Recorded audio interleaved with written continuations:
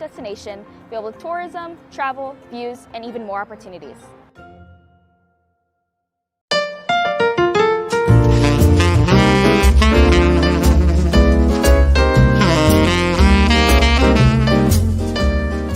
My name is James Van.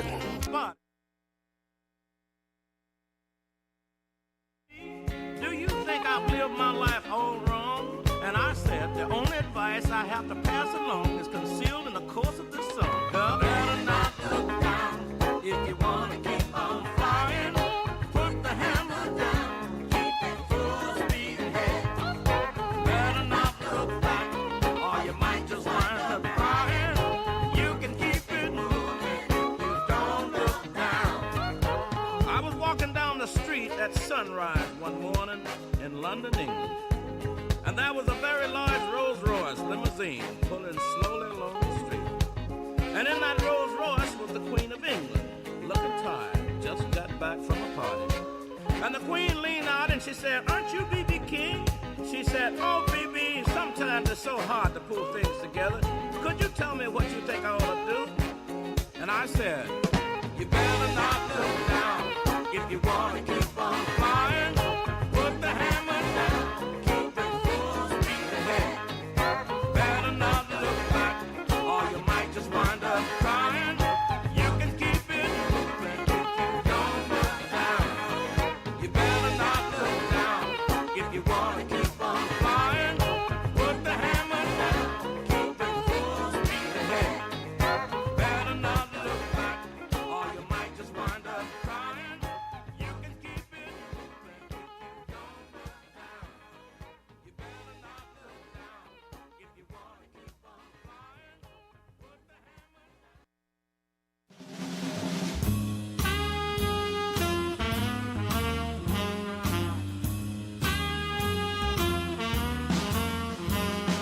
When it comes to good loving, my baby says I wrote the book.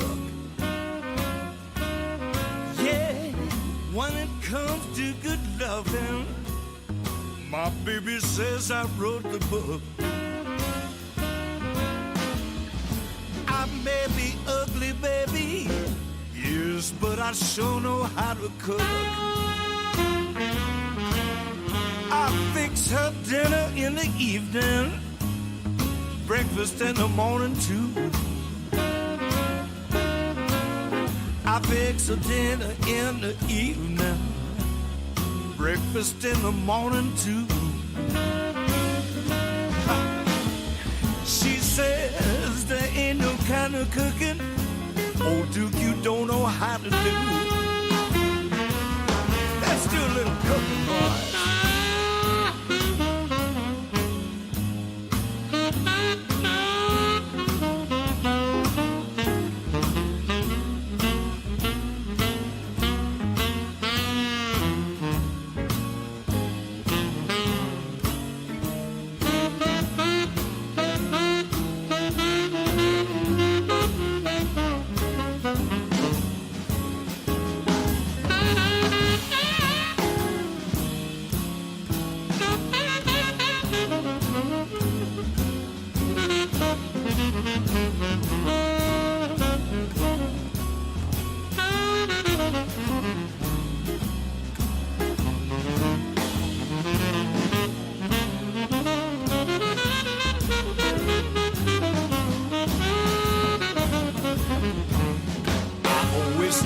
Slow and easy, so I know it comes out right.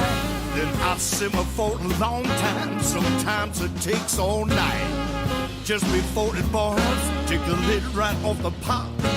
I stir it with a passion, give it everything I got. When it comes to good loving, my baby says I wrote the book. I may be ugly, baby, yes, but I sure know how to cook. Yeah, baby, I may be ugly, but old Duke sure knows how to cook. That's right, sugar. I got everything you need right here.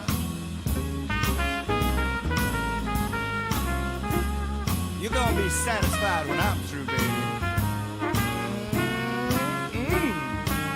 Sure is good.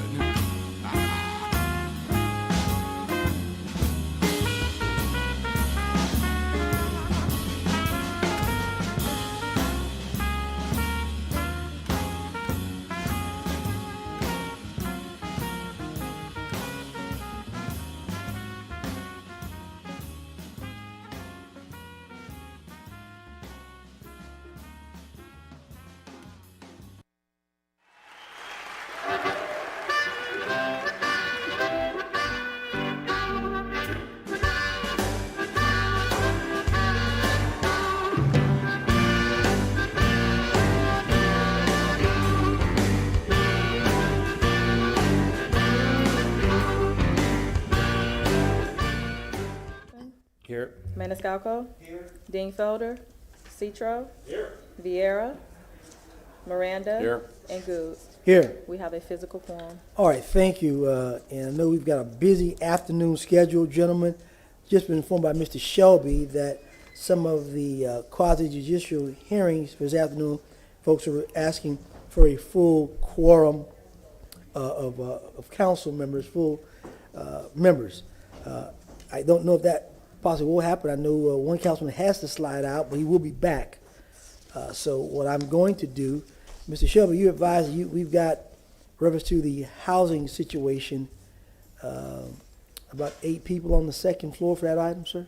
Yes, Mr. Chairman. Martin Shelby, City Council Attorney. I believe we discussed that early on about your request under the approval of the addendum to move that up. After staff report, after an administration update, if there is one. I think they may go with the COVID, but in the light of time, we may just go ahead and get that done on the next go around, reference to the COVID update. Per your request, they're asking for a full council. On number 75. Out of 75. All right. 75 may have to wait. I believe the other ones we should be able to get through rather quickly, but 75 I know probably will be long, sir. So we left off on, we finished 71. Let's go ahead and do 72. I think we can get these 3 out of the way and get the staff reports rather quickly. Now, So all the remaining hearings, Mr. Chairman, are quasi-judicial, and they are open by council's motion. Is that correct? We're still open. And so everybody needs to be sworn in for, or whoever, however you do it. Let's go to 72. Zane? Thank you so much. Zane Hussein, Development Coordination. Can I please be sworn in for the rest of the staff? Do we need to move to open or we are? We're still, we never closed. They were open this Right, morning. they were open this morning. We never closed them. All right. Please raise your right hand. Do you swear or affirm that the testimony that you're about to give is the truth and nothing but the truth? Yeah. Thank you. And Mr. Chairman. Thanks so much. I'm sorry, Mr. Hussein, I'm sorry. I just want to be clear before we continue with these public hearings that all of the ex parte communications that have been received, I'd like council to receive and file them in the record of the hearings by motion. Thank you. All right, Mr. Maniscalco has moved it. Have a second. And if Can I get a second? Second by Mr. Carlson. All in favor? Any opposed? Motion granted. now, with regard to each individual hearing, Mr. Chairman, I'm going to ask council to be mindful of disclosing any ex parte communications that have not been otherwise disclosed so that that can be completed on the record. And specifically with, let's say, for instance, number 75, I will be reminding you. But please be mindful that before every hearing, that if there have been ex parte communications, that you disclose them at the start of the hearing so that the parties have an opportunity to hear it and to address it if they need to. Thank you. Just before we get started with 72 with Zane, number 75, we probably will hold late because they want a full, Mr. Bentley has asked for a full council on that. So I'll make sure Ms. Debbie or one of the ladies let them know that we're going to hold off on that. So we'll start, Zane, 72, are you ready to go, sir? Yes, sir. I'm All ready. right, let's go. Zane Hussein, Development Coordination, Agenda Item Number 72, Case AB 221-25. This is being presented for second reading and adoption. This is for alcoholic beverage sales, small venue, consumption on premises, and package sales, off premises consumption. This is for beer, wine, and liquor at the location at 1531 East 7th Avenue. I dropped off site plans at the city clerk's office yesterday. I'm here for any questions if needed. Any questions for Zane? Ms. Dingfellow, you recognized. Yes, I remember watching this. I was not present. But remind me, are there any limitations on hours of operation or any other special conditions that were either imposed or self-imposed? No, sir. There's regular hours for the Ybor district. Okay. And what are regular hours for that area? Is that 3 in the morning or something? Or? Till 3 a.m. Okay, thank you. Any other questions for Zane? All right. Anybody in the public to speak on this item? Oh, the applicant, I'm sorry. You the applicant, sir? Yes, sir. Can you All hear right. me? Okay, Yes, sir, there we we can go. hear you. Thank you. you Good sworn in? afternoon. Yes, earlier. Good afternoon, Mr. Chairman, members of council. My name is Jonathan Baker, 27251 Wesley Chapel Boulevard, Suite 1044, agent for Sterling Cigar. With me again today is Harry Kayafas, the owner and operator. We both were sworn in. I just wanted to thank staff for working with us so diligently on this project. We didn't have any changes to the site plan between the first and second reading. We're very grateful to the council for approving at that first reading, and we just hope today at the second reading the ordinance is adopted so that we can keep moving forward. To that end, if you have any questions or concerns at all, please feel free to ask, and I'll do my best to answer. And we respectfully request that our application be approved and the ordinance be adopted. Thank you. Any questions for the applicant? All right, anyone else to speak on this item on the second floor?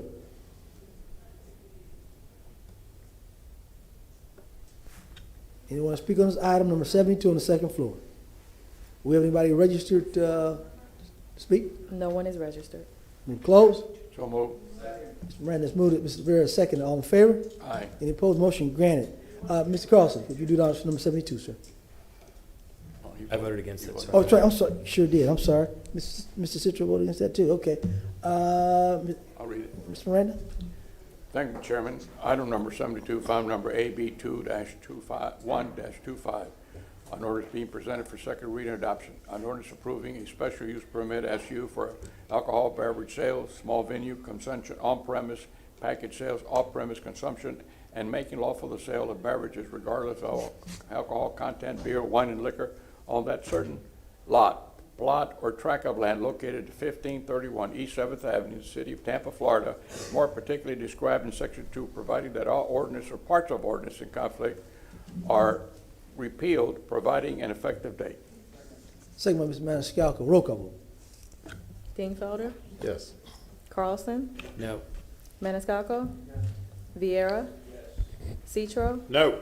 Miranda, Yes. and Goods. Yes. Motion carried with Carlson and Citro voting no. Thank you, Madam Clerk. Item number 73. Thank you. Thanks so much. Zane Hussein, Development Coordination. Agenda item number 73, case REZ 21-80. This is being presented for second reading and adoption. This is a rezoning at 6309 North 15th Street. This proposed rezone from SHRS, Seminole Heights Residential Single Family, to SHPD, Seminole Heights Planned Development Residential Single Family Detached. Site plans were dropped off to the city clerk's office. I'm here for any questions if needed. Any questions for Zane? All right, we have an applicant.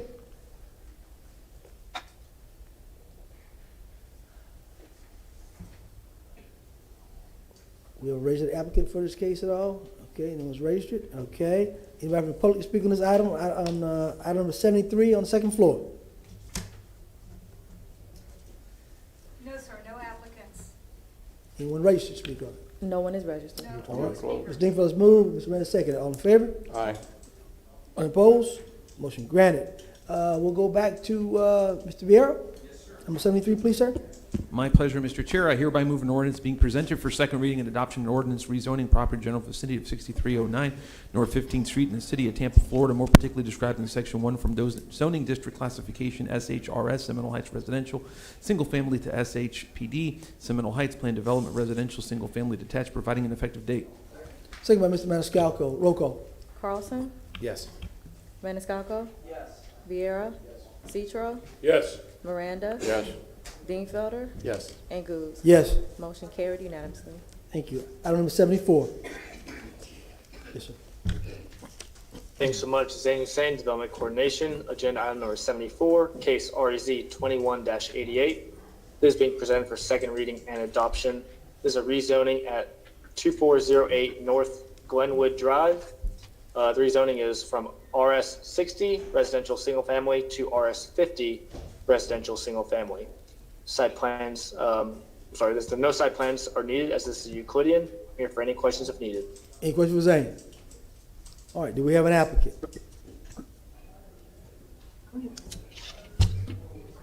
Yes, Ms. Wells, recognized?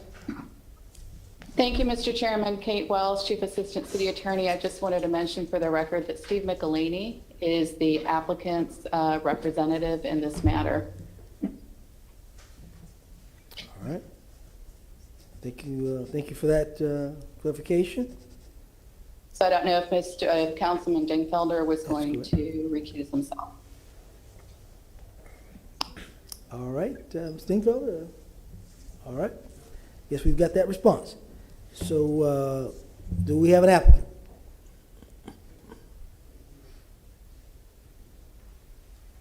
No, sir, nobody's here on the All second right. floor. Do we have anybody to raise an applicant? No one is registered. All right. Anyone to speak on this item? All right, move to close. So moved. Ms. Dingfelder, move to close. Mr. Rivera, second it. All in favor? Any opposed? Our motion is granted. Mr. Maniscalco, would you do honor, sir? Thank you very much, Mr. Chairman.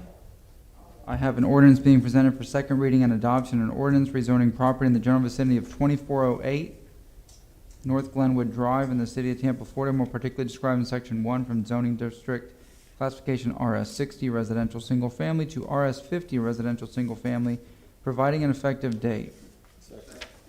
All right, second by Mr. Dingfelder. Roll call. Maniscalco, Yes. Vieira. Yes. Citro, Yes. Miranda. Dingfelder, Yes. Carlson, Yes. and Goose. Yes. Motion carried unanimously with Miranda being absent at vote. All right, we're skipping 75 because they want a full council. 76.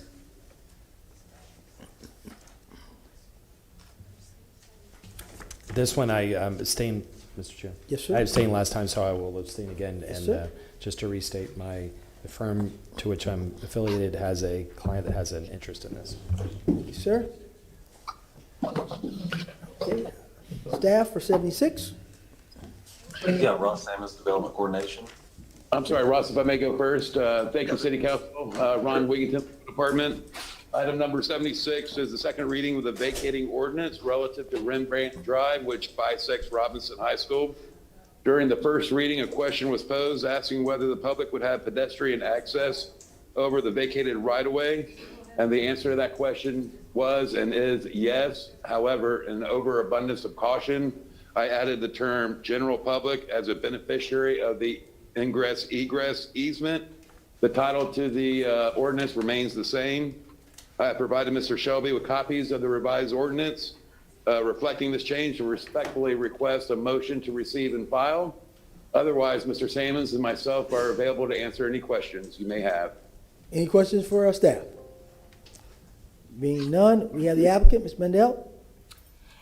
Julia Mandel, law firm of Gray Robinson, 401 East Jackson Street. I'm here on behalf of the Hillsborough County School Board. I believe Amber Dickerson may be on the phone from the school board or on the hybrid from the school board.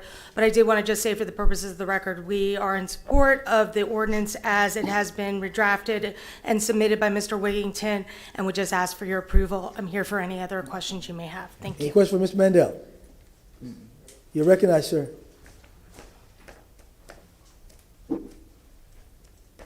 Mr. Chairman, I am in receipt of the substitute ordinance from Mr. Wigington, and I filed it with the clerk, and I'm distributing it to council. Thank you, And I sir. just ask the council move to accept the substitute. All right, move accept. Second. All right, we have Mr. Vieira, and then second by Mr. Maniscalco. All in favor? Aye. Any opposed? Motion granted.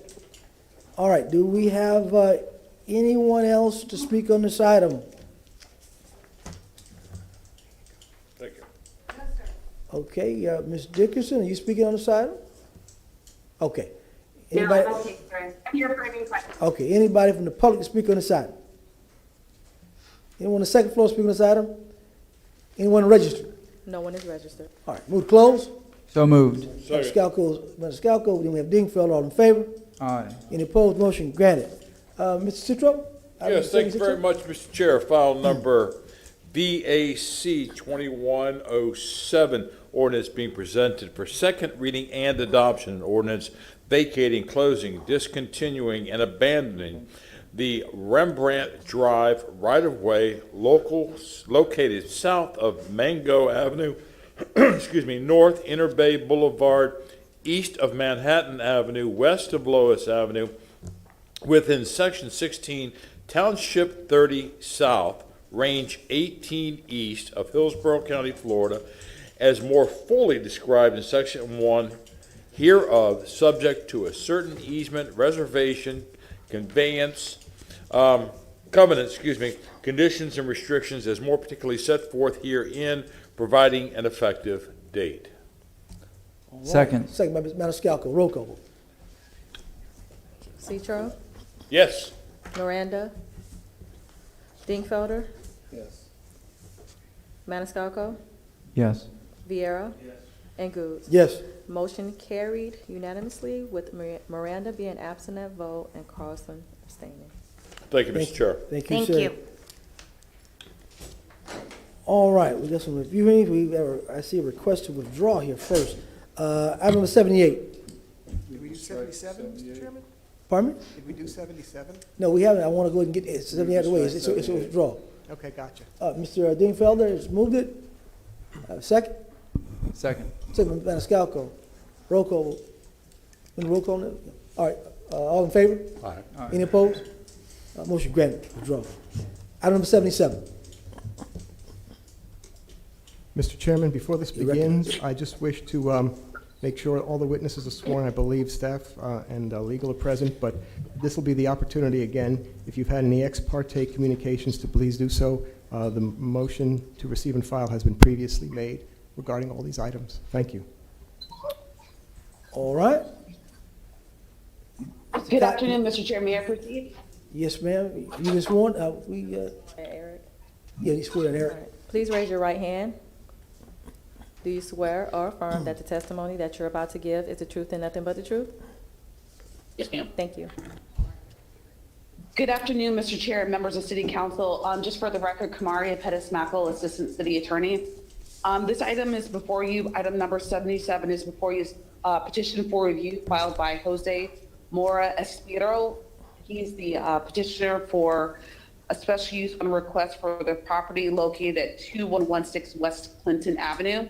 The applicant is seeking review of the zoning administrator's decision denying the accessory dwelling unit use, which requested relief from sections 27-132 and 27-290. I provided council earlier with the rules of procedure, the relevant code sections, along with a sample motion helper for this item. For purposes of today's hearing, City Council applies a de novo standard of review. Your decision is not limited to the record created by the zoning administrator. Instead, you can take public testimony, accept new evidence, and make a decision based upon the application meeting the criteria set forth in code sections 27-132, 27-129, and 27-290. Mr. Eric Cotton will provide an overview of the relief requested in the application and the basis for the city's decision. After considering the evidence introduced into the record at today's hearing, City Council may uphold the zoning administrator's decision and deny the special use one application, or council may overturn the zoning administrator's decision and approve the application for the special use. With that, I will turn the presentation over to Mr. Cotton, and I'm here if you have any questions. Mr. Cotton, you recognize, sir. Thank you, Councilman. If I may share my screen, please.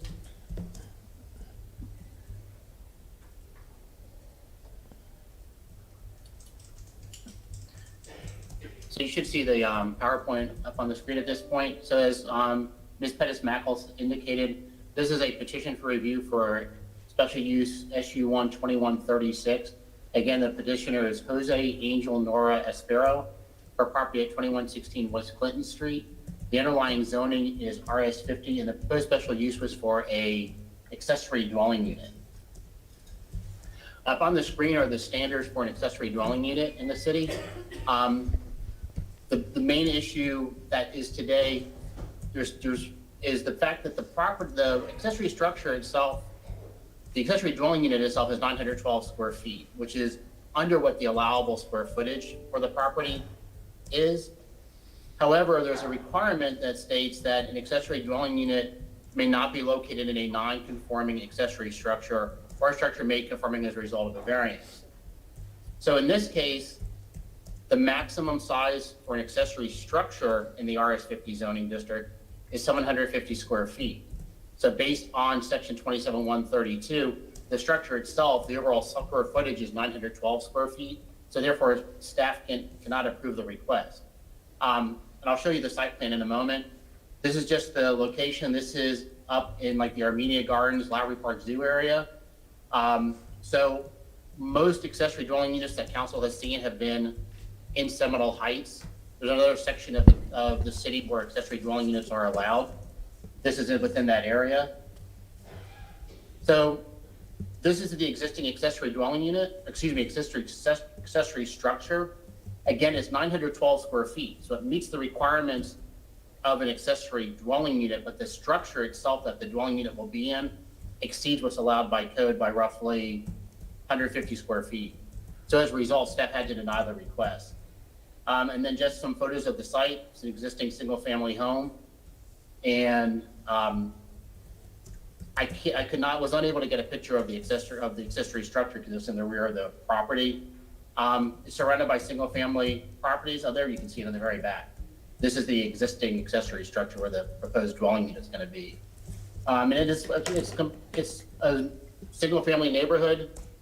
Does council have any questions for me? Any questions, Mr. Cotton? Any questions, Mr. Cotton? All right, no questions. All right, we'll go to the applicant.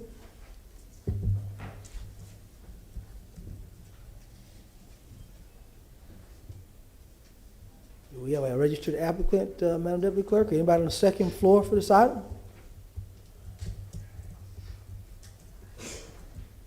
Okay, all right, no applicant on the second floor and no registered applicant. Anyone else to speak on this item? Are you for this item? Yes, we have a speaker. Oh, I'm sorry. Okay. You the applicant, ma'am? Yeah, well, I'm here to represent Mr. Mora. He's in the hospital with his daughter. He was gonna be here with me, but unfortunately, he could not come. Okay, so you want to proceed and speak on his behalf that you're asking to do today? Yes, I've been helping him do, my application and everything. He appointed me as his agent, so I'm here to speak on his behalf. Okay, you may proceed. You've been sworn in, correct? I'm sorry? Have you been sworn in? Yes. All right. Yes, sir. And your name again for me first, please? My name is Maite Alvarez. Okay, Ms. Alvarez. Yes, well, like Mr. Carter was saying, we're asking for is for an additional 150 square feet on this accessory structure that is in the back of his house. Mr. Moore bought the house in 2018, and that structure has been there for years and years. We were trying to go back on Google pictures and all the stuff, and we've been asking the owners in the area, people that have been living there for a long time, and they're saying that that structure's been there for over 30 years. What we are trying to do is, once if we're able to, to rezone this property into a multifamily and get this, extension for the 150 square feet, we will go to the construction department to get an after the fact building permit for the structure. So basically, that's what we're asking for. All right. Any questions for the applicant, gentlemen? If I may, Mr. Chair, what is the structure being used for? It's like, that's where his mom live. Does it have a kitchen and a bathroom? Yes. Is it permitted? No, that's what we are, and he didn't know that when he bought the property for year in 2018. He thought that it was already part of the house. Thank you, Mr. Chair. Any more questions for the applicant? Mhm. All right, thank you, ma'am. Anybody here to speak on this item? Yeah, one more thing I would like to add. We already checked with the construction department, and that structure does have meet the setbacks, the appropriate setback, and we should be able to go through. I mean, if this is approved, the 150 square feet, that should be able to be, to get the permit through construction department, since they have the setback and everything that is to the code. And if there is anything that needs to be changed, the owner's willing to do it. Are you finished now, ma'am? Yes, Completely finished? yes. All right. Anyone else to speak on this item on the second floor? No, sir, there's not. Thank you, ma'am. Anybody ready to speak on this item? I do not have anyone registered. All right, move to close. Move to close. So moved. Second. Mr. Maniscalco, Mr. Citro, second. All in favor? Any opposed? Motion granted. Okay. Anybody want to take a stab at it? Mr. Carlson, you recognize, sir. Legal, could you just tell us again what the options are? We have to uphold or deny tell us again. Kamaria Pettis-Mackel, Assistant City Attorney. Yes, according to the sample motions that were provided earlier, council may approve the special use one application by overturning the zoning administrator's decision Okay, I see based it. upon the, I'm sorry? I see it, sorry, okay. So I would make a motion to uphold the zoning administrator's decision and hereby deny the special use one application SU1 2136 because the application is not consistent with the applicable standards set forth in section 27-132, 27-129, and 27-290. Second. Okay, we have a second by Mr. Maniscalco. Roll call. Just to make sure, you said uphold, correct? Yes. Okay, thank you. Miranda, Dingfelder, Carlson, Yes. Maniscalco. Yes. Vieira. Citro. Yes. And Goose. Yes. Motion carried unanimously with Miranda and Dingfelder being absent at vote. All right, thank you, ma'am. Thank you. All right, we'll move on to item number 87. I think the only update administrative for 79 was, I think Mr. Bennett was going to give a small brief of the COVID situation, but we can handle that on the next go-around, next council meeting. Have a lot of people waiting. Item number 87, we moved to the top because we have about 8 or 9 people in reference to the affordable housing situation. And again, they're a part of the presentation. So number 87. Well, we've got our new housing director finally, Ms. Kayon Henderson. Yeah. So let's give you a congratulations clap on that. Thank you. So we don't have to worry about that anymore. People asking me questions that we don't have a housing director. So now we officially have one. You may proceed. Good afternoon, council. Do you guys have our PowerPoint? Let's see, T&I, do we have the PowerPoint? It's up. We've got it. Thank you. So I am here before you today just to kind of give an update about our housing affordability strategy and some of the updates that we have with our AHAC members.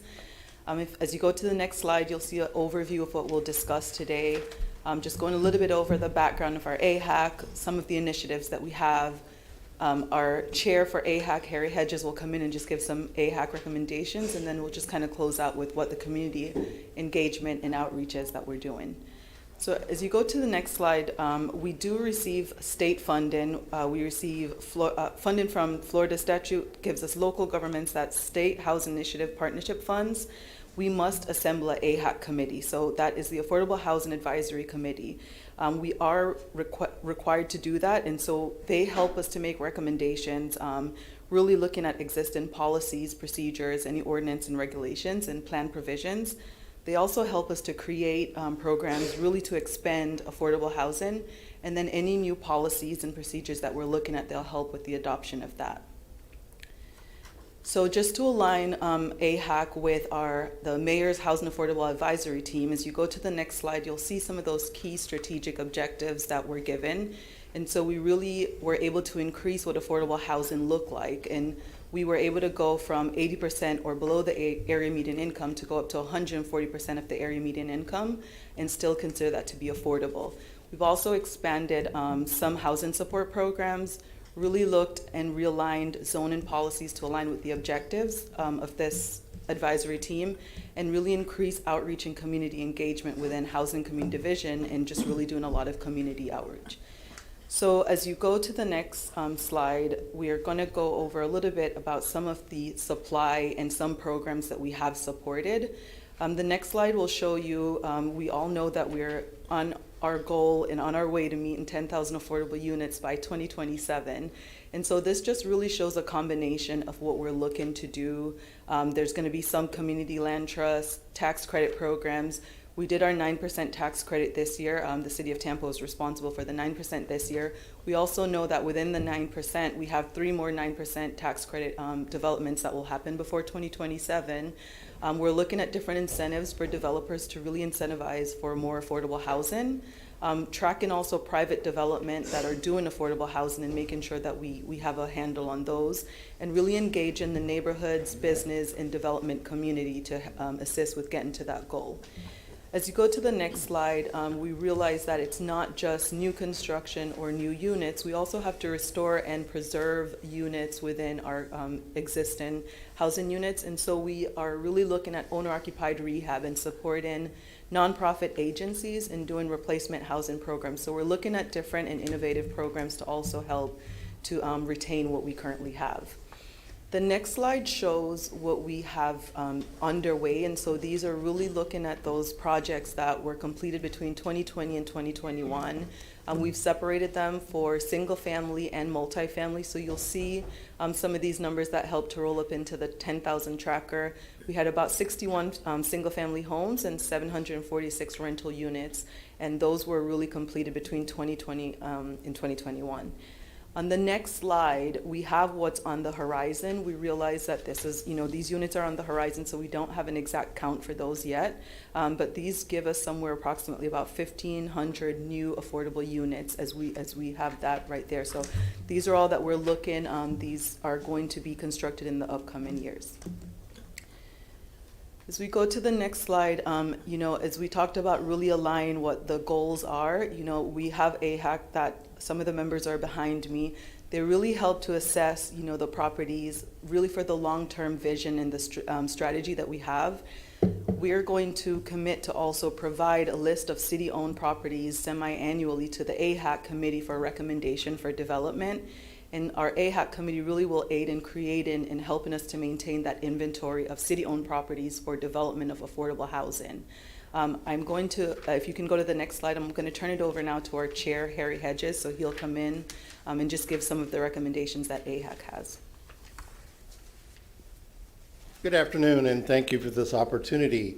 And I certainly want to share with you from the committee, we are so pleased to have Kaon now as our manager. I know a few people that put as much into this from their heart as Kaon has. The Affordable Housing Advisory Committee was established by charter, by city charter, 28-008-77. This was done in May 15th of 2008 by City Council. It is comprised of a variety of people who know affordable housing. And to share with you what I mean by they know affordable housing, this group represents over 150 years on a local, state, and national level of dealing in affordable housing. So we don't come as a group that doesn't know what we're talking about. We've been collaborating with staff to implement some ideas that will expand what we now recognize in this city as affordable housing. Things are changing dramatically, as we know, nationally, locally, and certainly with all of the people moving into this city. They're moving here for a reason. They need space and they need services. The recommendations that we are making, all of this will go into a report that is submitted to Tallahassee. We want to have that done by the end of December. We will continue to work on the quality of affordable housing, the construction. Just want to make sure the slides are moving along with where I am. Okay. Recommendations are underway for the phase two project. Construction Services has dedicated staff to review these applications expressly for affordable housing to move this process along. Fee waivers, we're looking at dealing with capacity fee waivers currently in effect, and the Housing Committee has recommended existing impact deferral on these fees. As you can imagine, when we are trying to produce all types of residential units, every fee, every expense affects the affordability of that property. The density bonus plan that we have now implemented, as you know, and we thank you for approving the first one that has taken advantage of this program. This is the development that is at 56th Street in Washington. The idea is to encourage other builders, other developers to take advantage of building for affordability. Accessory dwelling units. Remember, as I mentioned, this is a composite of many different areas to expand housing, because that is our mission and that is what we're here for. The accessory dwellings right now are only approved in Sulphur Springs and Seminole Heights. Again, every unit counts. We have a community that has some aging people in it that will be using some of these spaces. Their children may have a house, may be part of it, and we need to take advantage of every space we can create and understand we are creating these spaces. We're saying they don't exist now, but we need to keep an open mind as we work with the team. When I talk about the team, I'm talking about construction services, I'm talking about permitting, I'm talking about zoning. So we are not just isolated out here by ourselves. Staff has been very instrumental in developing these plans. So we need to make sure that we include interacting with the neighborhoods. Again, everything we will do in housing over the years is not to win a popularity contest, but to take care of the needs of our city. So I think when you take a look at the experience we now have in both zoning, construction, housing, we've come a long way. We have come a long way. Abby and Kayon have been amazing to work with. Tell us when we're out of place and say, no, we don't like that, we're going to do this. And we work it through. That's what this is all about. And that's what we all have to do. So watching the accessory housing, you're going to see more and more of it. And again, it's using space that we already have. It's using utilities that are already in existence. All of these things add up. Often, when we're developing affordable housing communities, there are other things that need to be taken into account. Parking, green space. Many of these spaces are obviously in the metro area where your footprint isn't going to be like it was if you were in North Tampa, West Tampa, East Tampa. So we need to take advantage of this. These projects, developments, like the West River is able to take advantage of parking exceptions because people use bike share, scooters, you have transit right there. All of these things, remember, if you're dealing with affordable housing, we're not going to have 3 and 4 cars in a household. I mean, there's limits to what people can have and what people can do. Again, all of this is in coordination with, and any of these plans that we recommend will obviously end up coming to you. You are the one that owns these plans, so to speak. We will just continue to push. And remember, the expertise and the experience in this group is national. I mean, we are all involved in a lot of associations and a lot of projects that we have built. Deborah Kaler has been historically, she has developed affordable housing across the state. Sean Wilson is developing affordable housing across the state and other states. So we have the advantage here of taking a look at what works. And as I work with the State Association of Housing Finance Authorities, I get to see a lot of examples of what works and what doesn't. But the most important thing is open minds, open hearts to get the message across. We cannot continue as we have in the past.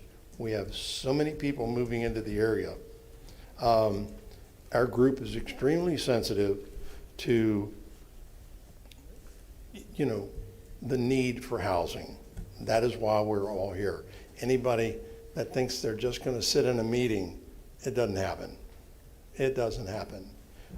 Your staff has been phenomenal in working through some of the issues with us, helping us understand why the process takes as long as it does, and hopefully together with their expertise and experience locally and across the state, we can help speed up some of those issues. Let's see. I'm trying to make sure I've covered all the bases. All of this, we will evaluate the city's portfolio. There is a lot of land the city has. There is some of it that will be very, very amenable to affordable housing. And if it's not, it's not.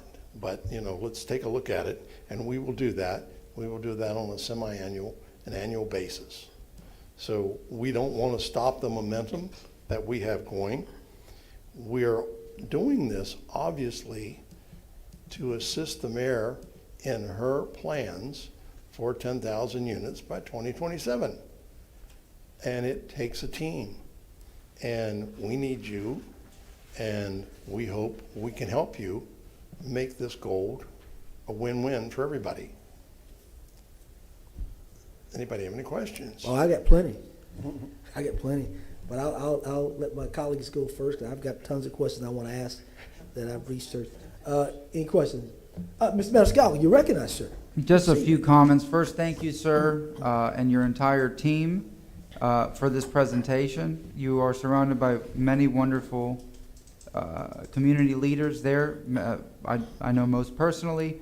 So affordable housing was the most used term in the last election cycle when we were running. Every candidate mentioned affordable housing. What is the number one priority and the number one need is affordable housing, because we are a victim of our success. If you look at Tampa, 15 years ago, or even 10 years ago, we were in the midst of the Great Recession. The housing market was at a low. I saw a lot of people leaving the Tampa area. When I graduated USF in 2007, everybody left. I was the only one that I was born and raised here, but everybody else left. And they said Tampa doesn't have what I need, and Tampa doesn't have the job that I'm looking for, whatever it was. Now it's the complete opposite. We have so many people moving here, and the demand is so huge that not only are we behind, but we're barely able to keep up. And if you look at the rates of how rents are rising, especially this year, it's amazing what happened 18 months ago at the beginning of this pandemic when the stock market was crashing and we thought it was the end of the world, how we've rebounded. And look at inflation, look at the cost of goods, look at the supply chain in general all across the board, but look at the supply of housing, because so many people are moving here. It may or may not be political, people that are coming from California, New York, whatever it is. Florida is a great place to live. We don't have that state income tax. We are very welcoming. And having said that, a lot of people are moving here, and a lot of people are moving to Tampa. They look at Miami, they look at Jacksonville, they look at Orlando, and for some, it may be overwhelming. I hear it time and time again, Miami is too big. Orlando is just too busy, or they don't want to deal with the tourism and the whole Disney thing. They find that balance here in Tampa. So what happens is we have people moving here. We see the cost of real estate, the cost of rentals rising up, which leads me to everything we've been discussing, the need for affordable housing, and that we have to look at every option to be able to accommodate the people that are looking for housing at an affordable rate. I see what rents are for a one-bedroom, for a studio, for a two-bedroom. People that have families, where are they going to go? Rents are in the $2,000 to $3,000 ranges. A studio apartment, a one-bedroom apartment is starting at, I think, $1,500, $1,600 on average. We have to look at all options. Not everyone can afford a home, so we have to make sure that they can afford rent. We have to make sure that they'll be able to put food on the table, feed their family, feed themselves, and not have to live outside the city. Workforce housing, that's another term that's oftentimes used. We want people meaning everybody, to be able to live, work, and play in the city of Tampa, not have to live so far out and having to commute because our public transportation system is inadequate on top of everything else that we're inadequate in. We have to look at different options. I've looked at the tiny homes, the container homes, the accessory dwelling units that you've discussed, looking at our code, how to revamp it, looking at eliminating parking minimums where we would need to do that in order to make the housing, the construction more affordable for the developer. And I know you, sir, are in that business to create the affordable housing. I know you work with Catholic Charities.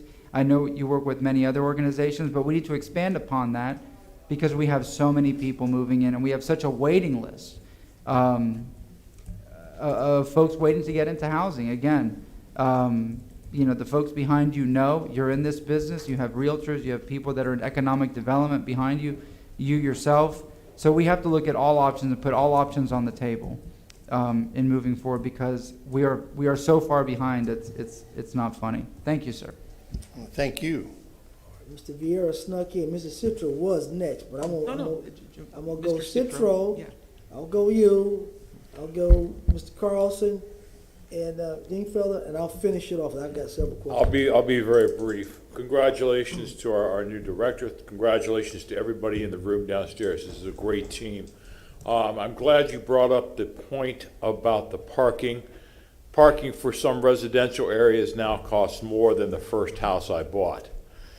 Without this parking, it will make housing much more affordable. If we can also put this housing in and around any type of transportation, streetcar, for example, going all the way up to Palm Avenue, we can promote the streetcar and use less cars.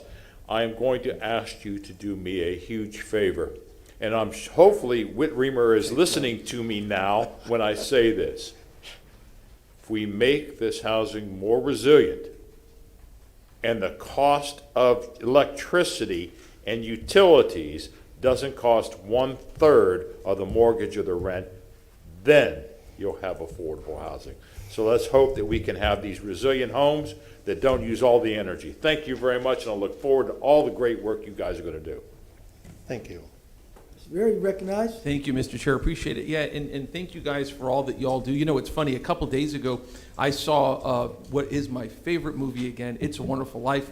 And if you watch that movie, it's funny. It made me think about Ernest Cohn and the great work that the CDC does. Remember, the Bailey Building and Loan, George Bailey, what does he do? He works hard to keep everyday working families, people struggling to get in the middle class out of Pottersville. It's affordable. It's about affordable housing.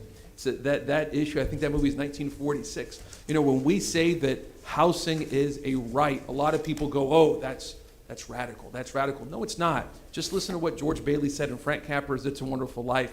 The basic idea that people who work hard, people who are working to become independent, people who are disabled, senior citizens, et cetera, deserve not only housing, but quality housing that corresponds with their inherent status as a human being, worthy of dignity.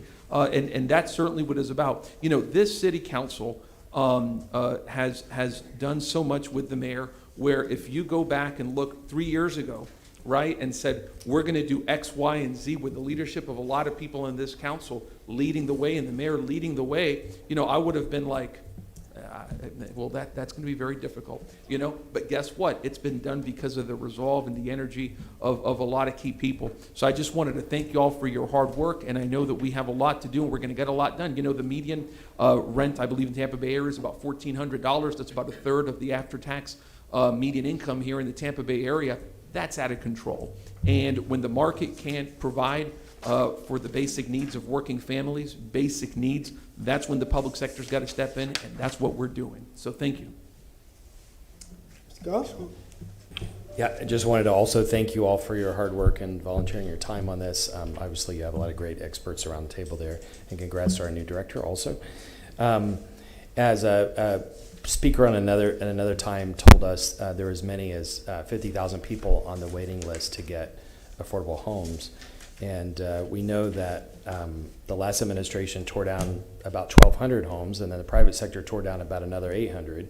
And so if we need 50,000, we then had a 2,000 deficit that we started from. And so these numbers are great. We're all trying to work together hard. As was mentioned before, this city council has very aggressively moved toward trying to solve these affordable housing problems. And please don't forget the CRA districts. We said that we wanted to spend as much as 30% of the CRA money on affordable housing. So we want to remember those districts and commit those dollars as well. And so we look forward to getting your proposal on that. Another thing, I presented the Tampa scorecard before. The latest numbers I have, that's tampascorecard.com, but the latest numbers I have were from 2019.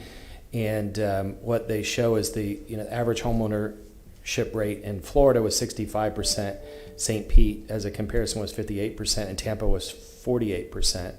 And I think African American homeownership was only around 40%. And so as much as we're looking at rental affordability, let's please focus on moving that home ownership rate. We've desperately got to move that. And it's not, as I've said before, it's not just a social issue, it's an economic development issue. As I've talked to commercial realtors, their clients are not looking at the numbers we put out, they're looking at the real numbers. They have complicated spreadsheets. They pull this up, they look at our poverty numbers, they look at our race and gender disparity numbers, they look at the lack of growth over the last 10 years of our middle class, and they look at our home ownership rate. And the big companies may decide, and even fast-growing companies may decide not to locate here and not to grow their companies here if we don't move those numbers. So we desperately need that if we want to continue to grow our economy. We've got to grow our economy to build wealth so that people can also afford to buy homes. So those things all tie together. Please, just to end, please let us know along the way what policies you recommend that we can put in place, because we're eager to vote for your recommendations. Thank you. Thank you.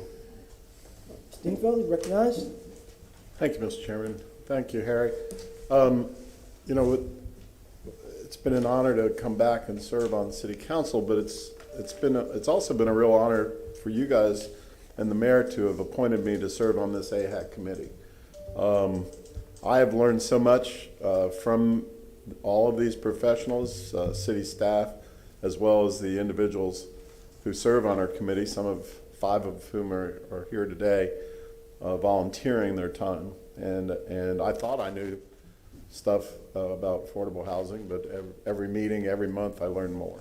And I appreciate that, Harry. I appreciate all of you guys. Kayan, a belated congratulations. We've all been waiting for your permanent appointment, and Abby and Carol and the mayor, thanks for doing that. In regard to the meat of the issue, the committee, Mr. Chairman, we've been wrestling with these incentive ideas for several months now, and put hours and hours of discussion into them, very healthy discussion. Some of them went away, some of them got modified, and you've got the balance of those here today. But they're not in final form. We're not voting on anything today, but it's important that we go through the process and we let Tallahassee know that we're working on them. That's part of our statutory requirement. So anyway, thanks to all of you. Harry, I know you've only been doing this for 40-something years, but we need you for another 20 or 30. So thank you, sir. Mr. Moran, anything, sir? No, I'm fine. I understand what they're doing, and I appreciate it very much. What's been said has been said. I can't duplicate it again. Well, you know, I always appreciate people who are volunteering for the cause, for the good of the people. And we've got a oil machine that has a lot of expertise. I did look at, and I asked Carol yesterday to send me the makeup of the board. I think there are a lot of experts on the board, but what I was dissatisfied with was that you have vacancies on the board. Also, what I was dissatisfied with, I don't see enough community people on the board. You can have experts on the board who are toned in at one area, but sometimes you need that community input as well. I'd like to see some community folks on that board, because I think they give valuable input on how they live day to day. You live one way and see one eye lens where they see a different focal point. I think when you fuse it all together, it makes a better product. So I'd like to see some additions added to the board and see if we can fill those two vacancies that have not been filled. And I sit on the county AHAB board. That is a steamroll board. It moves very fast. A lot of stuff is going on. A motion was made last month that since the city has a board and we have city members, which elected officials that sit on that board, their legal will be asking to have a county official sit on our board. And I think it's valuable to do that because a lot of programs, the county gives a lot of money for a lot of our programs and a lot of those ideas. So I know that'll be coming to legal shortly because the county did make a recommendation for a county member to sit on that board, the current Tampa board. My main focus, and I know this is just an overview of what you go to the state, but going forward, I believe we do have the housing stock. I believe we have it, but we have not been utilizing the resources to get that housing stock. When I drive East Tampa around this place, there are plenty of dilapidated homes that we should be buying. We now have that money that comes from the federal government now. Our East Tampa CRA has money. We should be buying property. When I drive, I see dilapidated properties with rooftops falling apart, people who get evicted or people who foreclose, that house just sits there and rot. We can't just let houses rot. That's how communities fall apart. So some of that focus has to be, what is the housing stock in these communities to rehab these houses? That's why we were so stern with myself and Mr. Dean and this board of making sure we had money in a non-subsidized way to do work. Because some of this money, this ship money, you can't do certain things. There are a lot of stipulations on a lot of this money you can't do. So we're still going to be spinning our wheels somewhat with some of it. So the money that we do have that we've approved in the budget needs to be looking at a lot of rehab, a lot of buying of property, because if we own it, you can dictate it. I tell the CRA the same thing all the time. You can improve how you want to improve those communities. About 6 months ago, I did give Ms. Feely list of what the developers told me of incentives that could work. And can do affordable housing.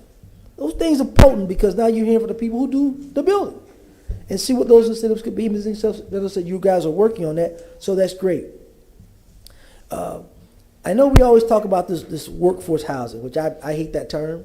I think it's a bad term because it doesn't really focus on the people that is your workforce. To me, the workforce is McDonald's, Walmart. A police officer isn't your workforce. To me, most police officers, I know what they make. I was a police officer. I know what they make. I know how much they can make. Most of them are married, so I know how much their salaries are. But we geared in on the workforce or nerds. I know what they make. And to me, we have to make sure we're honing on that lower percentile because those are the ones who really need it. That's the work we need to have. When you talk about rent, I've made a motion last month about looking at rent stabilization. The county has also made that motion to look at how we can stabilize some of the rents. Mr. Maniscalco is right. Rents are out of control. People are being forced out for the next high bidder to get in. That's just not right to me. To me, that's gouging. So I'm hoping that legal will bring us something, be able to bring your board something to look at that because I think it's key. You know, the state has a lot of preemptions, but right now within as I've read, Mr. Shelby, he's our attorney. When he sees it, hears it, he goes and brings it to us, so we can have some good answers. So we know before you know. And the state does have some preemptions about some things, but we're in an emergency crisis with housing. Everyone knows that.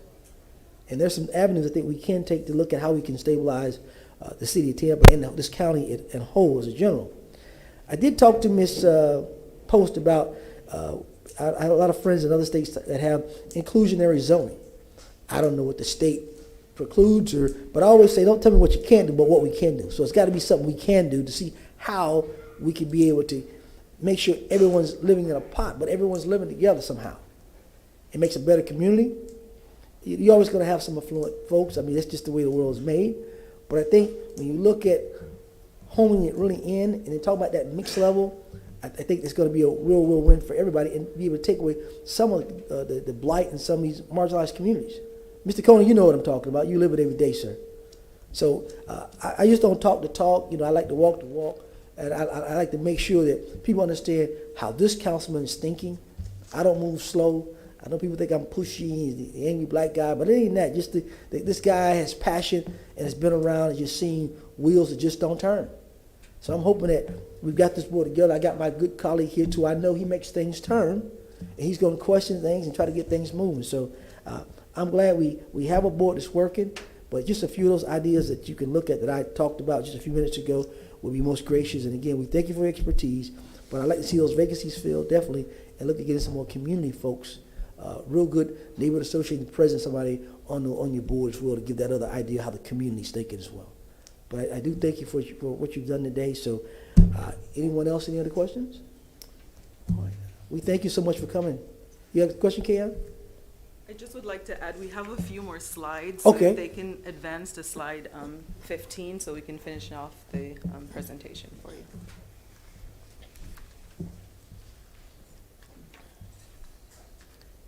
You can, so I talked in the beginning about the community outreach engagement, and so we did restructure the division to really align with the community needs. So a little bit of what you guys have just kind of discussed is we really looked at what the division was, how we could best fit all the community needs, realizing, like you've said, it's not just home ownership, it's not just rental, but a holistic approach.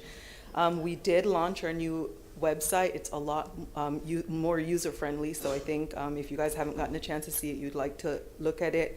Looking at exploring opportunities with neighborhoods and business and development communities, and so looking back to start doing a lot of our outreach.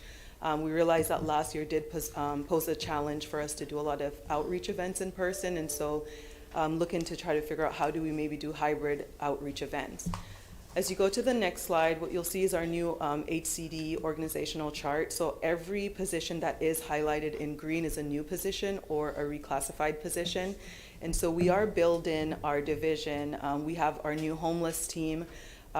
As much as Abby and I are here in front of you, we couldn't do any of this without the entire team at housing. And so everybody does play a crucial role in helping us to get everything solved and committed to doing it. The next slide shows we've come before with the Emergency Rental Assistance Program. We did receive approximately $12 million in March, and we had an expenditure deadline of September 2022. We did fully expend all the funds as of September 27th, so we expended $12 million, and we just broke it down here by district, and it shows each district how many applications we received and the total amount of funding that we got. We do have the average rental award that's listed, as well as how much we paid for utilities and the average that we did for those. We did get the second allocation. We got 40% of the second allocation of $9 million. We did partner with the county on this project. It was really important for us to make sure that people were really focused on eligibility and not their geographical area for this one project. And so they would be assisting us in expending the additional $9 million, as well as we are being considered for additional funding of about $10 million should we get it, so that we can go ahead and help those who are still falling behind on their rent. Ken, let me ask a question. Am I looking at this right? District 7? That's Mr. Vieira, you see that number, sir? That tells me that, you know, well, I know in the back in your district, there are people there that, in the back of you, a lot of people don't know about that in New Tampa. That in the back area, that district back there has some people, you know, some apartment complexes back there. If I may, no, I mean, my district includes many areas that are, you know, working family areas, people struggling, et cetera, and that absolutely comes as no surprise whatsoever to me, not whatsoever. So as I conclude on the next slide, you know, we are committed to really aligning and looking at the key strategic objectives, really targeting affordable housing, again, expanding programs that we've had. A lot of our programs, as noted, have been restricted to those who are 80% or below the area median income, and looking at unrestricted funds to expand those programs to go up to 140%. Expanding all of our other housing programs to support different nonprofit agencies to figure out how to really expand our inventory also. We, as Harry just discussed and our AHAC has committed to, is just reviewing and aligning all those building and zoning policies to align with the objectives, and really increasing as the upcoming year comes with community engagement. And that concludes the presentation if you have any additional questions. Any additional questions, gentlemen? Well, I would say thank you for the presentation. Just one last thing, when we talk about rehab, and I've said this with the East Tampa CRA, when you start the rehab, that's where you can get some of your workforce help from, and be able to get some of these people trained to working and getting a skill as well as being a roofer, a plumber, electrician.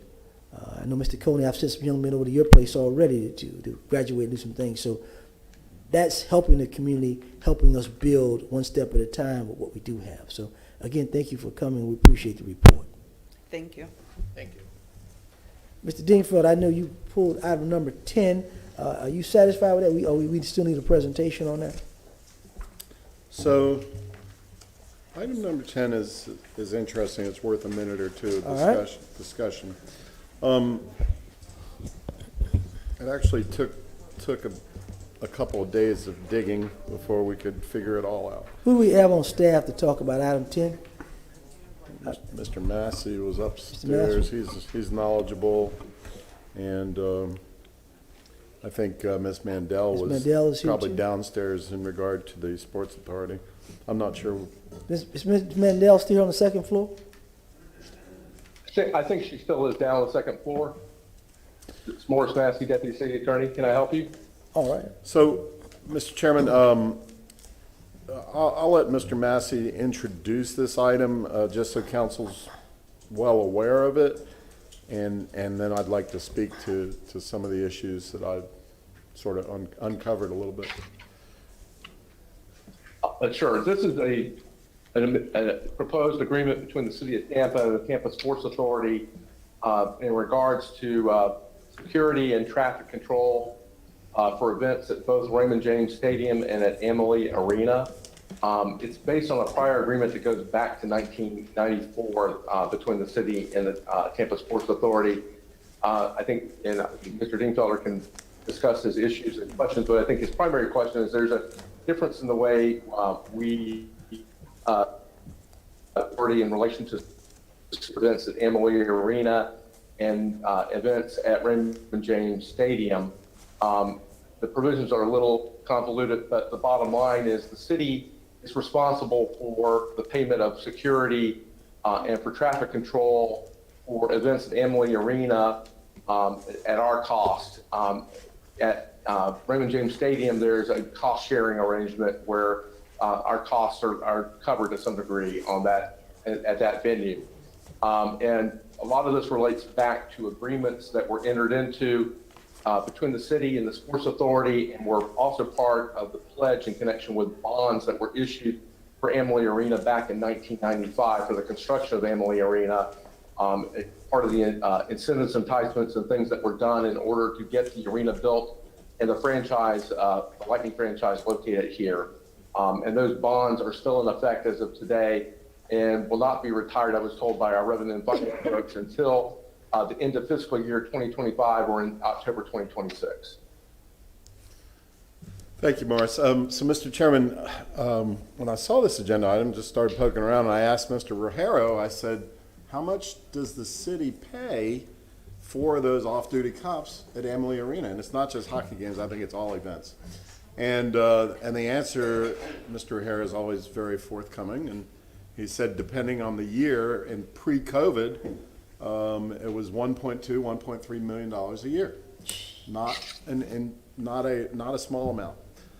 So then my next question was, why are we doing that? You know, if somebody wants to throw an event, 500 people in West Tampa or East Tampa or something like that, they got to hire their own security guards. They got to hire their own off-duty cops and pay thousands of dollars to do it probably. But for whatever reason, back in 1995, I guess to entice the team and everything else that went with it, the city agreed that at Amalie Arena functions, not at Ray J, but at Amalie Arena functions, the city would pick up that tab. And apparently we have been for the last 25 years. So now it's in front of us for re-upping. I said, well, why don't we just stop? Why don't we just stop? I don't think it's good policy. So what Mr. Massey just told us a minute ago is legally we really don't have the right or the ability to stop until this bond expires, which apparently is how many years? Another 5 years, Morris? Basically, yes. And Yeah, this is about, it's coterminous really almost with this agreement. Right, So. it's coterminous with this agreement that's in front of us. So we're sort of, from my perspective, I'm between a rock and a hard place, because I sure as heck do not like the idea of the city taxpayers, many of which, 95% of which probably never go to Amalie Arena, footing the bill for off-duty cops to direct traffic in and around Amalie Arena, and and pay TSA for that. Benefits TSA, but also clearly benefits anybody who has interests in the Amalie Arena. He's going to get his black suit, Coach. Yeah, I know, and he might have to share it Where's the with black me. He suit, might man? have to share it with me. I got all your sizes ordered. But listen, I appreciate, and I think Ms. Mandel's here to tell us the same thing. You know, in light of that, I'm going to probably hesitantly support item 10 because it doesn't look like we really have a lot of choice. But I just sent Mr. Bennett a note, and I said, if I'm reelected come 2026, because we still will be here in 2026 if we're reelected, I said I'm going to adamantly oppose that we continue this past the legal obligation date. So. I think Mr. Brandon was first, and I'll go. Chairman, I had something this morning. I don't know if I left it in the office during the lunch break, but so far everything, I have to agree with Councilman Dinkfelder that he brought up, but there's much more than that. In 95, there was a change of administration. As when administration was going out, one was coming in. So I don't remember voting on the Amalie, or maybe I did, but I don't remember. The one that I remember was September of 96. That was the big one, Chilada. That's when it went from the sombrero to what we have. The difference is, and Amalie Arena is all events. At the one on Himes and Del Mabry, or the Tampa Bay Buccaneers, I'll say their name. I hope they win every game in the world. However, Not only do you get exactly what Mr. Dinkfelder said, but they take everything. There's a 30-year lease. They pay no increase in rent for 30 years. We've been discussing affordable housing. So whatever happens, happens, but that rent doesn't go up. They only pay ad valorem taxes on the skyboxes. If you want to really look at it, it costs $250,000 a game every time there's an event there, because you pay for the police overtime, the fire department overtime, and the signage pickup and so forth on every game. So if there's 10 events, that's $2,250,000, let's say. Multiply that by 30 years, I'll give you another eye-popping number.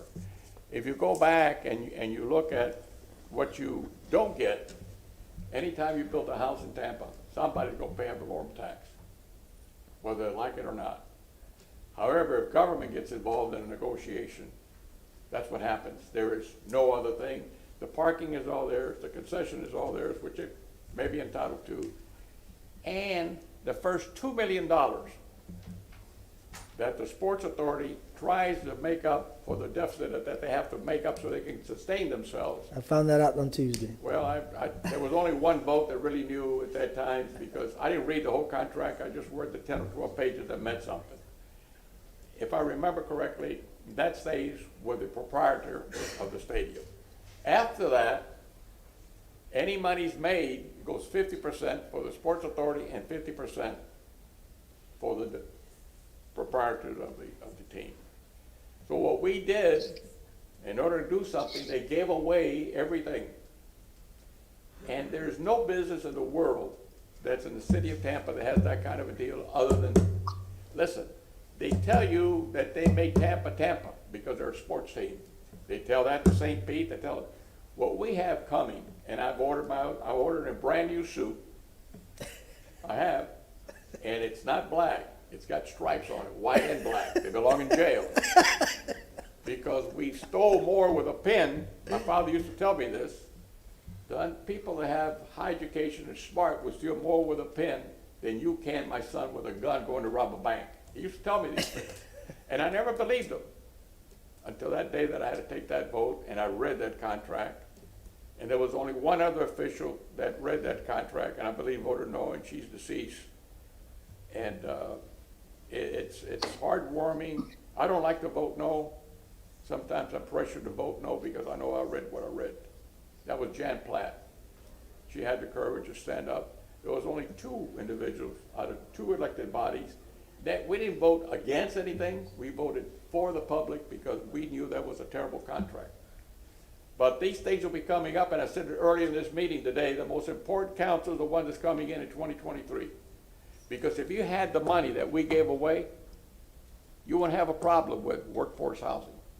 If you put that money in workforce housing, there'd be tens of hundreds of houses built for free. Listen to what I'm going to tell you, for free. Not that I like to give anything away, but in essence, you can charge it for free and put the rate, the pay that they have so they can pay for the house and collect it back. So those are the things. I'm not against anybody. What I like to do all the time is understand where I'm at. But if you think that's bad, it gets even worse when you read the whole thing. The Super Bowl. I know they give $1 million to a program that raised an establishment for kids to play in. I wish I had every dime for the city, where they don't give anything, they take it all. If you look at and don't, trust me, go out and do your own analogy of all the hotel rooms that they say that they take up and they bring it all in. You see, when you do an analysis like that, you got to realize what it averages was before there was an event like the Super Bowl in town. They were already in the 80-some%. Guess what happens when the Super Bowl comes? So they go up 4 or 5 points. But the problem is that some people who are coming over don't want to be here because of the traffic. So there's a give and take and all. I'm not anti, these are the facts. You can look them up for yourself. They're very easy. You just call individuals that in the hotel hospitality areas, and they'll tell you what it is. So there's so many more things that I don't want to go into now because that's for me later to speak on. I don't want to put all the cards on the table. But be very careful of any new stadium you're going to build. Not for me, but for all you individuals. Now, one elected official in Miami got reelected that voted for that Miami Stadium. Check it out. They either quit or lost the election. It's sad to see that today in this country they put cities against cities. And sometimes elected officials want to please the public by having the stadium, and that's what happens. To Mr. Dinkfelder's point, it used to be, there was one sentence that was taken out of the original contract before 1996, and that was, it used to be that all stadiums in the NFL, when you went into play, the visiting team got 40%, the home team got 60% of the revenue. However, when they changed that to that the home team got 100%, now the back front door is open, because now all the revenue stays where? With the home team. It used to be that the Chicago Bears primarily brought in more fans than any of visiting team. I guarantee you that's at half now. So we don't have, and how many people that go to the stadium actually live in Hillsborough County? How many rooms do you think we rent? If the stadium is a local stadium, how many people who think on an average game come from somewhere else up north? I would say it's down to 4 or 5% of that, because everything now stays in the local team. They have, that was a destroying of the fiber that kept the, and now baseball's got a problem with a lockout with baseball players. So all my advice is, don't talk to anybody on the other side promoting a baseball, because you may never play baseball for a long time. It happened, and the last one was in 1995. The season was cut short. And I love baseball, I love all sports, but there comes a time when you have to realize about the little person or the person in the middle. All of us are in the middle, no matter what economic value and you come by what part of the city you live in, all of us are paying for something you don't get. If you think that I spoke today about the sidewalks long and hard, this is something that if I'm alive, whatever money I got, I don't mind spending it against that. Because it's the taking of the rights of a government to go on and facilitate the oath of office that you took to make sure that your city runs as best as it can. And I'm not proud to say that, but those are the real facts. And I'm preparing that for that day and after 2026, when that happens. If I'm still alive, I'll be a frontline soldier, dead or alive. Doesn't matter to me. Thank you, Mr. Chairman. Mr. Carlson. Thank you, sir. I want to mention, I appreciate Mr. Dingfelder's research on this and Mr. Rand's background. I want to mention something completely different. And I brought this up a couple years ago. I hear a lot of complaints about how the traffic is organized around Amalie Arena. And I asked the Lightning about this a couple years ago, and they said they didn't design it. But people come in, they try to get off the Selman, the exits are closed. When they do get off, they get redirected all the way back to Kennedy. It just doesn't seem to make sense. And when people go to events at Amalie, there's traffic jams getting out of there. When you're trying to go somewhere else in downtown, there's traffic jams getting out of there. I think we're growing up. Downtown has grown into a city now. And we need to have a modern urban traffic plan. And if it costs, how much do you say, $1.5 million a year, whatever it is, could we say, if whoever is designing this, I would just plead with you, please relook at this. If we might be able to spend half as much by not shutting down all the roads and allow people to get around our emerging city without being blocked in. We have to, now that we're growing so much, we have to be able to handle the traffic. And it doesn't seem to work leaving the Amalie Arena. It doesn't seem to work getting around. So I appreciate if they look at revamping it to be more efficient for traffic, and B, to figure out if we can save money. Thank you. All right. Anyone else before I go to, I think Ms. Mendel is waiting to speak on this item. Ms.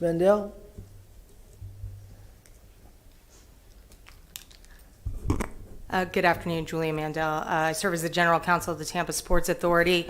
As indicated, Mr. Morris and I have discussed this, and we just would request that you go ahead and approve this agreement. I understand there's some other policy issues out there that can be discussed and debated later, but for our purposes, it's important to get this approved prior to the end of December. Thank you.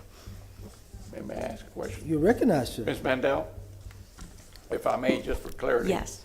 I don't want, everything you said is straightforward and agreeable.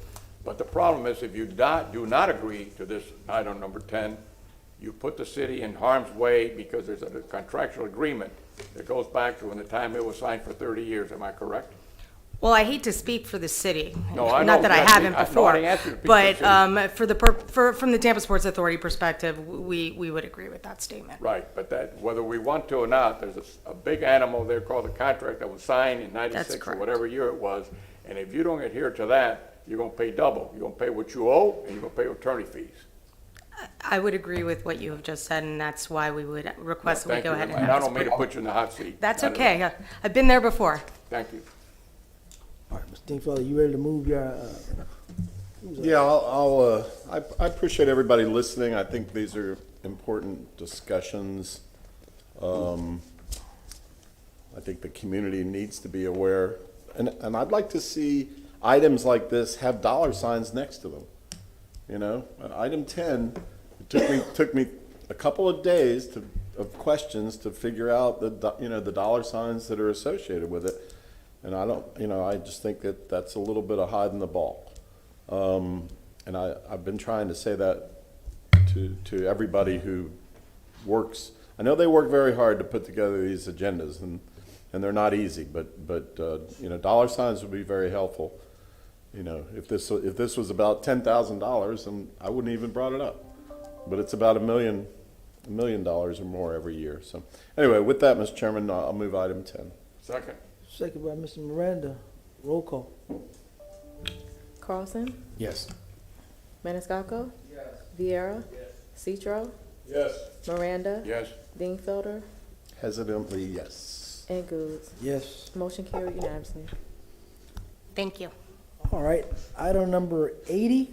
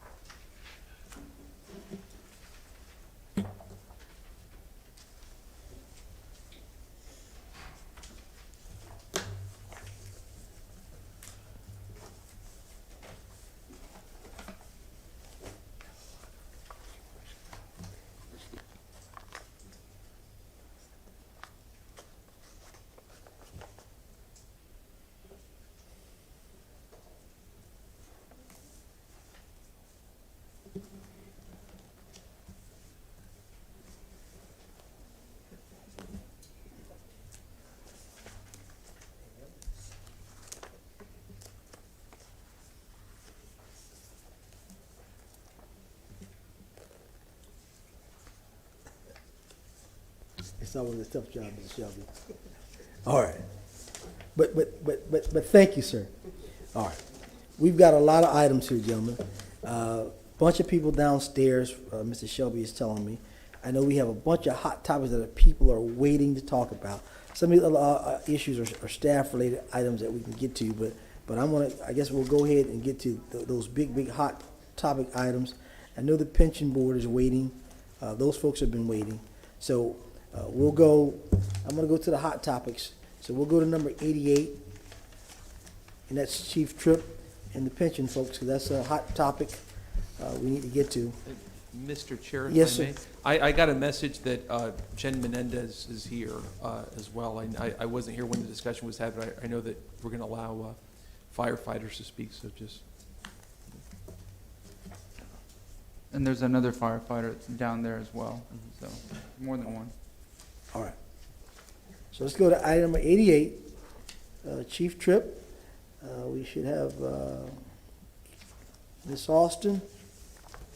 I think everyone's on virtual, correct? And then we have the fire and police pension representative and should have the general employees representative, correct? All right. I see Chief Tripp. Don't see Miss Austin yet.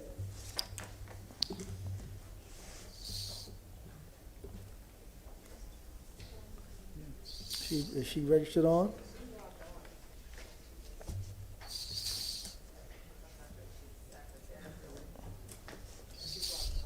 Maybe somebody in administration can give Ms. Austin a call. We have the two pension people on board.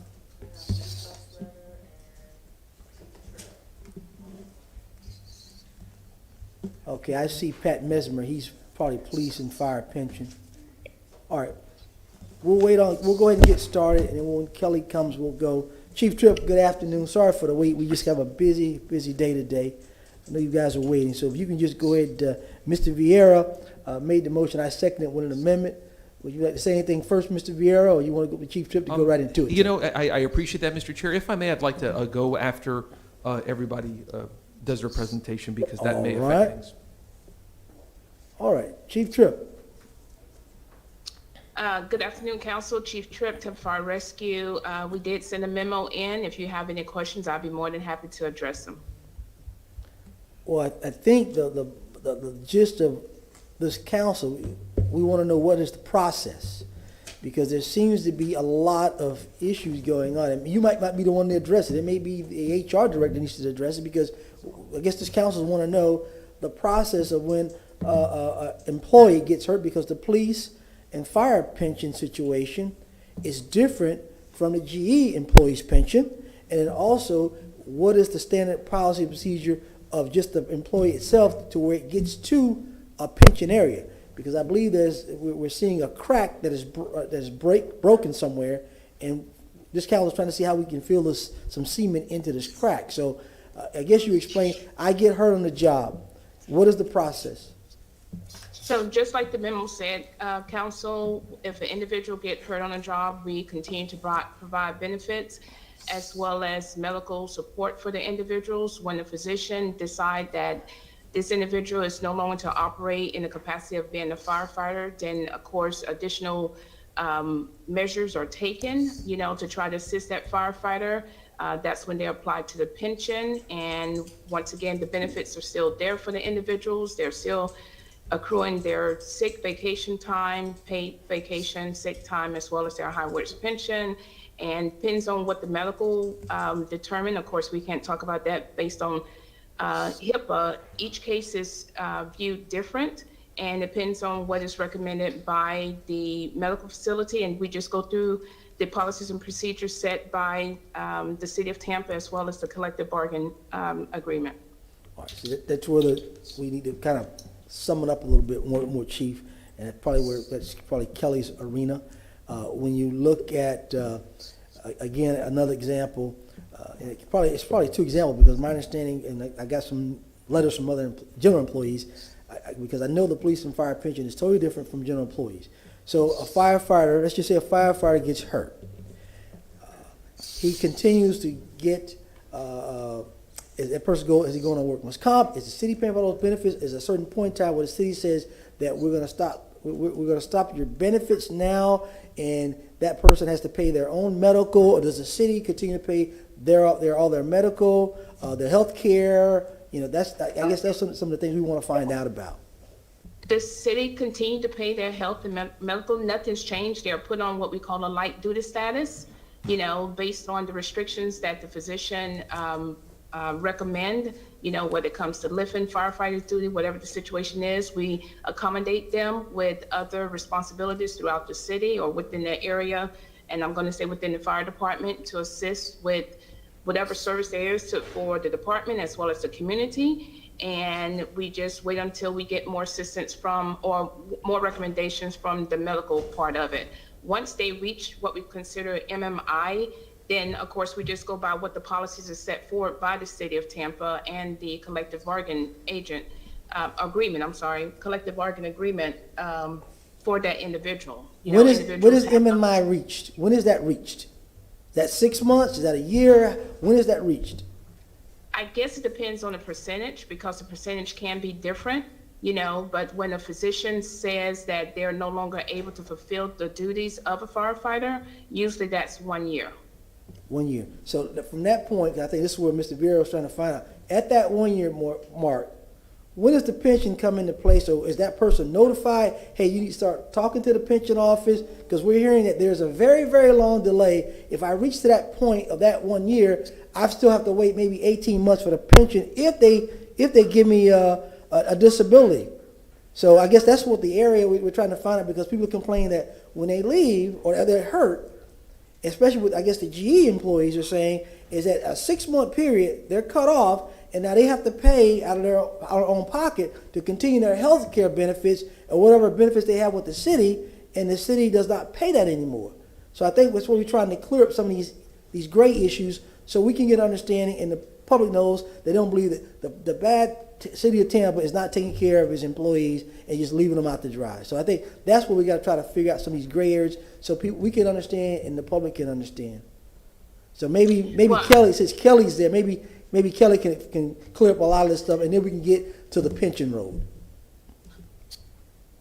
Well, I'll let Ms. Austin speak, but just on behalf of what the pension, I don't, of course, deal with their policies and procedures, how they do it. I can only go by, what the collective bargain and what the city of Tampa policies are.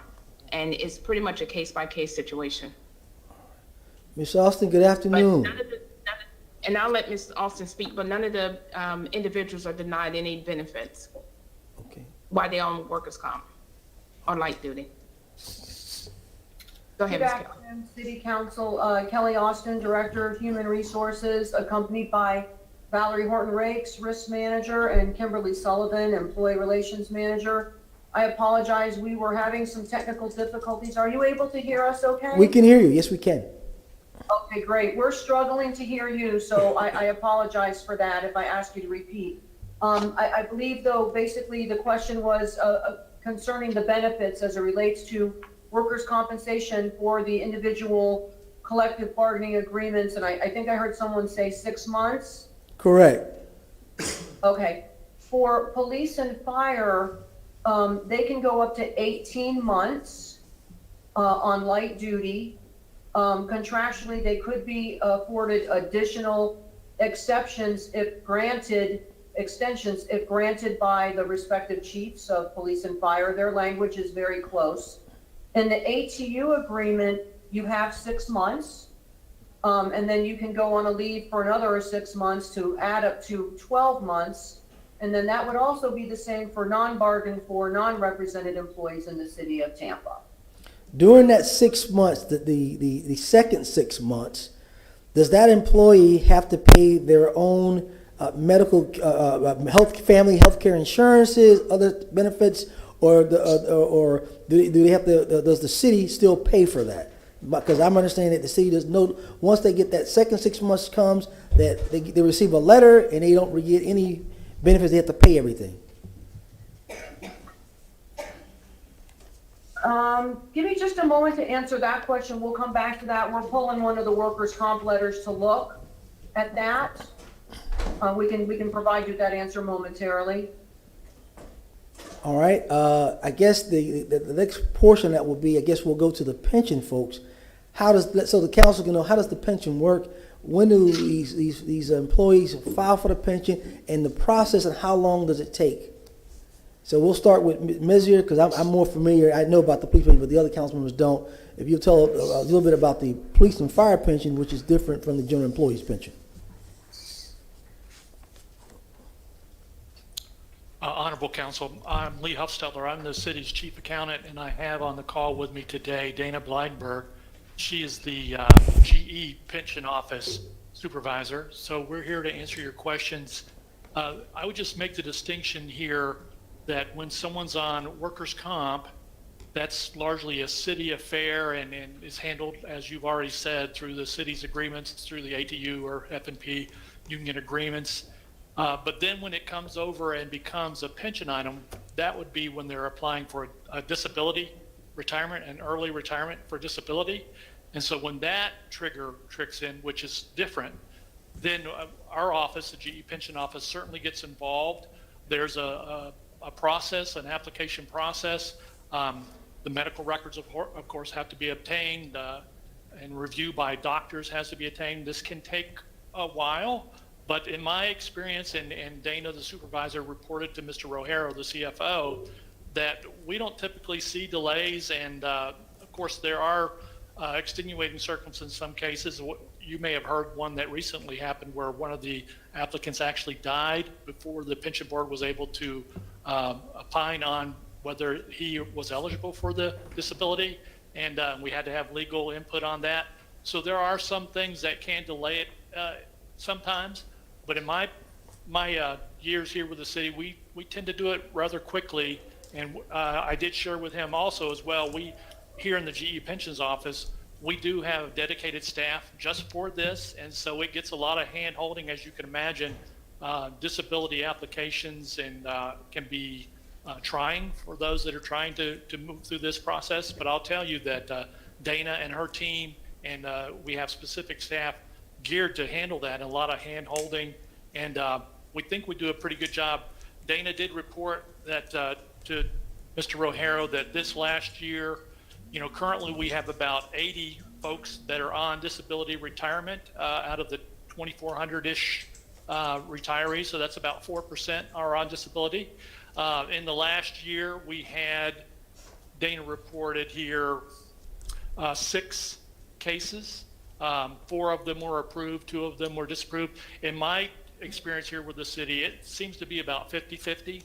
I think the nuance here that you may see with the difference between GE and F&P is the bar is different. Firefighters and police officers have a very difficult job to save lives and to protect lives, and sometimes they can't do that because of whatever condition they're in, and that board handles that.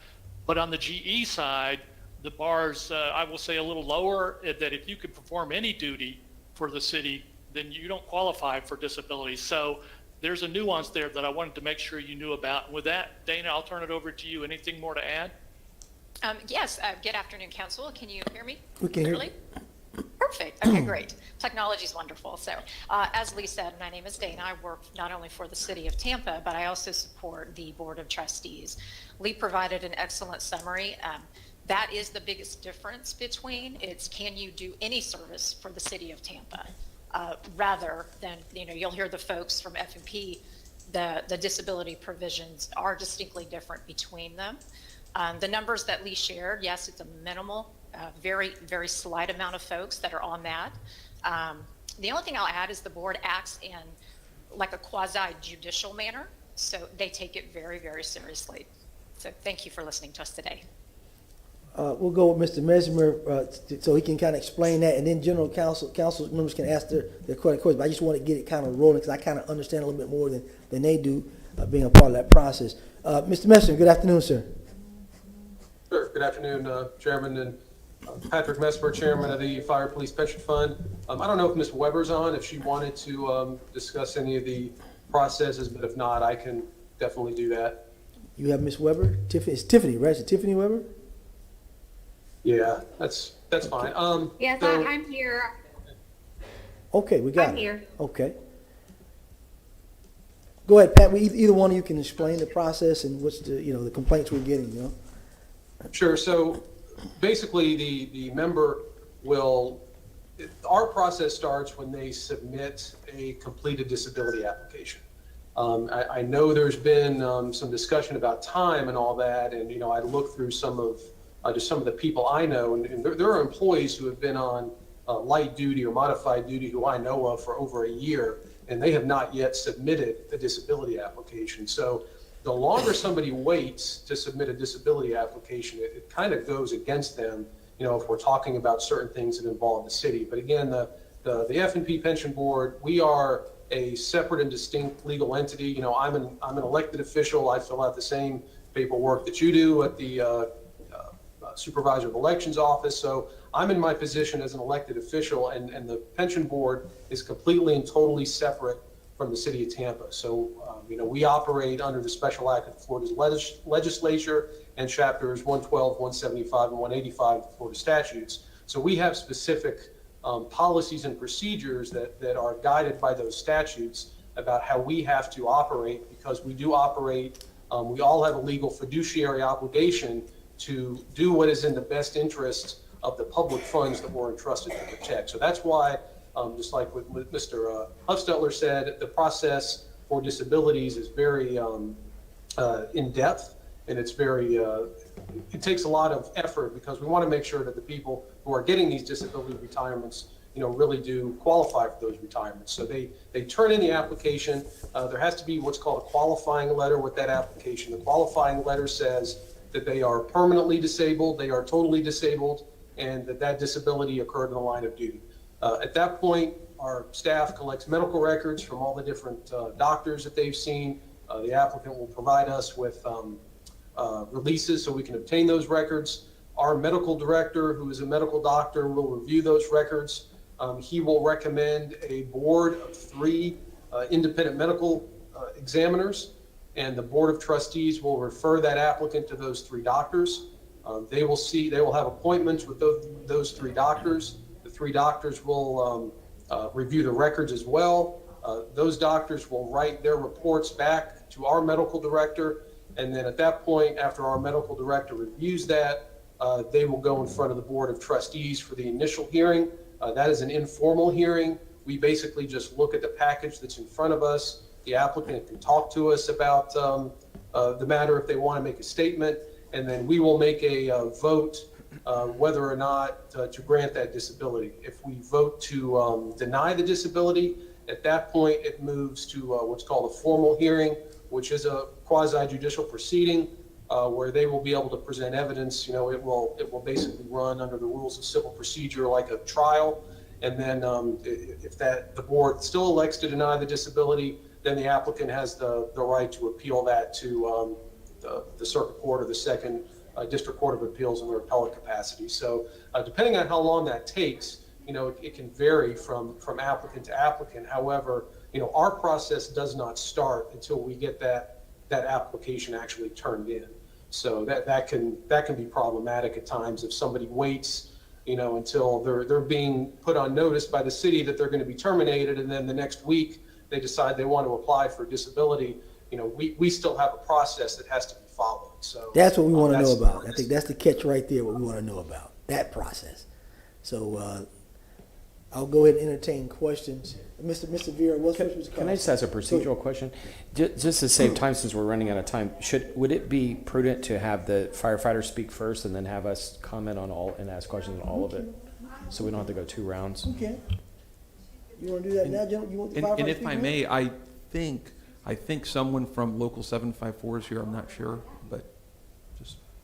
All right, so what we're going to do, folks, the council members want to hear from, since we've got so many calls and letters from people, and I've got so many official city letters that people have gotten and sent me, we'll go ahead and hear from some of these folks, and then we can come back and council members can ask their questions to clear up their minds and clear up the questions. So do we have anybody on the second floor to speak on this item? Item number 88.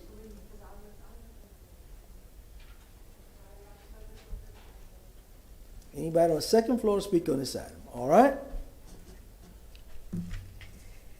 Good afternoon. My name is Jennifer Menendez, and these are my children, Joey and Mallory. We're here on behalf of my husband, Captain Joe Menendez, who's only 40 years old and was recently let go after he was hurt in the line of duty from Tampa Fire. My husband's unable to be here today because today was his first day without a paycheck, and he's currently seeking employment. He's also struggling with the emotions of this event. My husband was born and raised in this city. He served his community for almost 19 years in various roles from firefighter to captain. He's extremely loved and well respected by so many people in this city. Big Joe's what they call him. Throughout his career, he's had the honor and responsibility of driving the fireboat to lead the Gasparilla Flotilla. He's played on the Tampa Fire softball team, represented Tampa Fire in the first responder games. He's visited the crew in the hospital, donated to firefighters in need, and even helped firefighters build their homes. Even after my husband was hurt on the job, he was working light duty at the downtown office. He spent his days assisting a firefighter with grants for Tampa. He didn't just sit around. That's just the type of guy he is. My husband is what Tampa Fire wants their firefighters to be. He's a stand-up citizen, volunteers to help others, coaches Little League, takes care of his friends and family, but most importantly, he treats everyone with respect. Tampa Fire is my husband's pride and joy. My husband gave up so many things to be a captain at this department. He spent holidays away from his kids, missed birthday parties, missed children's milestones, and sacrificed even more mentally and physically. We spent so many holidays stopping by the station to say hi or eat a quick meal with him on Thanksgiving or Christmas, and his birthday even. When my children were born, my husband took them straight to the station to show them to his crews. It was our family. We even got married at the museum. But it all came to an end when we received the news that Chief Tripp would no longer be granting him extensions, and he had 2 weeks before he would be let go. We were shell-shocked. That meant that he would be receiving no benefits, and we would have to come up with $1,600 a month until the pension board heard our case. This was not something that had ever happened at Tampa Fire, and needless to say, we weren't ready. We were a working family with 2 young children. You can't prepare for something like that. To add insult to injury, we were actually told by the head of City of Tampa Human Resources and the chief of staff for the mayor that we could use his sick and personal payout as our severance. That was the most unethical and insulting thing they could have told us. They want us to use our retirement money, cash it out at a high tax rate, and to live off of it while we move through the pension process. They also failed to mention we'd have to pay $1,600 a month in that family health care. So not only is his paychecks ending, but we also have a $1,600 a month bill, just because the pension board and the fire department can't streamline this process. Just to be clear, all my husband wanted is to work, but the doctors told him no. He wanted to continue downtown assisting with grants and other necessary tasks just until his pension started. That is all. He wanted to be able to provide for his kids. It isn't their fault that the pension process is slow and that we won't have extensions anymore. The bottom line is, why are the firefighters who were hurt on the job being punished for this bureaucratic process? Why should families suffer after they've given so much? They've given their bodies and their mental health. You guys weren't there on the days when my husband came home from Thank you, awful ma'am. shifts. He would mentally and be physically exhausted. 30 seconds. He had to All right. turn off his emotions so he could function for his family. He's seen terrible things time and time again. He suffered emotionally and physically for years, this department in the city, and when it's time for Tampa Fire to take care of their own, they don't. They abandon him. My kids think he's the greatest thing on this earth, and so do I. You can't even imagine the amount of phone calls we've gotten from people on the job saying how disappointed and concerned they are that they are next. You aren't just cutting an employee. You're cutting a dad, a husband, an uncle, a son, and most importantly, a captain who has served your community for 19 years. Thank you, ma'am.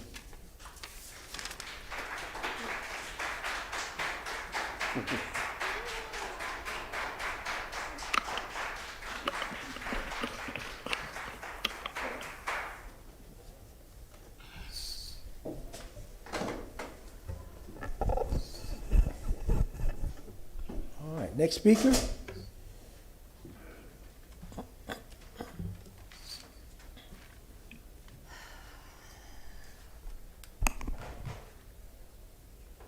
You can state your name and begin, ma'am. Tanya Vidovic. I'm here in response to Chief Tripp's decision to let go of all the line of duty injured firefighters. Historically, when an injured firefighter does not recover and has reached MMI, they are historically given 12 months until their pension kicks in. This is not how the administration is working things. They are not honoring that. And I understand it is her right to not honor it, but it doesn't make it right. She's dismissing us at 6 months with barely any notice. Some firefighters are going to be left without a paycheck or insurance for up to a year. It is taking up to 18 months for the pension to address each injured firefighter. It's longer because of COVID. It's taking a long time for doctors to get these records to their office. It has been 6 months for me since I put in my application, and they have just finished this week getting the documents from the doctors and putting it in chronological order. It's a process that is taking a longer time than usual. I was given a 2 weeks notice. I was given this notice not in person, not via a phone call. I received this notice via letter to my house. I received this letter on my 13th anniversary with Tampa Fire Rescue while I was on FMLA. TFR has been mistreating firefighters for years. This is just the latest, and it isn't right. Captain Hines told me that as long as I had that pension paperwork completed and turned in within the first month, that the fire chief would approve the 2 times 3 month extensions in the end. The police automatically get that full year. Why don't we? They don't need approval by the fire chief. It isn't fair. There's a firefighter angel who injured his back lifting a patient at Rescue 20 after Lieutenant Peterson had made many complaints that Rescue 20 stretcher is not safe. And now he's left with an injured back and barely can pick up his children? It's not fair. There's another firefighter who wants to remain nameless, who out of fear of retaliation, who just received, or who hasn't, he's just about to receive his 2-week notice, who says, and he wanted to be here, he couldn't on short notice, but he wanted to ask, why are the line of duty firefighters being targeted? Why are we not given time granted in the past for other firefighters when accommodations have been made in the past for a captain with a neck injury until she could retire? It's not fair to be treated like a number. We are far more than that. Our time serving the community should show for that. When she spoke with Captain Menendez, whose wife just left, she said that she was cutting the fat. Is that what we are? After years of dedicating our lives and risking our lives, broken bodies just to be fat to be discarded? If they need to cut the fat, then why are we spending $250,000 on paint, carpet, and desks on one station in 1 month just a few months ago? Thank you, Mel. No, I still have, I would request an extra minute, please. I have one additional page. Well, it's Thank not a you. request. I mean, council has the privilege to give you that request. So, Yes, I would like to All request right. it, please. 1 minute. After years for asking for old gear, or to get rid of the old gear, the SCBAs that don't cinch tight on smaller waists, that all the weight is rested on shoulder and neck, I end up with a neck and shoulder injury. It's all acceptable. The entire time that I've been injured, I'm asking nonstop to be trained in other departments. I asked to help with the Explorer program, Public Information Officer program, Public Education Officer. All the positions were denied for me to help in those positions. If you need to have these positions available, we just need to just offer a 6-month to 1 year severance package, not a 2 weeks notice with nothing. Even though the chief is fully in her right to do this, they should give us notice. They should give the pension notice. It's disrespectful to the first responders who put their lives on the line for the community. It is a dangerous job, and then once we're injured, we're just fat to be trimmed. thank you, Mel. Next speaker. Thanks for your service.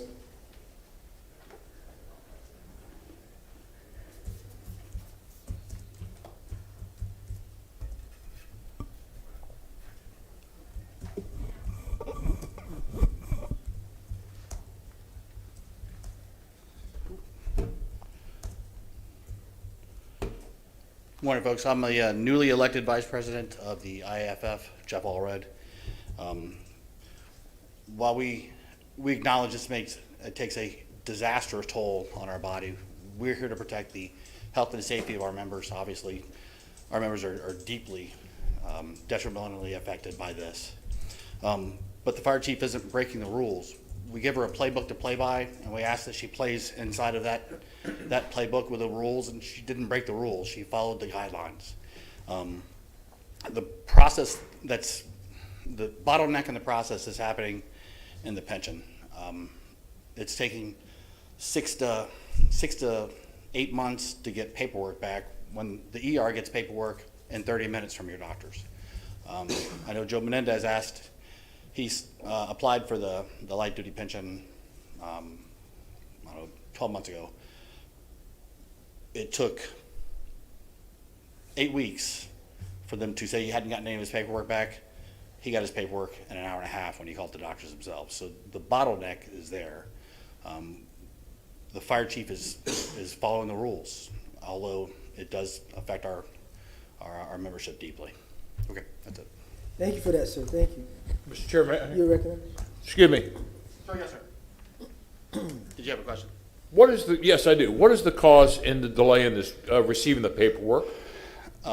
It's the receiving the medical records back from the doctors. That's the delay. Well, is it on the doctor's end of it? It's on the pension end of it. If I'm informed correctly, it takes 12 to 18 months for them to get that back. I don't mean to sound ill will about this, but you have a receiver and you have a sender.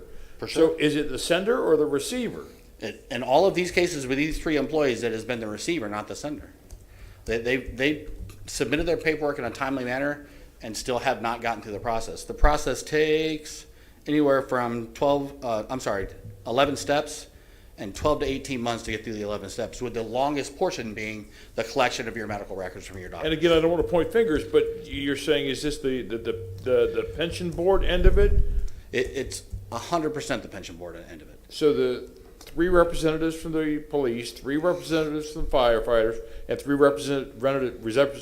representatives from the city. So we've directed all of the members that have come to us, obviously outraged. The biggest effect to our members is they sign a piece of paper that says until they get afforded their light duty pension, they will not work. They will not go seek employment elsewhere. So they're without any form of income at all. So Tanya doesn't have an income. She's the main income provider for her family. She has none. But that's not the fire chief's fault for doing that. And thank you for pointing that out. But again, I'm trying to, as our councilman, our chair said, trying to put the cement in the right place. For sure. Again, if it's a problem with getting paperwork, how do we resolve that? I can't speak to that, sir. It would seem relatively easy to be able to submit electronically a request for paperwork and get it back in a timely manner. I don't see if that's happening. I thank you for answering me to the best of your ability. I do appreciate it. Thank you, Mr. Chair. Do you guys have any other questions? Vera, you recognize? I don't have any questions. I just wanted to speak. Is anyone else speaking? Let's see. I don't know. Okay. Thank you, sir. Thank you, sir. Appreciate it. Anyone else to speak on this item in the audience back there? Somebody else wants to speak. One more speaker. There's one more speaker. One more speaker, all right. We have any registered? Okay, all right, great. Mr. Chairman, may I go after? Yes, sir. Good afternoon, council. My name's Toy Pelias. I'm also a City of Tampa retired firefighter. I've just stepped back and it's incredible how these people perform and they get all the accolades for the city and the city leaves them hanging. Other than that, that's all I have to say. Thank you for your time. All right. I think she said that was the last speaker.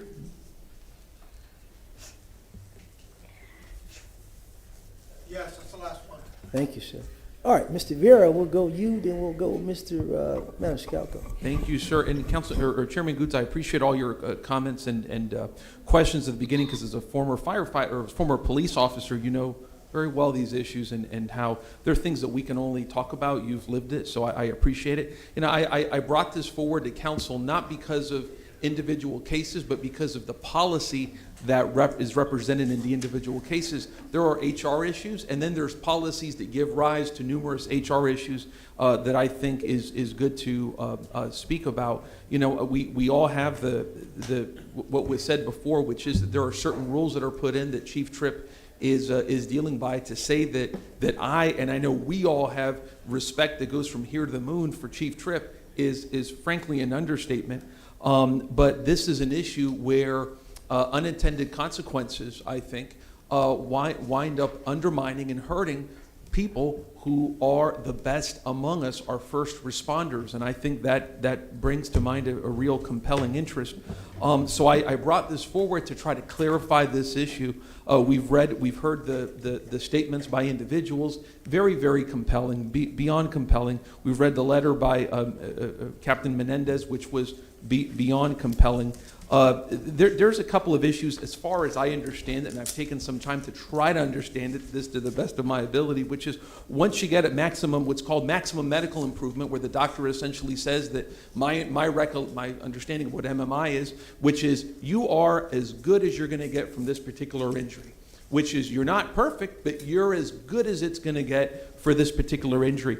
After that begins a journey that I think most people don't find in dispute, the saying that journey is taking way too long. It appears from what I hear, a journey of anywhere from a year and a half to the Disability Pension Board. Now, the issue may not be getting the records. The issue may not be accumulating the records. The issue may also be getting a doctor to opine on the disability, but I don't think it's in dispute that the process is taking too long. As was indicating, there's a bottleneck there, and people are getting hurt right now, and people are being caught in the middle.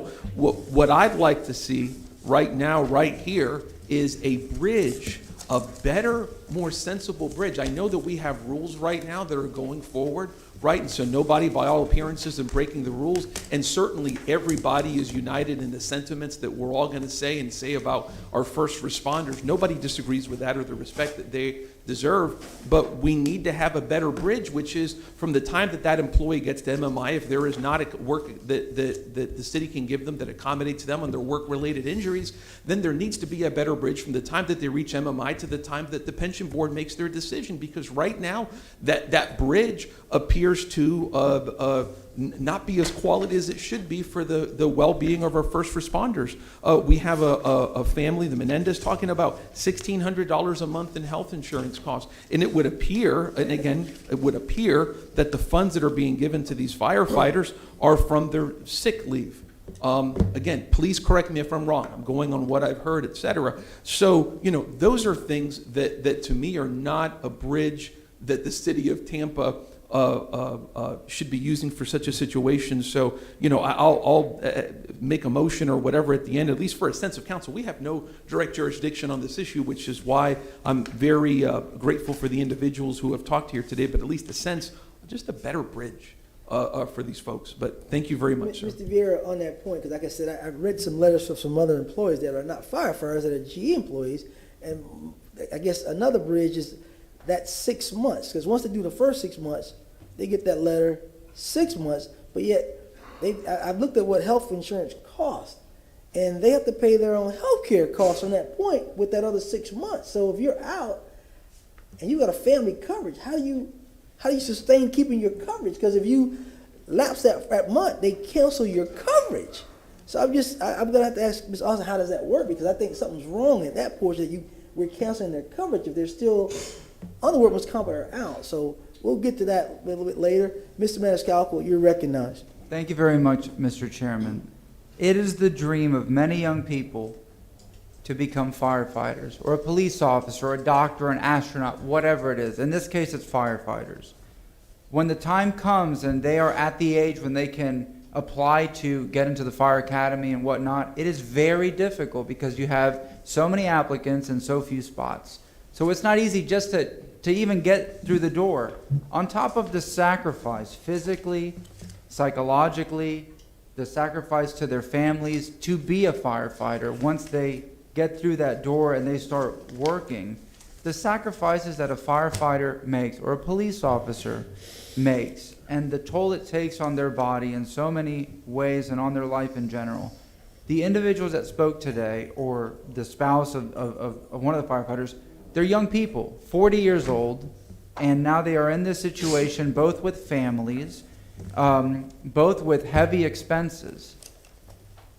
We talk about delays in the system and the bottlenecks and whatnot. Because of COVID, on top of everything else, the whole world has been delayed. Everything is backed up, and these individuals basically received a 2 weeks notice of termination, and they don't know where to turn, with expenses in their health insurance, with expenses in their mortgages, with expenses in putting food on the table.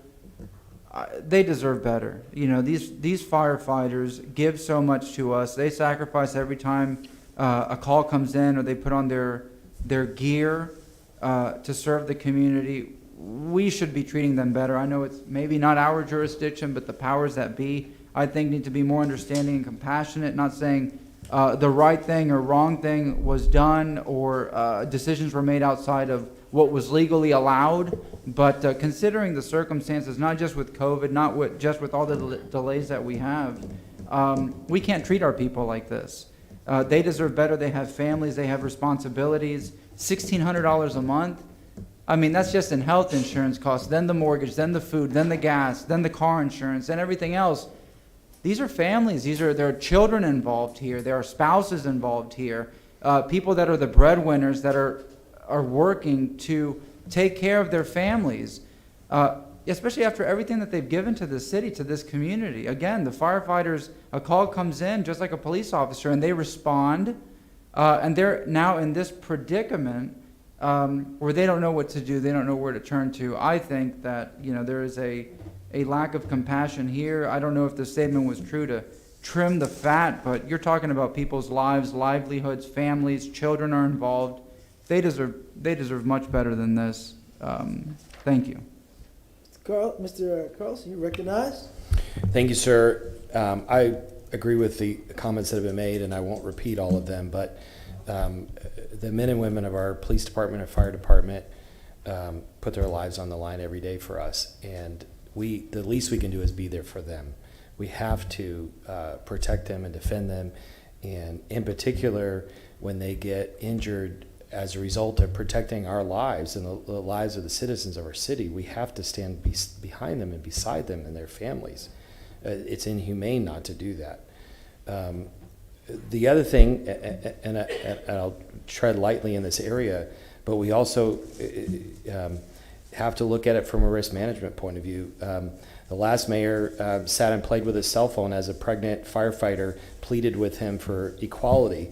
And because he ignored her and laughed at her, the city lost $240,000 plus legal fees and a judgment. And it was disgusting and embarrassing that happened in our city. And I won't talk about the merits of the case or mention it specifically, but we've got to think about this in a 360 way. We've got to treat people differently. We've got to treat people with respect. We've got to stand behind everyone. It was said kind of before, but we need like a triage decision. And I would say whatever a motion is, I'm happy to make a motion too, but we need some kind of triage for at least these three families. And if there are others that are being immediately affected by this, we need something that we can vote on next week. These families have to pay all the bills they have, and we need some kind of solution. And my other job, I've been a part of decisions with HR people and lawyers and trying to figure these things out, and the idea of precedents come up and big policies and everything. We have to figure out some kind of solution, and if the solution ends up being a GoFundMe account, I'll be the first to write a check for it. But ideally we'd find some kind of funding within the city. If the city doesn't have it, I would ask we have a CRA meeting coming up. I'd ask Mr. Massey or someone to check CRA. We can pay for disease prevention. It seems like these healthcare documents are slowed down because of COVID. So is there some stretch that we can use to use CRA money if we have to? There's got to be some way to help bridge this gap for these families. And then most importantly, we need a long-term policy to resolve this. If somebody, especially in police and fire, get injured, permanently injured on the job, we've got to find a way to bridge the gap until they get to long-term funding. And so I would ask that we ask staff to come back with a short-term policy for triage to help these families, and then we need a longer-term policy to help. Thank you. Mr. Carlson, I respect what you're saying, but you have other general employees will say, well, police and fire always get treated a certain way. So I can't in good conscience just support police and fire. If we're saying that a system is broken, or we believe that administration needs to look at how this thing works from the get-go with M&I for all. In each pension, each union operates differently with their union contract. So that's where some of this probably going to come into play, is with the union contract with the city administration. And then you have the other issue of the other bottleneck with the pension. And I think for me, if a person knows or should know, or that doctor he or she's going to should know, hey, within 6 months to 8 months, you should know you can't come back to this job. Now that process should already be starting. Your medical professional or the city should be saying, we need an update to know where you at, because obviously if you ain't going to be able to come back within that year's time, you need to go and start making that exit. But when you look at police and fire, again, when you look at the pension, when a police officer or firefighter are hurt or they want to retire, they start receiving a check right away. You go to the GE employees, you may have a person who's worked 35 years. Maybe they get hurt, but they can't receive a check because they haven't met their age, because there's certain rules and guidelines for them. So there's a lot of issues that are bottleneck in this that maybe sometime we may have to sit down and have a workshop to really go through and see what our purview is with the administration, because there are a lot of interchangeable parts when you look at the union contracts and then you talk about the pensions, sir. So I could support something to see what they make it modify, but it has to be inclusive of everybody. I just can't in good conscience, which I'm a policeman, and I love fire, but I have to also say as a city councilman, I have to look at all the employees of the city who's going through a situation. Thank you, sir. Ms. Citro, And, you recognize. Mr. Chair, thank you very much for those words. I don't want to make it sound the way that it's going to come out of my mouth, but I often say, if you don't like a law, don't circumvent it, change it. I believe the collective bargaining agreement is coming up next September. Change the collective bargaining agreement. But there needs to be that void that is here now of paperwork getting from a doctor to get into the pension. That, I think, that gap can be closed a heck of a lot sooner. And I think that's what we really need to recommend not only to the pension board, but to city staff. And thank you, Mr. Chair. Anyone else? I've been listening very, very attentively, and it's something there's something missing here somewhere because of the lapse of time, and I don't know exactly what the other side's going to say. I don't know what this side, I realize what this side is saying, and I agree that somebody should have more rights in 6 months, and then 6 months you're out. And I understand that. $1,600 is a lot of money. You have to pay your other bills. I understand all that. I would imagine it'd be $3,000 or $4,000 or $5,000 a month just on those programs. But I want to know exactly what happened. But we're not being asked to judge this case. I hope not, because we're not prepared to do that. We're looking at a system that might, more likely, from what I understand has been said, needs a fine definition to make it more expedient. That's what I heard from everyone, I think. So what is it that we're doing? Can we do that? We can make recommendations, but we can't make that policy, I don't believe. Ms. Vera, you recognize? And if I may I make a motion, Mr. Chair? Before you make your motion, I want to go back to city staff because they've heard a lot from us. I think they may can clear up a few things and see how they can maybe work some stuff, and then we can take some emotions if it's not agreeable to what we're trying to do. Is that fair, sir? Of course. So let's go back to Yes, staff because there's some questions they can feel. So we'll go to the big table with the administration, and maybe they could talk about some things we discussed, and then we can deal with the pension people. How about that? So Kelly, you've got the floor.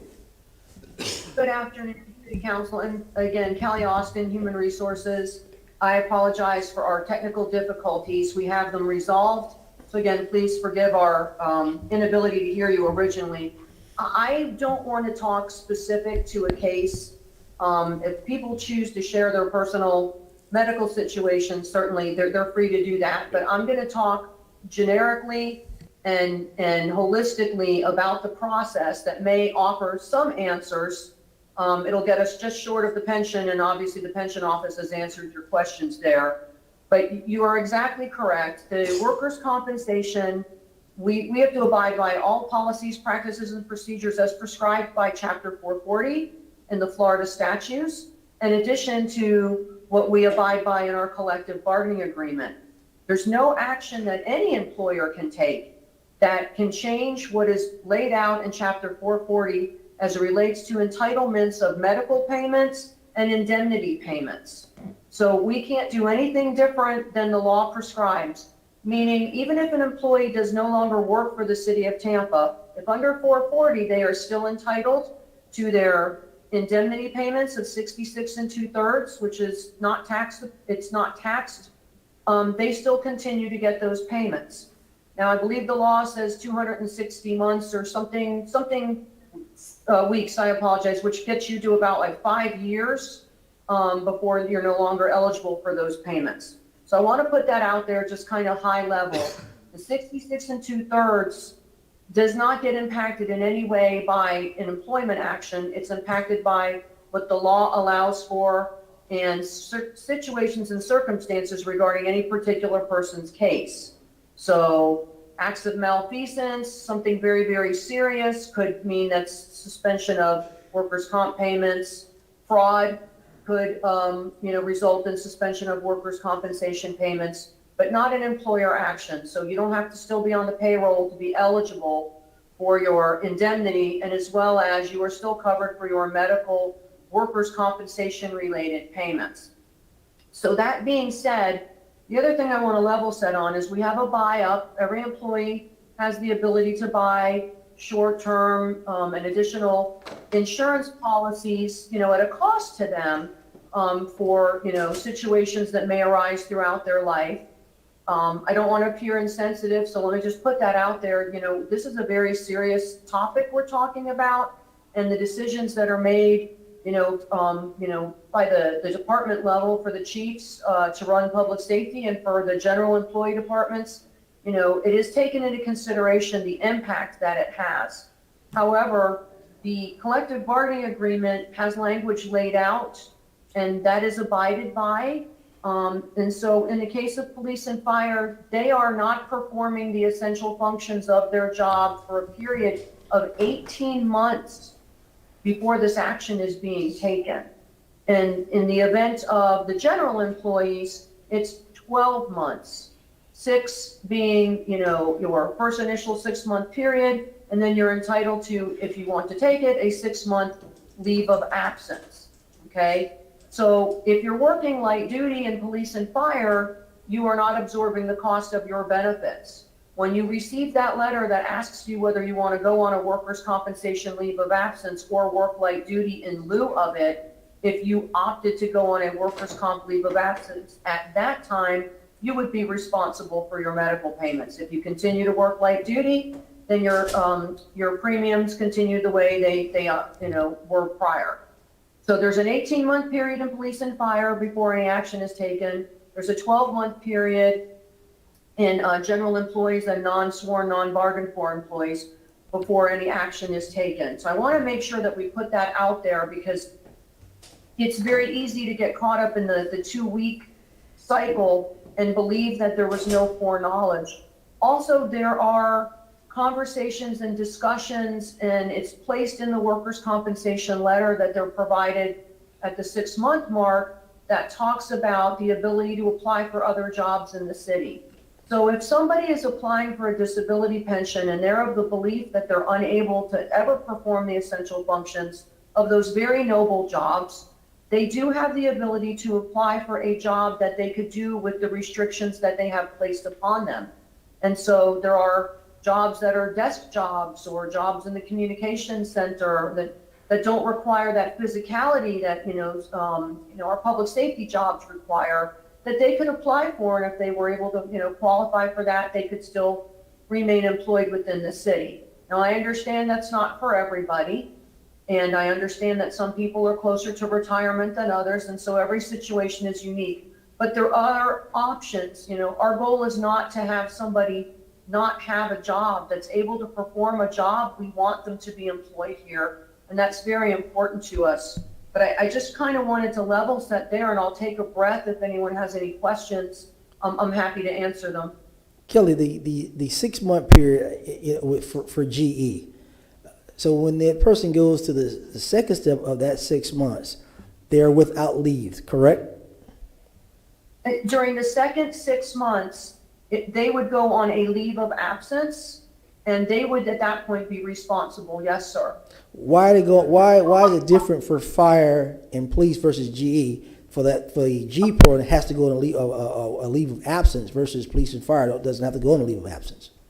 Is that a contractual union situation, or is that a city policy, or is that in the state statute? Yes, sir. That is bargained for in the collective bargaining agreement. So that would be something that if the ATU decided that was something they wanted to bargain over, then we would entertain that through contract negotiations. Yes, sir. My final question on this, because a person has so many years on as a G person, because I know how police and fire works, and they're injured as a disability, but they haven't reached their age, so they leave with nothing. Correct? They retire, but they get no paycheck until they reach that age. Correct? Right. Oh, go ahead. I'm sorry, Dana. I'm sorry. Yeah. Councilman, you're correct in some ways on that. Through a regular retirement, yes, they have to meet the minimum age. However, with the disability provision, should they be vested and awarded the disability retirement, the age is an unreduced factor. So, potentially you could have a 40-year-old general employee that is vested, and that we could award that retirement even at the age of 40, and that's the disability. All right, I think that was the question. If you had asked about, if you're not at the age limit, but you went on a legitimate disability, some think that they would not get paid. And I said, well, I think that I have to ask that question, but now you've answered that question, so thank you for Yes, answering. sir. And that's why we Yes, wanted sir. the pension office here to be able to clear up a lot of these questions for councils, because people call us and ask us all kinds of questions we just don't have the answers for. But like I say, gentlemen, a lot of these things are contractual union issues and some are pension. Mr. Carlson, you recognize? And this is partly procedural, Mr. Chair. I don't think we're going to come up with a solution by committee here today. We city council members are not experts on this, and the testimony we would need to come up with this solution would take too long. I've been involved in issues like this in my other job, and the law, the rules, everything sets guidelines that are difficult to go around. But in the short term, we have to find some creative solution to solve the problem, and then we need the longer term solutions. And so what I would suggest is that we wrap this, and if Mr. Vieira wants to make the motion, or I can, but I think we need to ask staff to come back maybe in a week to give us a proposed short-term solution and long-term solution. And maybe the long-term solution comes later, but we need to move fast on this and let staff have time to think through this. And I also should mention, the fire union person said that the fire chief was following the rules, and so so this is not, I don't think any of us are blaming her, but we need to change the rules in some way, but we need to figure out how to do it legally within the right system. Thank you. All right, Mr. Vieira, we'll bring it to a close, and maybe. Oh, yeah, and I'm not- I'll just- And again, I think what Mr. Carlson is correct, so whatever motion you two come up with, I think it needs to include that pension office, to see what they're going to do on their end to start moving this stuff faster, because apparently that is the breakdown. So, Mr. Vieira, your show, sir. Yes, sir. And if Councilman Carlson, if you want to add anything to this, sir, please, by all means, do so. What I was going to motion is a number of things. Number one, for this to come back to us at the next available meeting that we can for the resolution. Number two, for a sense of council, for there to be a given amount of time in which these employees can continue to, again, build that bridge, right, for this pension board bottleneck, as was said, to be fixed. I think 120 days is good. 90 days, 120 days, whatever this body may find. Again, that is as a suggestion, because I respectfully think that, again, even if it's following the rules, and we respect that 110%, 2 weeks is insufficient time. I think 90 or 120 days would be good. With regards to the issue of assisting of these employees, I have talked to Local 754 about there potentially being something, and I do believe that there's a 501c3, so therefore our offices potentially can also assist in that regard. So that would be my motion, with number one, a sense of council. Number two, for this to come back to us at the nearest date. Councilman Carlson, any additions to that, sir, or anybody? No, can you just be more specific? So you said the next available meeting, should we pick a date and say Yes, sir. exactly what we want and who we want to come back? Yes, sir. And what, Mr. Shelby, what is the next available meeting? The last meeting of the year is in 2 weeks from today. Is that right, madam? Okay. Now, the question is, what needs to be accomplished to have back on the agenda to be able to get into SIRE or the background material that you'd want in advance of the meeting? So the question is, I guess, and this is a question that Councilman Carlson asked with regard to particulars. Yep. And if the clerk has any questions or issues with regard to what the actual motion is, I would appreciate if you would assist her if she has any issues. Sure, and again, number one is that to come back on that date, December 16th, to have, and please amend this if there's any other individuals. I think the human resources, is someone, human resources, I think, is at the center of this with regards to discretion, Tampa Fire Rescue, and, oh, go ahead, sir. Were you? No, I didn't say Oh, that. I'm sorry. Tampa Fire Rescue. I think, do you think we need the pension board here for that in 2 weeks? Well, I think, it all surrounds a little bit around the pension in the end. So what are they going to do to move this along if they So can we bring can- us some answers? We can have that. So that's part number one. Part number two is a sense of council that these employees be given another 120 days of their benefits and pay while the administration works towards, again, curing that bottleneck, getting a better bridge for these employees who, again, it is undisputed. Everybody who has spoken here, administration, city council, and everybody agrees that these people have given everything for this city. And I think everybody has a sense that they deserve some more. So that would be part number two. Second. I'll take the second. I see Mrs. Zellman's hand. You recognized? Yeah. Can you hear me? I have a little bit of laryngitis. Okay, we can hear you. Okay, I just wanted to make the point that if any written materials need to be prepared for the December 16th meeting, tomorrow is the SIRE deadline for those to be submitted. So I'm not sure this time frame is realistic, depending on what it is you're asking for. It's just, and thank you for that, Ms. Zellman. It's just for an appearance. I don't think there's anything really detailed that needs to go into that. Just an appearance for the update on these particular cases with these employees and the status of the policy and any amendments that will be made to that policy. So relatively simple, I think, unless if I'm being very naive about it. And I think we can, I have some ideas I'm happy to talk to you all offline about as well.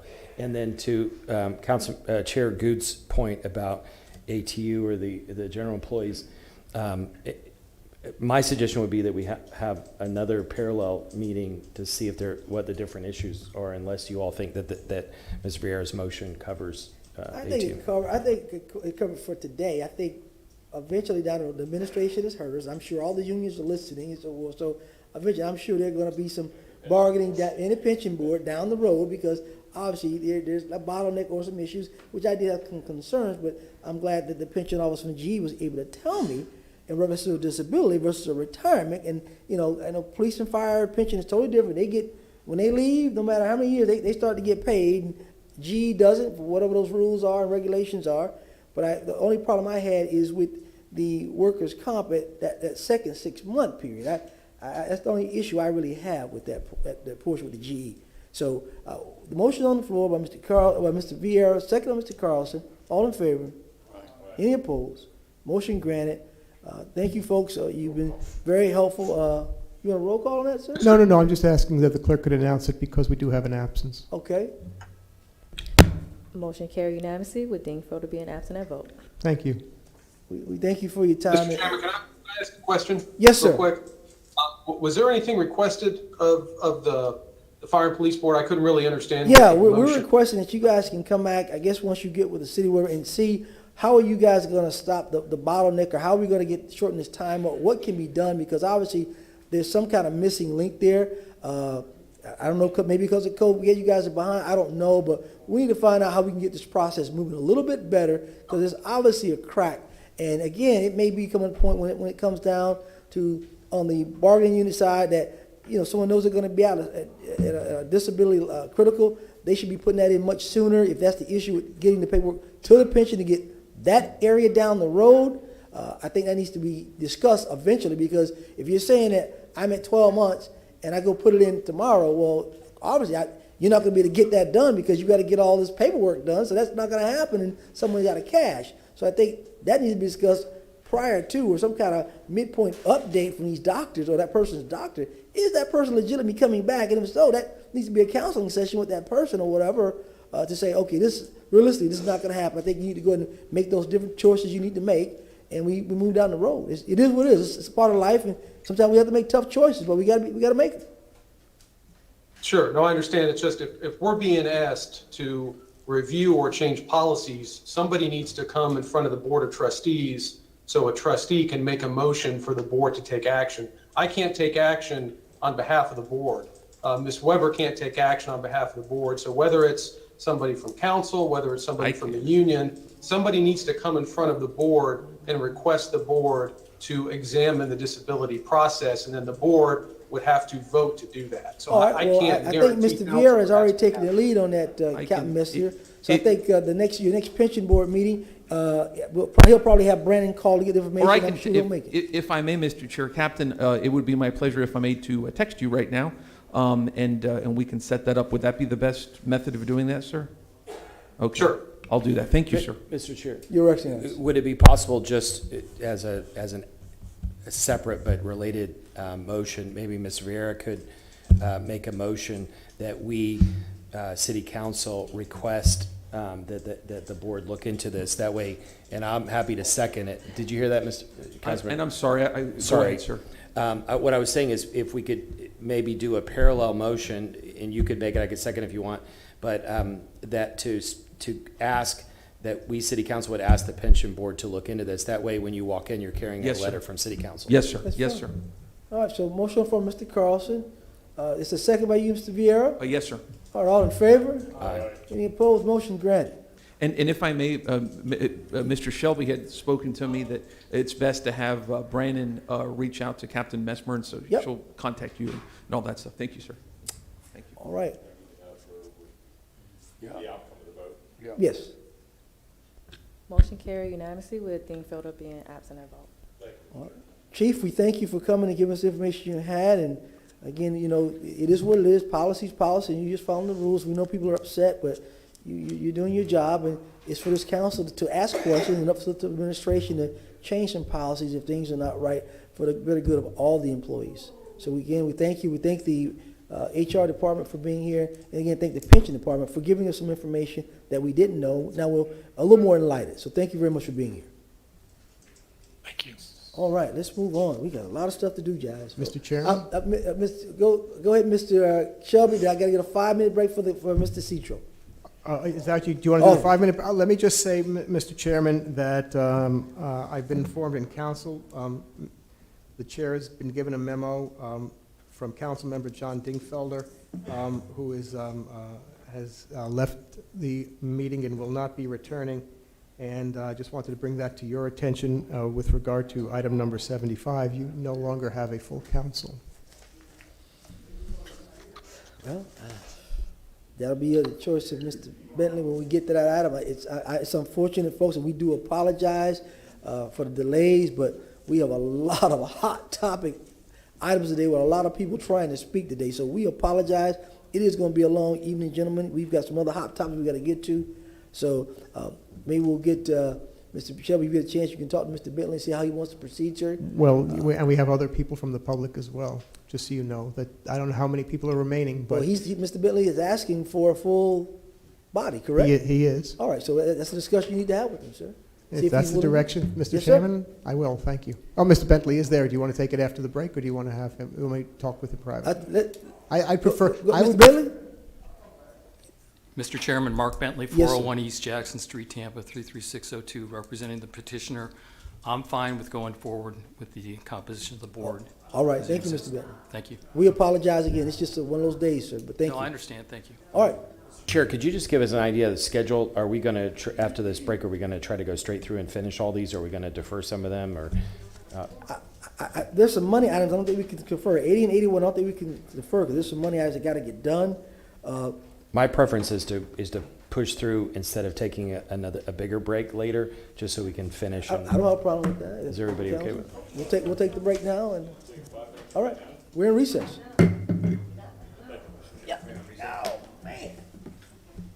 Don't sound like that. You sound like you're 81. Got a different name, but is it the same old heartache coming round my door?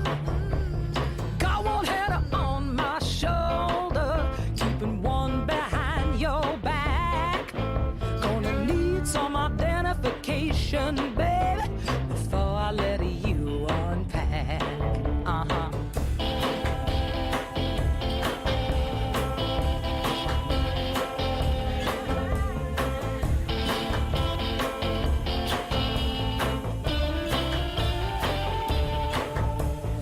Look at me so tender, but I wonder if there lies something dark and sinister, baby, behind those innocent eyes. You're cold just like a baby, make me wanna let you in.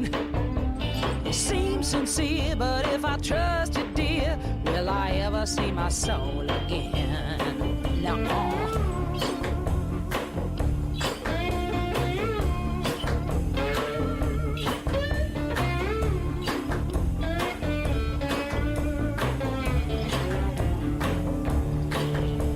Sound just like a preacher.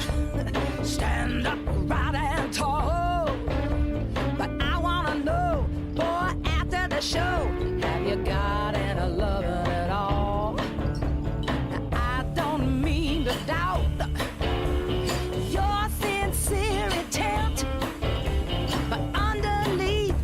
has a look about something mean and malevolent. You look just like an angel, sound so bright and true. Seems so sweet coming down my street. Oh, the devil is an angel too. I said the devil is an angel too. I said the devil is an angel too.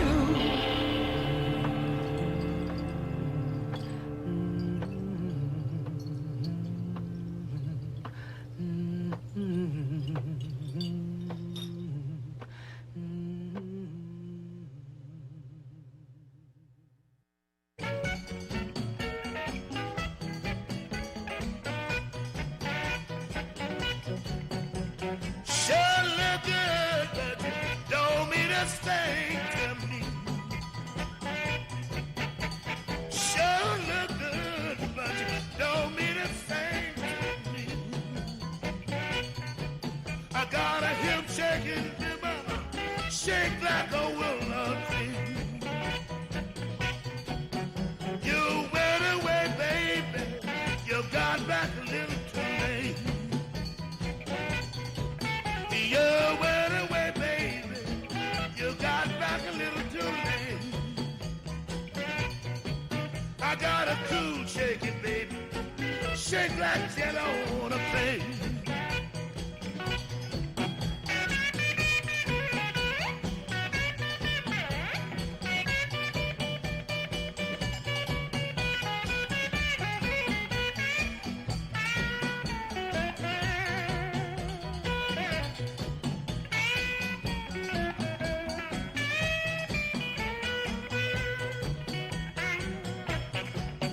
When my baby walks, you know she's fine and mellow. When my baby walks, you know she's fine and mellow. Every time she stops, her flesh shake like jello. Oh, shake it, baby, shake it for me. Oh, shake little baby, shake it for me. Oh, shake it, little baby, then shake like a willow tree. The way you shake.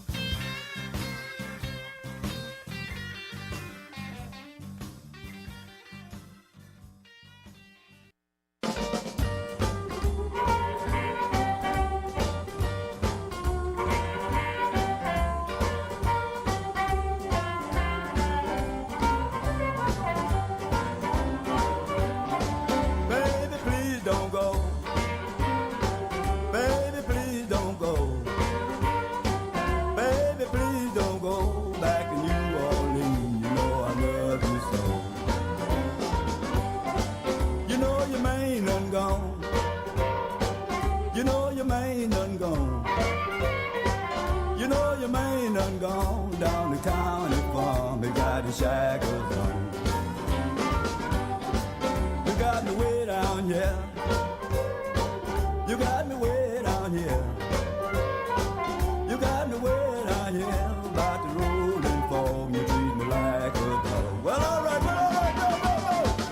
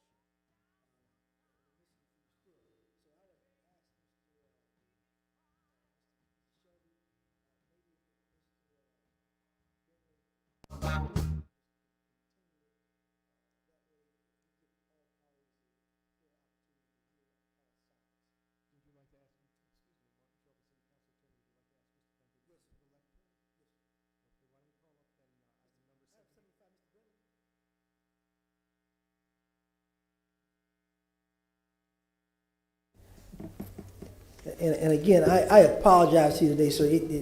We have a lot of events today, and we know you wanted a full quorum. We still are not going to have, a full body. It's not going to have that. But I do want to be fair to the other party as well, because they had a lot of people here to talk and speak as well, and it's late into the hour. So I don't know if you're amenable that we can put this off for a week or so and do this, because as it stands right now, I know it's going to be late in the hour with some of the other items that we have to hear today. And Mr. Chairman, I'm sorry, before I'm Mr. sorry. Bentley speaks, I just want to just say that I would recommend that it would be 2 weeks to your next regular meeting, the last meeting of the year on December 16th, a day meeting. And if it's council's pleasure, you could set this for a time certain and stop your business after whatever time you set it for. Whatever we get to the quasi, that Mr. Bentley's item be the number one we hear. Okay, would you like to hear from Mr. Bentley? Mr. Bentley? I know you've had a long day, and I appreciate where you're coming from. Obviously, I'd like to go forward, but I don't have much to say. But if you think it's going to impede you going dealing with these other items, I appreciate that, and we'll go to the 16th. With the understanding, you can't predict these things, but hopefully I'll have a full board then. Yeah, we'll get you out. I like to be fair to everybody. I know the other opposition had a lot of people, and I don't want them to think we just held us off, so, we wouldn't hear from them.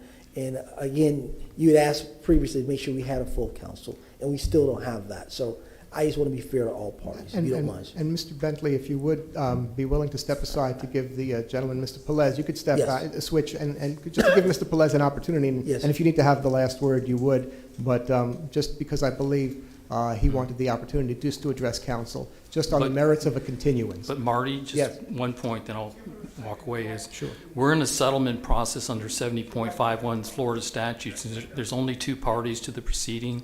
That's the city of Tampa and my client. I just want to get that on the record, that they do not constitute a party of the opposition. Thank you. Okay. Thank you, sir.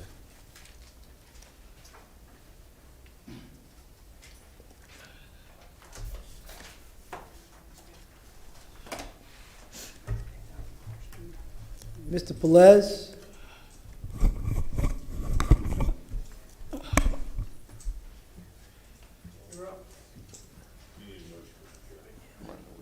We gotta get him first. All right, Mr. Pelez, we hate to do this to you folks, and you've been waiting all day long, but the schedule was hectic, and I want to be fair to you, because I know you have a lot of people that signed up, give you extra time to do this and that, and Mr. Bentley wanted a full council, and that's not going to happen. So we've asked him, and he's agreed to go ahead and we do a continuance so all parties can have their ample time, and we're going to give you a time certain to where our quasi-judicial, you'll be the first one we hear regardless. Okay, I got a question. I requested through channels, proper channels, I believe, for additional time. There's a process for that, and I think Mr. Shelby has told you about that process. I just did. We're in the meeting now, so I'm asking.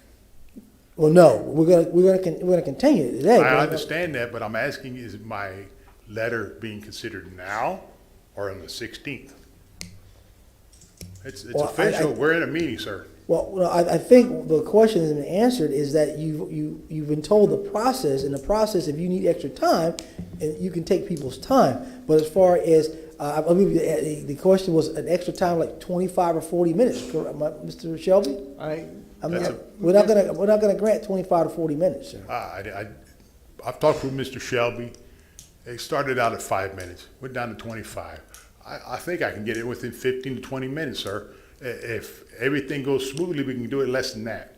My biggest problem is, and I'll tell you this straight up, my family's been attacked. Okay? I'll tell you that. Sir, can I finish? No, sir. We're gonna conclude. We've already said, the council's already said, we're gonna go ahead, and Mr. Bentley's gracious said he would deal with the continuance. So there will be a motion made for the continuance. At that particular time, we will hear the case, and the time you need allotted will be the time it goes in those forms to get your time. So, and what I'm seeing, there's a lot of people, so you could get up to probably 10 minutes, but. Excuse me, I got a point of order to the council attorney.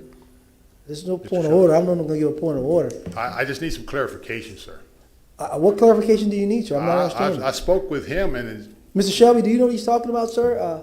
Mr. Chairman, what Mr. Pelez has done, he has a letter here, and I have the copies of what he provided, but I haven't distributed them because we're not in the hearing yet. But as part of that, he's requested that he wanted time to speak. He was asking for 45 minutes, but he also says you can trim it down to 20 to 25 minutes. Of course, counsel, if he's able to bring people in, which he did today, unfortunately they had to leave, he could get, with a speaker waiver form, if 7 people show up, he can get 10 minutes, or if counsel feels the need for due process reasons to grant him additional time, counsel can choose to do so. Of course, then what you might need to do is... I won't grant that to David, Shelby. I'll No. say if it's due, if you're saying due process of any evidential process during that time of the hearing when we reschedule on the 16th, then we'll look into that. But we will not make that stipulation today. We'll go by the rules that we have in place now,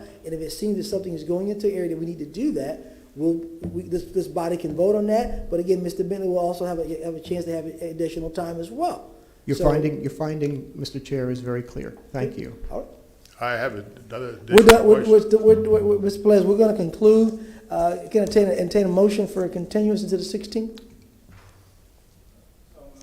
Is there a need for Mr. Bentley to say anything, or Mr. Bentley, you're okay with there's nothing additional that needs to be said, is that correct? Excuse me. Sorry. On the 16th, we'd like to go, if it's possible, be first up on the agenda, and secondarily here again, have a full board. If not, a full, we know what the vote was last time, so I mean, let's just kind of, be honest about it, but that we have discretion to request a continuance if we don't have a full board.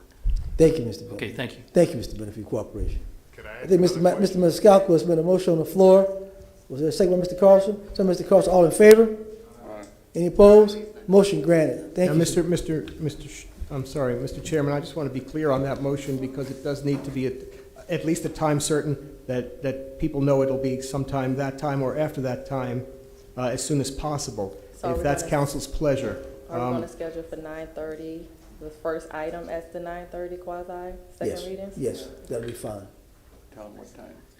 It's set for sometime after 9:30, but the first quasi-judicial item after 9:30, as soon as possible after 9:30.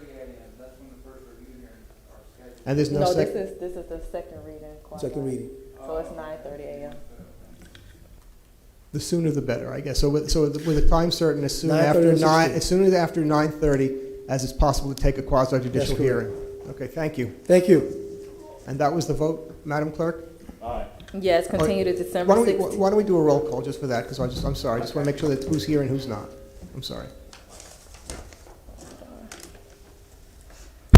Dingfelder, Carlson, Yes. Maniscalco, Yes. Vieira, Citro, Yes. Miranda, Yes. and Goods. Yes. Motion carried unanimously with Dingfelder being absent at vote. This item will be continued to December 16, 2021 at 9:30 a.m. It will be placed first on the agenda under second reading on proposed ordinances. Thank you, Madam Clerk. Thank you, Mr. Chairman. Okay. Thank you, council, thank you. Okay, gentlemen. Item number 81.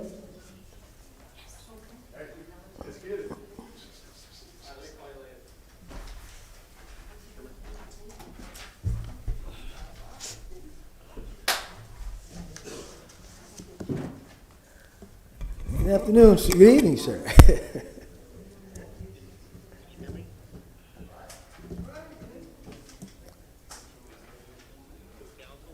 Thank you. Is he muted, Ms. Lucas?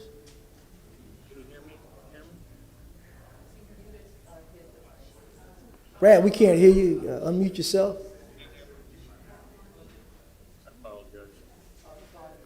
Get your volume up just a little bit.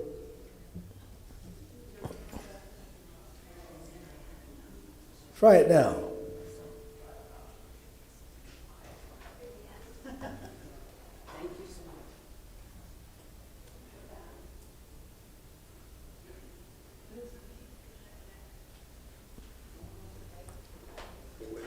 Mr. Hart, are you there, sir?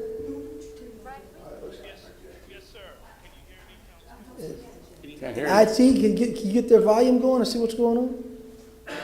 I can hear you, Brad. Okay, you can hear me? Okay. I apologize. All right, no problem. This is Brad Baird, Deputy Administrator of Infrastructure. This should be really quick. This is GMP2 for Southeast Seminole Heights Flooding Relief Project Design Build. 2 items came up for clarification and briefings. One being Councilman Citro asked me to clarify that this is 100% a water add-on for GMP2. It is to coordinate with the stormwater work. And so it's $8.2 million roughly of 100% installation of new water mains and associated valves, fire hydrants, meter services. And secondly, the EBO participation came up as an issue. And I just want to say that the memo depicted a narrowly tailored goal based on the project task worksheet of 8.7% total, which breaks down to 4% BBE and 4.7 SLBE. Finally, I would say that in the GMP2 package that you have before you, the contractor has submitted in his DMI forms percentages, in particular BBE percentages that do significantly exceed the 4%. So it appears that the contractor will be successful in exceeding these goals, with total goals presented as almost 14% and 6.7% for BBE. And with that, I'll answer any questions. All right, Mr. Dingfellow, let's go. My question, when you say narrowly tailored, I mean, we nail it, man. We're tailoring that, or the company is nearly tailoring that? Yeah, no, this is something, yeah, I'll let Gregory answer that. Good afternoon, Council. Gregory Hart, Manager, Equal Business Opportunity. Chairman Goods, to your question, the narrowly tailoring is done by the city, by the subject matter experts, based upon availability and the type of tasks that are in this project. So we do not leave that up to the contractor, no, sir. What I've asked before, and we talked about this, when we bring these contracts back and we say these narrowly tailored or we can't find it, but I asked us to be more depicted when you send us so the public can know in your writing, your briefings to us and to the public that to state these things, because for all people know, well, they're still not doing what we asked them to do. So if you're telling me that we're not meeting that goal because of the experts are saying we don't have the people or we don't have this and that, we need to know that, and we're still not doing that. And I thought we had talked about that, that we would try to start doing that. That way we don't have to ask these questions about the EBO program and those numbers. So I'm going to ask again, when we come upon these type of issues or these numbers, it needs to be stated of why the numbers are where they're at. So I could be able to say, well, Mr. Hart and his experts or whoever is saying yada yada this or yada yada that. That's why that number, that goal is not being met. So I think that's the issue for understanding purposes, so we'll know. So again, I'm asking that when you guys do your summary and we have these issues here, that is put in your summary. That is a key component that this council is talking about when it deals with the minority business programs and having minorities being involved in getting some of this money, which is a lot of money. So that's my spiel on that. It is what it is today. Not going to hold it up. But I just want us to understand we need to start detailing those things in the reports like we asked before. Mr. Dingfellow had a bunch of questions, but he's already left for the day, so he may call you after this. But we're going to go ahead and probably move forward today. Mr. Carlson, you're recognized. Just a quick question for Mr. Baird. Can you just confirm to the public that this is not related to the Pure Toilet to Tap project? Yes, that is confirmed. This is not related to the Pure project. And Mr. Chairman, one thing about this typical water project will have higher pipe material participation, which we have four to five BBE firms that participate. And the reason this goal was lower is because it has an inordinate amount of open cut work in the roadway. So a lot of this 8.2 million is to restore the roadways, and not associated directly with the pipeline purchase. So that's why this one's a little bit lower than the other water projects that you've seen. Simple answer for me, Brad. You know, I mean, now I know versus, you know, asking those questions, because when people call, they read the stuff and like, I don't know. So again, if we get a little bit more explanation to why, you know, it is what it is, as long as we know, then we can validate the process and say, this is what it is. That's all I'm asking. If I know, I can tell people when they call me, or some of these folks are out here saying, well, we're not getting to work, I can say, this is why, this is what this project, and this is why that money's not going there for those folks. So we can just do that, and we're good. Thank you, Yes, Mr. sir. Hart. We appreciate the recognition for the nearly tailored. We appreciate. I see you growing a little beard there too, Mr. Hart, huh? I see you there. I'm trying to be like you, I guess. Huh? All right, Yes, Mr. Chairman, we will do that. We will endeavor to provide a better, a more detailed explanation of why a percent may be lower or higher than typical. Thank you, sir. Any other questions for item 81? All right, move to approve.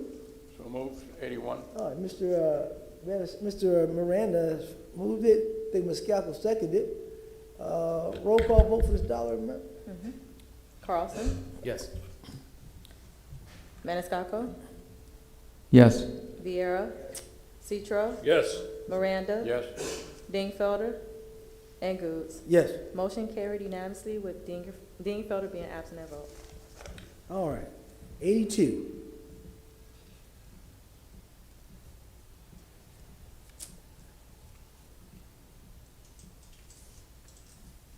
Ms. Feely?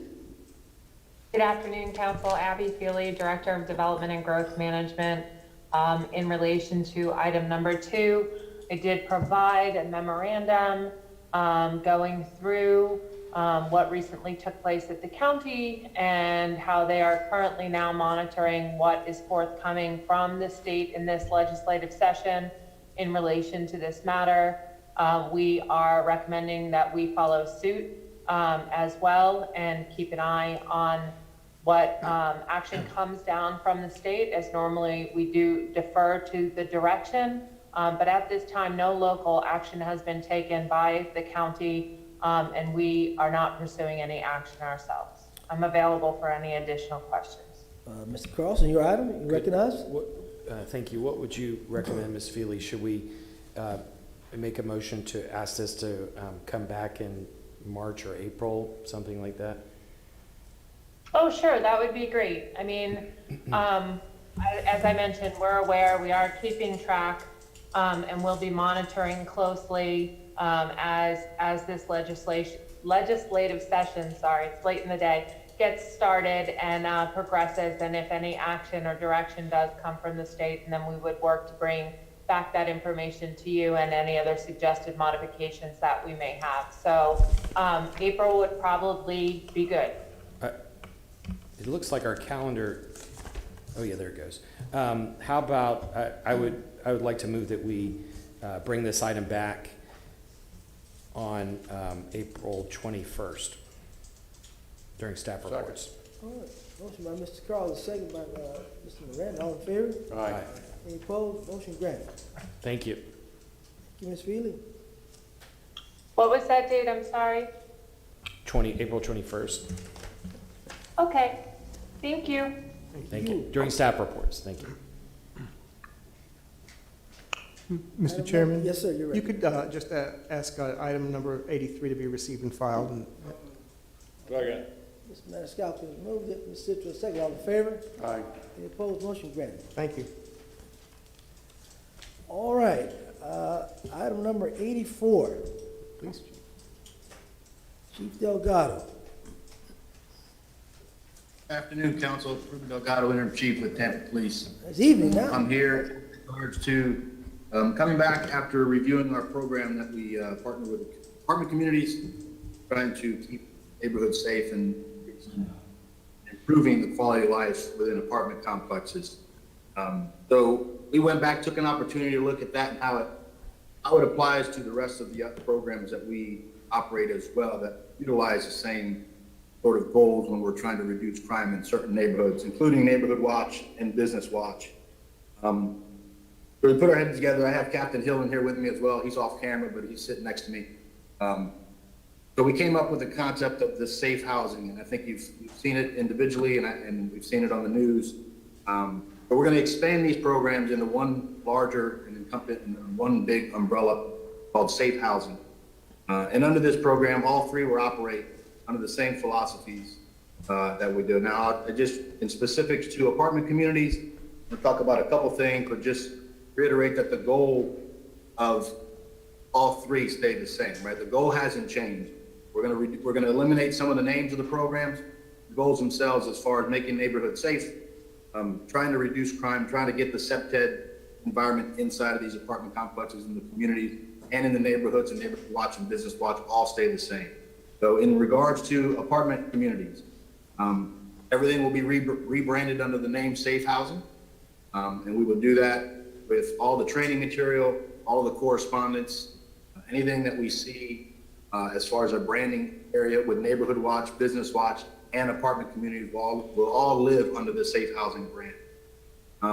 The SEPTED part of our procedures when we go and we talk to apartment complexes will remain. That's a big part of getting them to help us create a safer environment, whether that's through lighting or locks or trees. That plays a critical role in keeping those areas safe, even without the presence of law enforcement. It does play a big role in keeping the areas safe, and business watches as well. One of the biggest things we're going to do is with technology. Right now, we hand deliver a lot of paperwork. Even with Neighborhood Watch, we email out individual emails to groups with crimes that happen in their neighborhoods throughout the week. We're able to, with a program that we have, put all this on our website and publicly put it out. So we're going to be able to have an interactive dashboard. You can pick your community, you can pick your apartment community, you can pick your neighborhood area, your association, where your business is at, and look and clearly see the police activity that's happening in that community, the date that it's happened, and the type of activity that's happened. So that we will have all that complete by the end of the year. It'll be on the city website, public, so everybody can see it. In addition to the interactive portal where you can filter out your neighborhood, the date that you want to see, there'll also be two links. One is that if you want to see some more information on a specific report, if you see something that happened in your neighborhood that you wanted more information on, there's going to be a link there to Gov2A, which will take you right to the public records request format, where if it's under the SAFE program and you go in under the dashboard, Captain Hill will see the request and process it, and you can get the information through the public records request. In addition to that, we're also going to have the link to Tip 411. So if something happened in your neighborhood, something happened in your community, and you see it and you want to give us an anonymous tip as to what's happened, keep it safe, there's also going to be a link there that you can go right to Tip 411, enter your information anonymously, and basically explain the information that you want to pass along to us.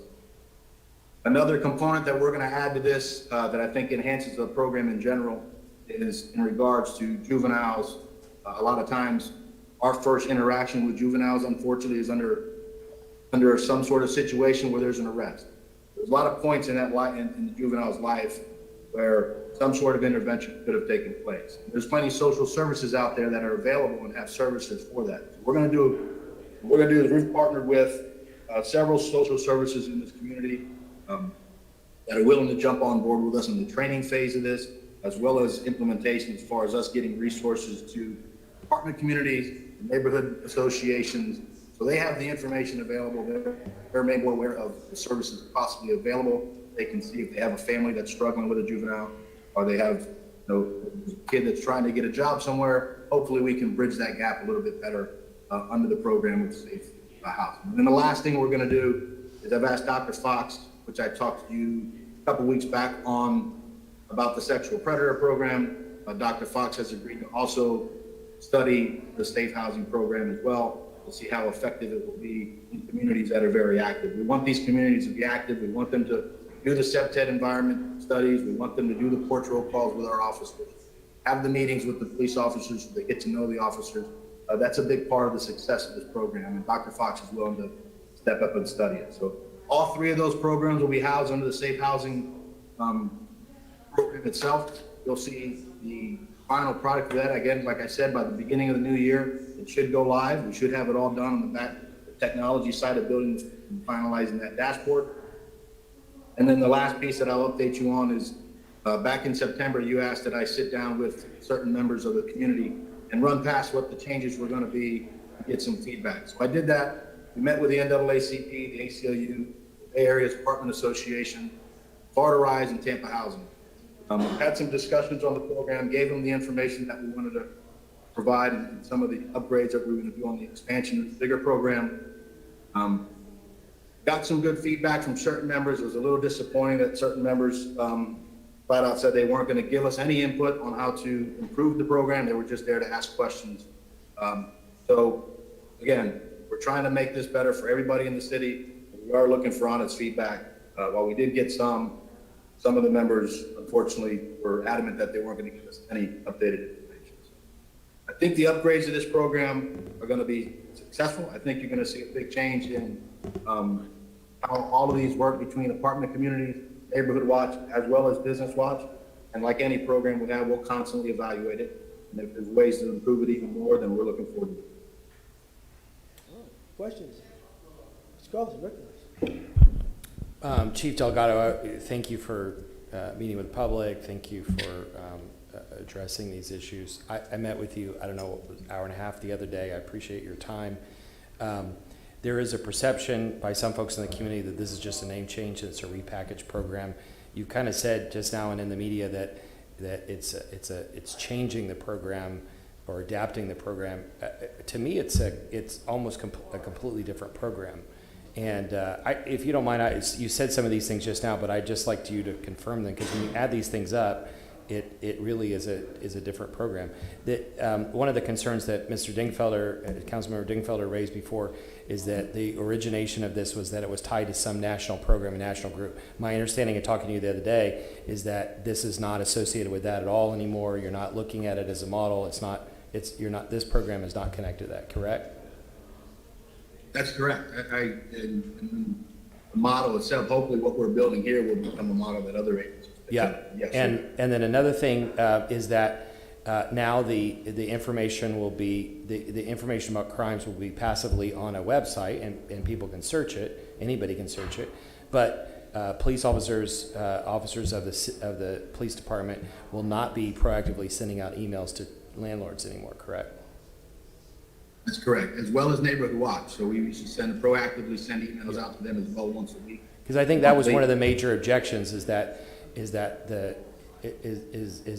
was proactive in trying to push people out of neighborhoods, and so that's not even those two are big changes that I want to make sure you get credit for. Also, in the past, there was a presentation that was allegedly given to landlords that had some slides that were racist and discriminatory, and they came from somewhere else, I think maybe the national program, and you did some research to see if they were used. You couldn't quite, because it was before your time, you couldn't quite tell how often it was used before, but you now have gotten rid of that presentation altogether, and you've got a different presentation. I think you're going to send it to us and maybe post it, but you're not, just to be clear, you're not using that old presentation at all anymore, correct? That's correct. Captain Hill's been working on that training presentation quite a while now, for the last couple months, to finalize it. We're just doing some small pieces with some, we're going to put in some training components from TICO and some other SEPTED type of training, and we're just building that program. The other part of the presentation was that allegedly TPD representatives suggested a rental contract amendment for landlords, and my understanding is you're not going to do that anymore either. Is that correct? Correct. Correct. Okay. I mean, that's a major thing too. And the program, as it was before, was really, as I understood it, the police department working with landlords. But now you're expanding it to, and you just said this, but just so you could say yes again, you're expanding it to work with neighborhoods and neighborhood watch groups. And so it's taking a more holistic view. It's not just about where people live. It's about the broad system of neighborhoods. Correct.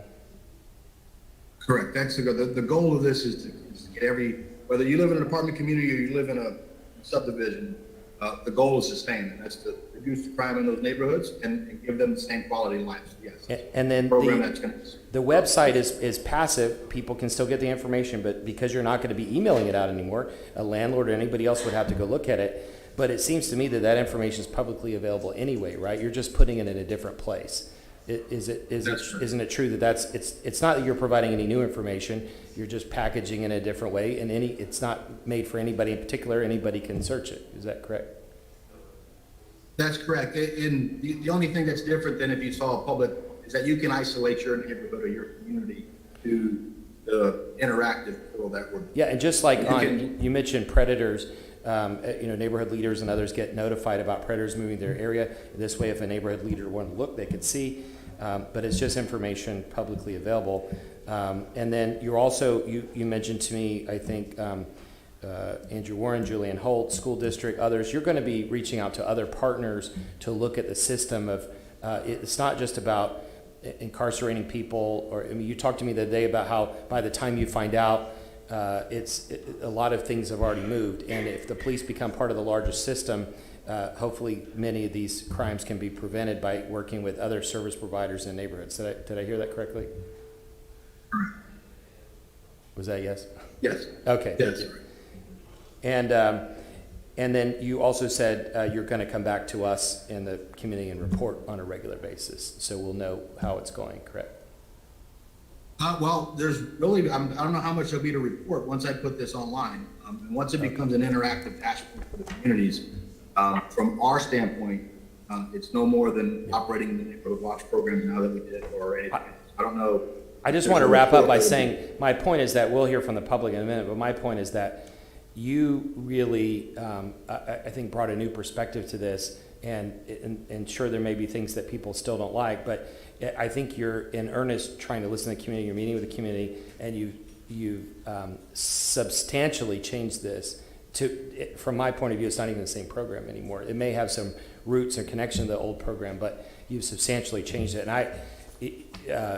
I just want to thank you for that effort, and hopefully that will be a change of how we reach out to the community, how we listen to the community going forward. So thank you so much for your efforts. Mr. Vieira, you recognize, sir. Much, Mr. Chairman, and thank you, Councilman Carlson, for that line of questioning, as I think that prevents a lot of other questions. So thank you, sir, for that. And I also want to echo what Councilman Carlson said just about the pleasure that it's been working with you, Interim Chief Delgado. I appreciate it. These changes appear to take out the roots, the old program by the roots. The original program, as I said before, in my opinion, really put police officers in a bad position that, in my opinion, they didn't sign up to do. And I think that was a big issue. My two objections, which appear to have been remedied, were the issue of vicarious liability, which is the city was actively participating in a program wherein one person potentially in a household who is alleged to have committed a crime, other people can be liable for that offense. And number two, that you're dealing with allegations as opposed to convictions. I think that our city should have no formal part in such a program. So this moves us away from that, and I think that's very, very good. But the good thing is the replacement acknowledges the fact that crime is a major part in our city. I always see the hard work that Chairman Goods is always doing on this issue, bringing it to our attention, going to crime scenes, et cetera, and bringing the issue to our attention. It is so important for us all to be in on a fight against crime in all parts of our city, but it's got to be done in a way that doesn't have these unintended consequences that we saw in the old program that, again, puts police officers in bad situations that I don't believe they signed up for and that worsens existing social inequalities. So this program, I think this replacement is very good. It empowers communities with information instead of using that information in a potentially punitive, acute fashion. So I just wanted to salute you, sir, for that. And I'll say this, I hope to look to work with you in long term in this regard. Wink, wink. Thank you, sir. I just want to say thank you to Chief Delgado for making the adjustments to make it palatable for everyone to understand and straight up. Thank you very much. And that means you came from West Tampa. All right. He also went to University of Tampa, so that's good too. I don't know if he wants to admit if he went to Jefferson or not. You went to Jefferson. No, I'm proud. So am I, thank you. All right, well, He went to a different Jefferson from you. He went to the good Jefferson. I went to the one that taught you everything.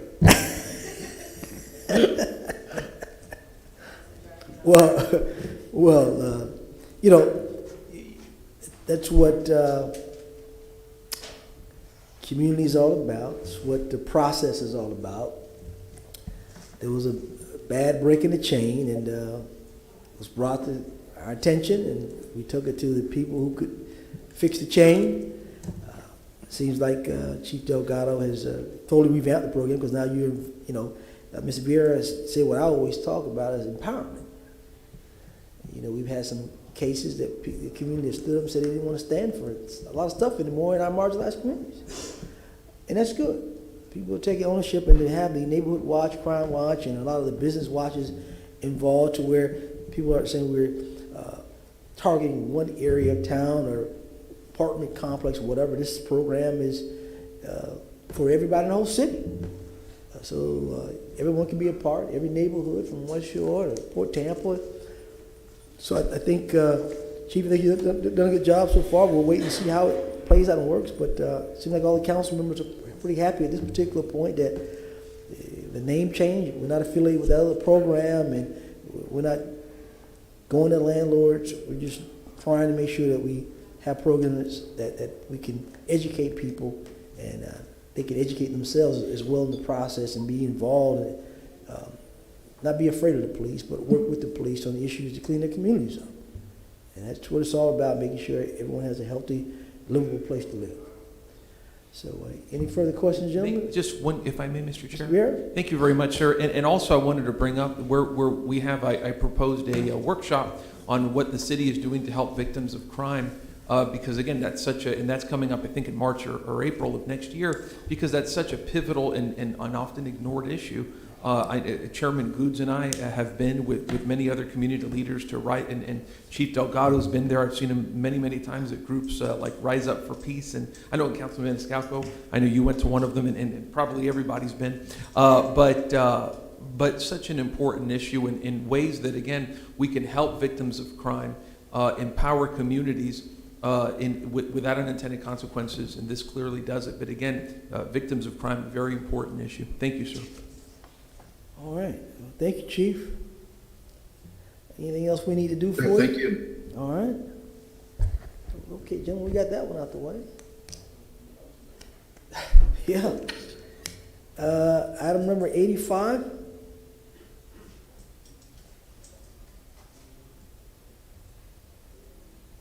Yes, good evening, Council. Stephen Benson, Director of City Planning. Can you hear me okay? We can hear you, yes, sir. Never seen Thank you very much for okay. For the warm welcome. I've been watching and attending these meetings for many years, and I'm thrilled to be here with you, and look forward to meeting with each of you soon. Item number 85 is an update regarding mixed-use development. As you know, mixed-use development is a critical piece of the Tampa Comprehensive Plan and the city's long-term sustainable growth strategy. We know that when homes, shops, and businesses are closely located and integrated, that it creates many benefits. It's more sustainable, more equitable, and reduces our dependence on driving a car for every single trip.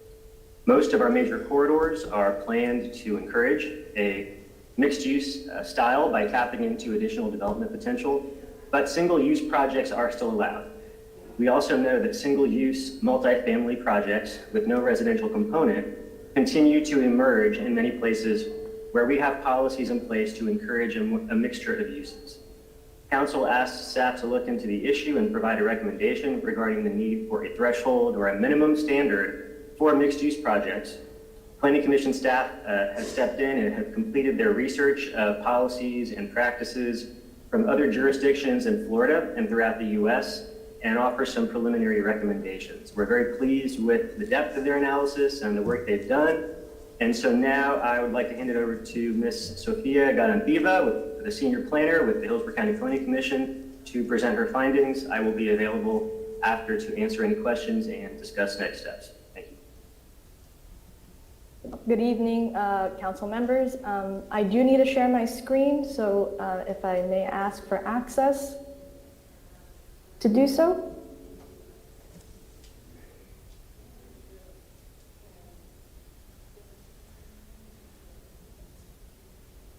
All right, you just blow it up for us. There it is. Oh, we lost it. All right. I think we lost it. I apologize. Okay, we got it back. All right. And just to verify, you can see the PowerPoint slide that says City of Tampa Mixed Use Study. Yes, we see it. All right, perfect. I do want to begin with saying that the presentation is about 15 minutes long, just to give everybody a heads up. I will try to shorten where I can, but I do believe a lot of this information is important to share with the council members.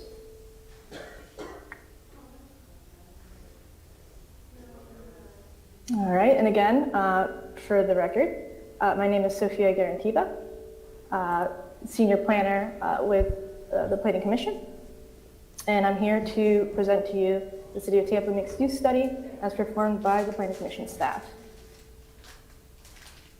So in this presentation, I'm just going to go over, excuse me. I'm sorry, I'm having a little bit of technical difficulties. All right. All right, so in this presentation, I'm just going to go over the study, including the study parameters, the purpose, some general background on mixed use, initial overview and introduction of our recommendations for the comprehensive plan, briefly review the City of Tampa's current approach to mixed use, which I think Mr. Benson went over pretty briefly and enough. Maybe we can move quickly through that one. And then we'll revisit the recommendations and discuss them in more detail. Then Mr. Benson will come back to review the next steps and we'll close out the presentation. So the study's purpose was to examine and summarize how other jurisdictions guide and regulate mixed use development and provide recommendations for further discussion. The work was undertaken at the request of the City of Tampa. For our study parameters, the Planning Commission staff examined existing mixed-use categories within the City of Tampa and how regulation and implementation of these mixed-use categories compared to 12 other jurisdictions. The jurisdictions were selected based on having a similar geography, size, development pattern to the city, or having a reputation for implementing mixed-use policies. Some of the jurisdictions include Portland, Oregon, Fort Lauderdale, Florida, and Orlando, Florida. All of the 12 jurisdictions have their own worksheet pages in the report, which unfortunately I don't believe was included in the agenda backup, but it is on the Plan Hillsborough website. So these worksheets have more detailed information on how each jurisdiction organizes their mixed-use policies and implementation strategies. We also wanted to provide some background on mixed use as it is an intricate topic, beginning with what is mixed use. So mixed use can be generally defined as urban environments that bring compatible land uses such as residential, commercial, office or institutional, public amenities and utilities together at various scale. The goal of this type of development is to create pedestrian-friendly environments, higher density development, and provide a variety of uses in one place. Mixed-use developments are typically classified as vertical mixed-use buildings, like the New Heron building in downtown with the Publix Greenwise, horizontal mixed-use sites, and mixed-use walkable areas like the historic Ybor City neighborhood. So why is this type of development favorable? Mr. Benson touched upon this already, but to reiterate, because it encourages transit, reduces car dependency, promotes the efficient use of land and infrastructure, and many other reasons. So how is mixed use usually implemented? Mainly through policies and regulations located in the comprehensive plans and land development codes of jurisdictions. The relationship between the two documents can be complicated, so to clarify, comprehensive plan is the big picture of the community, provides a series of goals and policies that guide the local government in the decision regarding future development and conservation.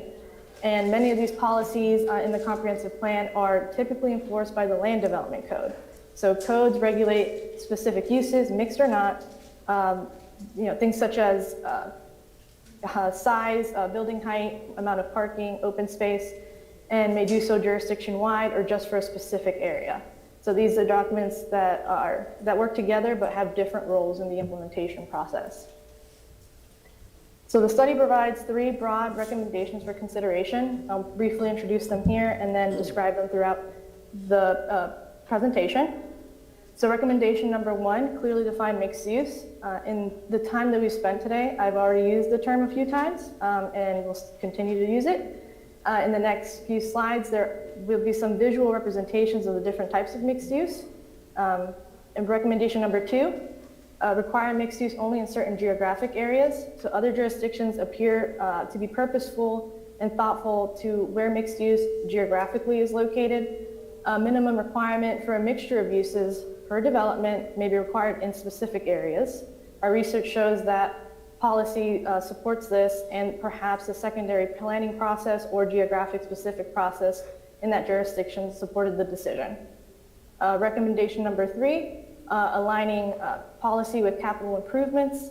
We found that successful mixed-use projects in other jurisdictions appear to be in line with other public investments, such as transit, pedestrian bike plans, corridor plans, and redevelopment plans. One second. Strategic action. One second. Mr. Carlson, recognized. I'm so sorry to be rude and interrupt the presentation, but Mr. Dingfelder, who made the motion, is not here. I seconded it.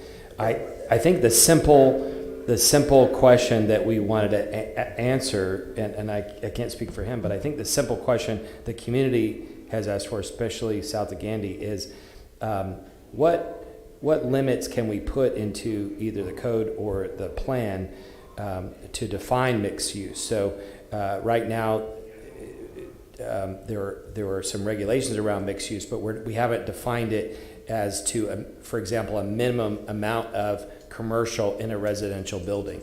And it seems to be that the main concern the public has is that a developer could build a bunch of residential, put 100 square feet of commercial, and then it would be counted mixed use. And so I think somebody could tell me if I'm wrong, I think the big question is just what specific definition should we put around what we mean by mixed use, the combination of commercial and residential, and what recommendations that would mean that we could implement as policy. Thank you. No, great. That's a great question. I do have a couple more slides that get into the specifics. If it is the council's pleasure, I can continue, if that is all right. Well, if he's going to answer Mr. Carlson's question, continue by all means. All right. So I'll keep going. So for recommendation number 3, aligning policy with capital improvements.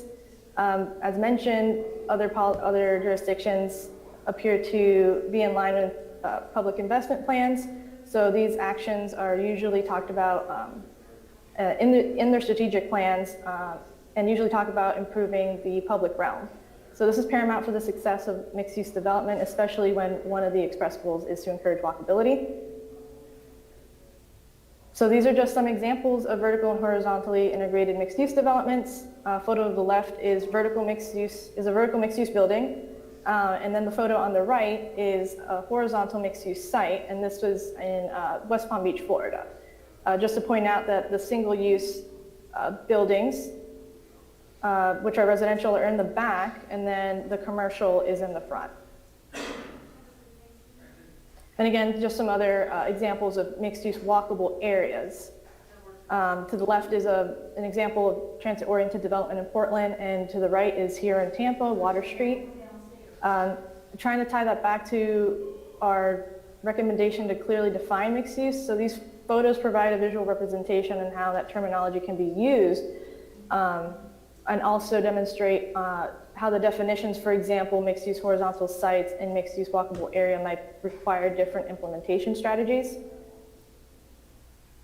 So the city's current approach to mixed use, I believe Mr. Benson went over this really well, but I'll go ahead and briefly just add that there are 10 land use categories that include mixed use in the name or allow mixed use developments along the same parameters. So again, none of these require mixed use development, but many do promote or incentivize it through different policy directives, either describing the category or their location specific.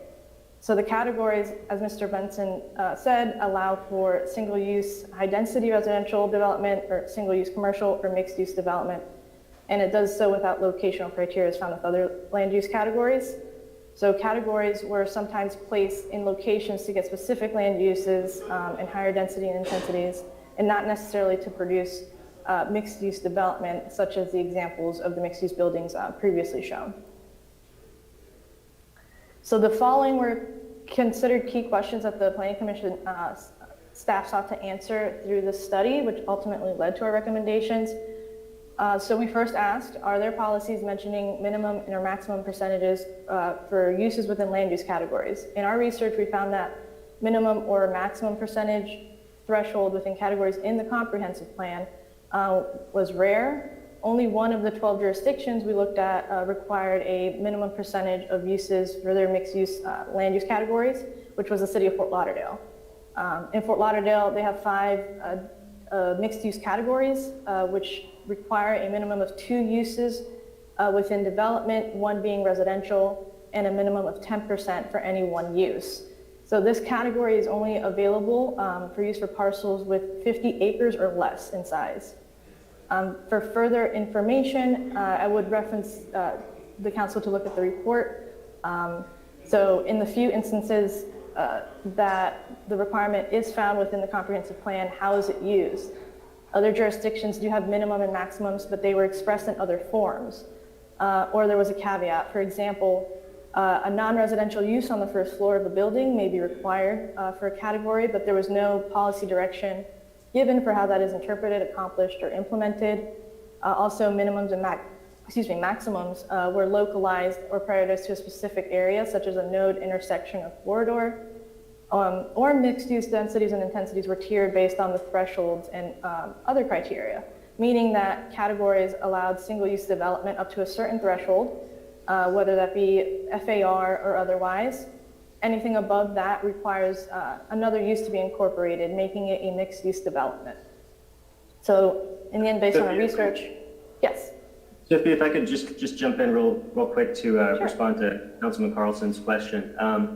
The conclusion that the research had reached is that it's been very rare for any jurisdiction to establish an across-the-board minimum for all projects that are designated in a mixed-use plan category.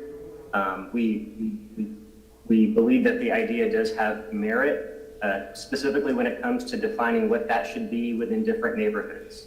There is a need to be context sensitive, and so that's essentially what the recommendation is, to look at individual areas of the city and established thresholds based upon the mix of uses already in those areas. Looking at the projects that we brought before you regarding the comprehensive plan amendment to limit the use of the FAR option, there were 13 projects that maximized their potential. About half of them were large apartment complexes, and the other half were mixed use projects that use the FAR to achieve a higher development potential.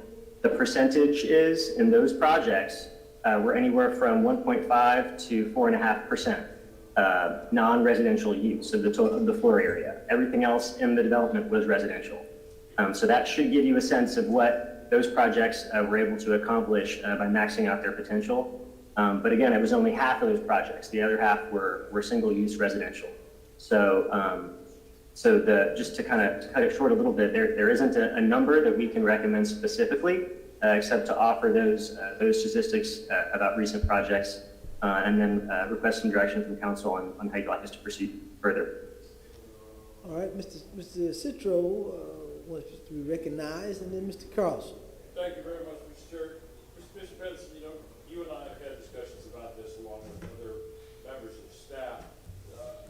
Again, going back to prior developments that came to us asking for mixed use where they had 25,000 square feet and only 500 of it was an office. That just doesn't make sense. With ground floor retail or restaurant or service businesses or green space, that gives the public the opportunity to walk to and from and actually get out and not have to use their vehicles. That being said, I find it would be easier for council to vote on a mixed use in the appropriate areas if there were that percentage, and put the burden of proof on the developers to say, hey, we're at a dead-end street. Mixed use cannot meet that percentage, as opposed to council saying, well, you've only got 500 square foot in a 25,000 square foot building. You want us to think that this is mixed use. So to Councilman Carlson's point, some sort of percentage in the proper areas would be more palatable to me than to me more or less begging for a developer to put more ground floor mixed use in their building. Thank you, Mr. Chair. Mr. Carlson, recognized. Yeah, thank you. First, I want to congratulate Mr. Benson on this position. He's a big thinker, been involved in the community for a long time, and the community is really excited about having you on board. We need visionary thinkers, and so thank you to the mayor and Carol Post and everyone else involved in bringing you on board. Unless you have specific recommendations for policy changes today, may I suggest or make a motion that you come back on January 27th, let's say February 3rd, with specific policy recommendations based on Fort Lauderdale, your research, and what you've seen in Tampa. And in the meantime, talk to Councilmember Dingfelder for any input as well. Mr. Moretti, recognized. Thank you very much, Mr. Benson. We live in an ever-changing world, that's changing by second this time. And inventions are brought up, and just before they go into effect, something newer came out. So what I'm saying is, on the percentage of a building, no matter what the square footage is, what are we anticipating that's going to go in there? Because now you can call your grocery store, no matter where it's at, and they'll bring it to your house. You can call the Amazons of this world, and they'll bring your car in parts, and it's up to you to put it together. You can call on television, you can buy a brand new car and deliver it to your house without even going to see it at the dealer. You're doing so many things, so have you taken all this into consideration, what type might go into these new buildings? And it's a big question, because I don't know what the answer is.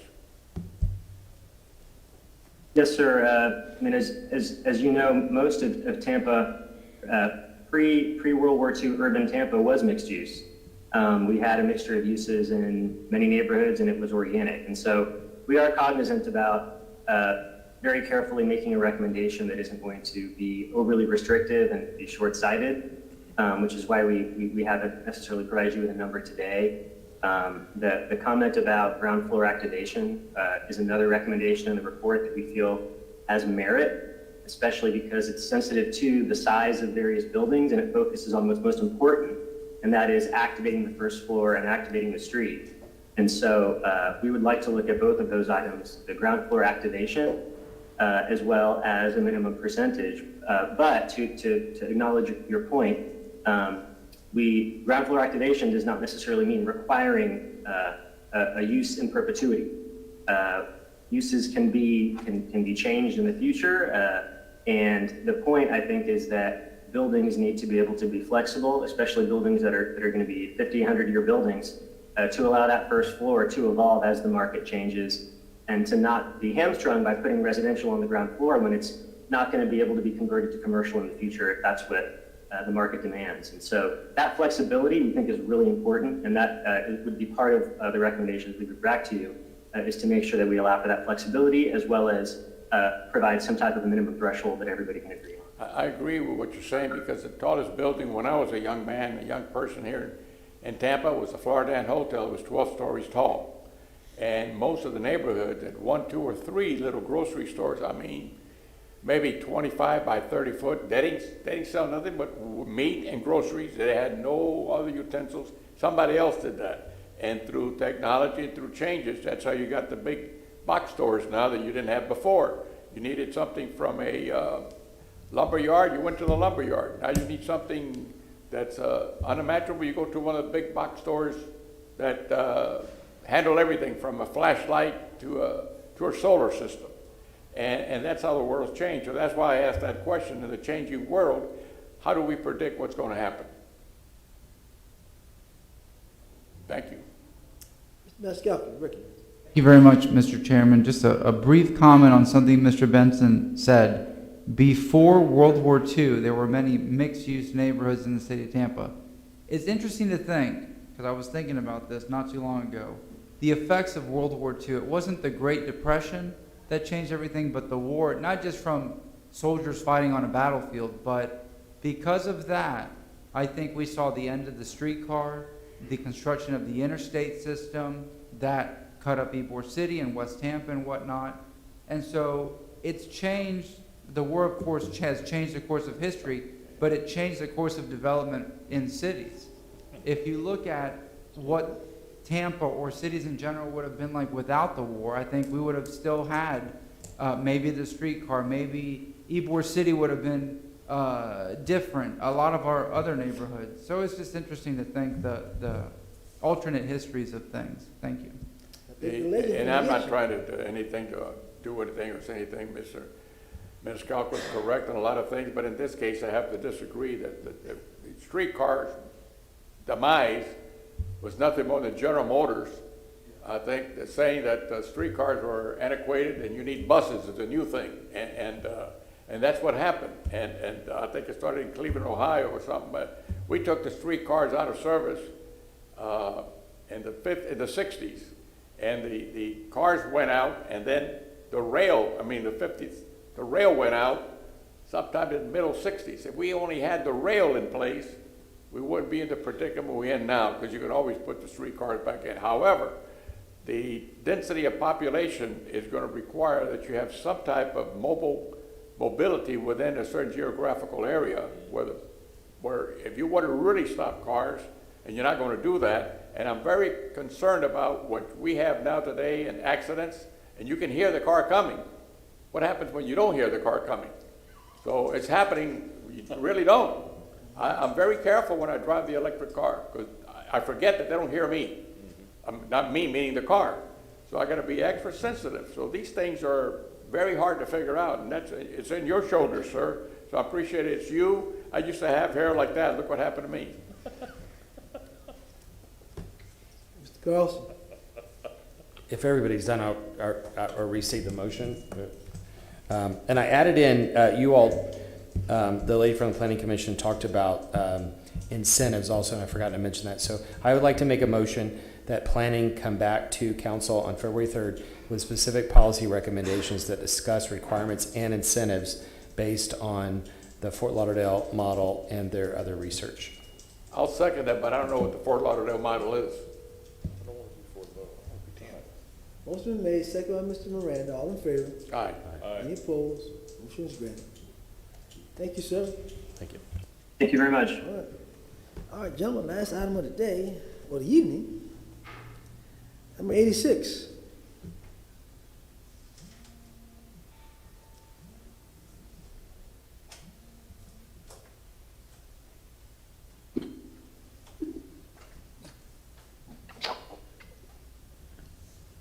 Good evening, Council. Morris Massey on item 86, I believe, the Tenants' Bill of Rights ordinance. Yes, sir. You have before you a memo from me and a draft, and I'll emphasize it's a draft, of a proposed Tenant Bill of Rights and anti-discrimination based on source of income ordinance that is, to a large degree, verbatim based on the Hillsborough County ordinance that was passed earlier this year. There are a few differences in the ordinances, and the memo outlines what those differences are. One is there was a special late fee notice provision in the county ordinance, which we really did not think for several reasons. We have a landlord-tenant act that's pretty pervasive and has late notice requirements already in it. It's not the type of thing, we typically don't get in the middle of contractual relationships that way. So we did not include that in our draft ordinance. There is a clarification on the calculation of income. I know you all received a letter last night from Commissioner Overman, I think, stating that she believed that our language should be the same as the county, and we'll look at that. Frankly, that change was made in response to some comments we received from the Bay Area Apartment Association, who were struggling with that language, and I thought by removing some language, it made it clearer that if it has unintended consequences, that was not the intent of that change. So we will absolutely look at Commissioner Overman's comments. The penalty provisions are very similar, except through our civil citation process, the maximum penalty that we have is $450 instead of the $500 penalty that the county has in their ordinance. And our enforcement process is similar to the county's process as well. There are a couple of issues that we did want to just highlight. We do have a memorandum of understanding with HUD regarding housing complaints. So we wanted to make sure that however we adopt this, we are in compliance with that memorandum of understanding. I think we are, but we did want to take one last look at that. The other thing that I wanted to highlight to you all was that again, this kind of harkens back to the late fee issue. The state legislature has enacted legislation governing the landlord-tenant relationship and also the regulation of apartment complexes that are fairly extensive.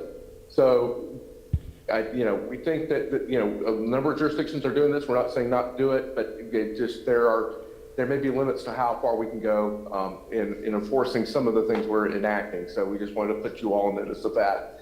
I'm happy to answer any questions, but we had a number of comments at the last minute from the Bay Area Apartment Association as well. And so what I'd like to do is take the comments received from Commissioner Overman, the Bay Area Apartment Association, and any comments that you all have here tonight, and then we'll come back to you, say, in 30 days with the final ordinance for you all to act on. Any questions, gentlemen? That'd be fine with me. Any questions? Fine with me. All right, that'll be fine. What's 30 days, Ms. Lucas? I think January 13th maybe would be the next meeting, kind of within the 30-day time frame. All right, January 13th it is.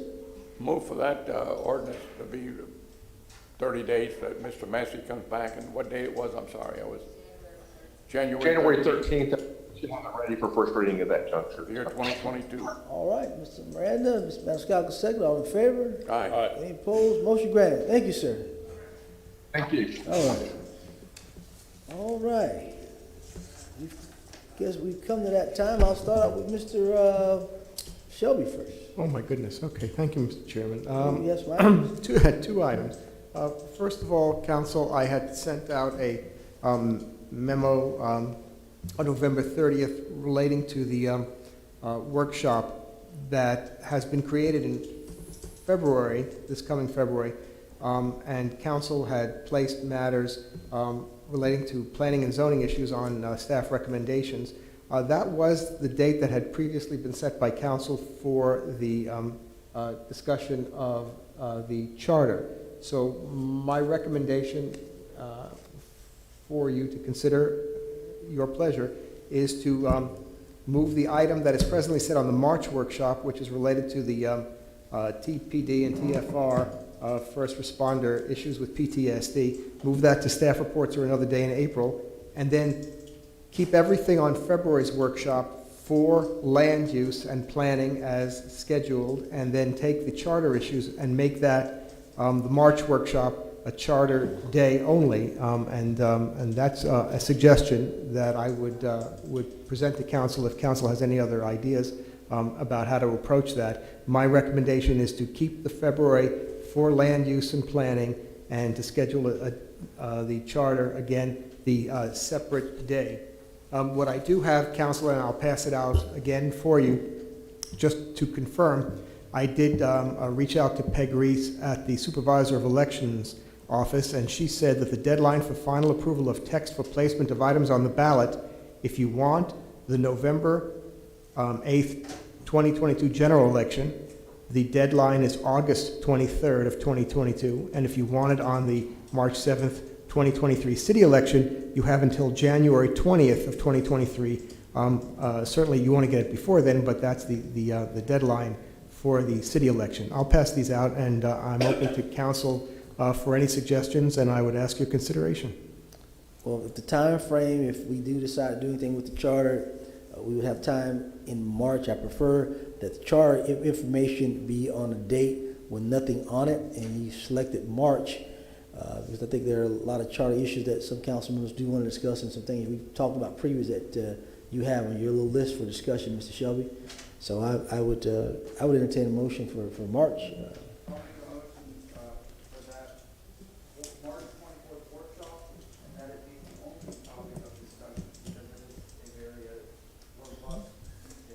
Second. All right. Mr. Vieira, you have something scheduled that day in March. I don't know if the public can, so I'll get over it. But what I'm going to say is that ties into another motion. Yeah, and I can, if I may, I'm glad to move that to May or April or whenever it may be. That's no pressing, it's an important issue, but it's not time sensitive. Well, why don't we just move the rest, why don't we take it as two separate motions, just to move all of the items in February related to the charter to the March workshop? And then I'll take up that other issue, which is on your addendum, that encompasses Mr. Vieira's request. All right. It's been a motion to change the charter review workshop date to March 24th by Mr. Maniscalco, seconded by Me. Mr. Citro. All in favor? Aye. Any opposed? Motion granted. So that'll be only charter issues on that day. Only, March workshop, only charter issues. Mr. Chairman. Mr. Chairman, were you still going, Mr. Chairman, were you still going to possibly bring somebody in for that, pardon me? Were you still possibly going to bring somebody in for that workshop? Charter? I can discuss that with you, Mr. Chairman. Okay, thank you. Thank you. Mr. Chairman, members of council.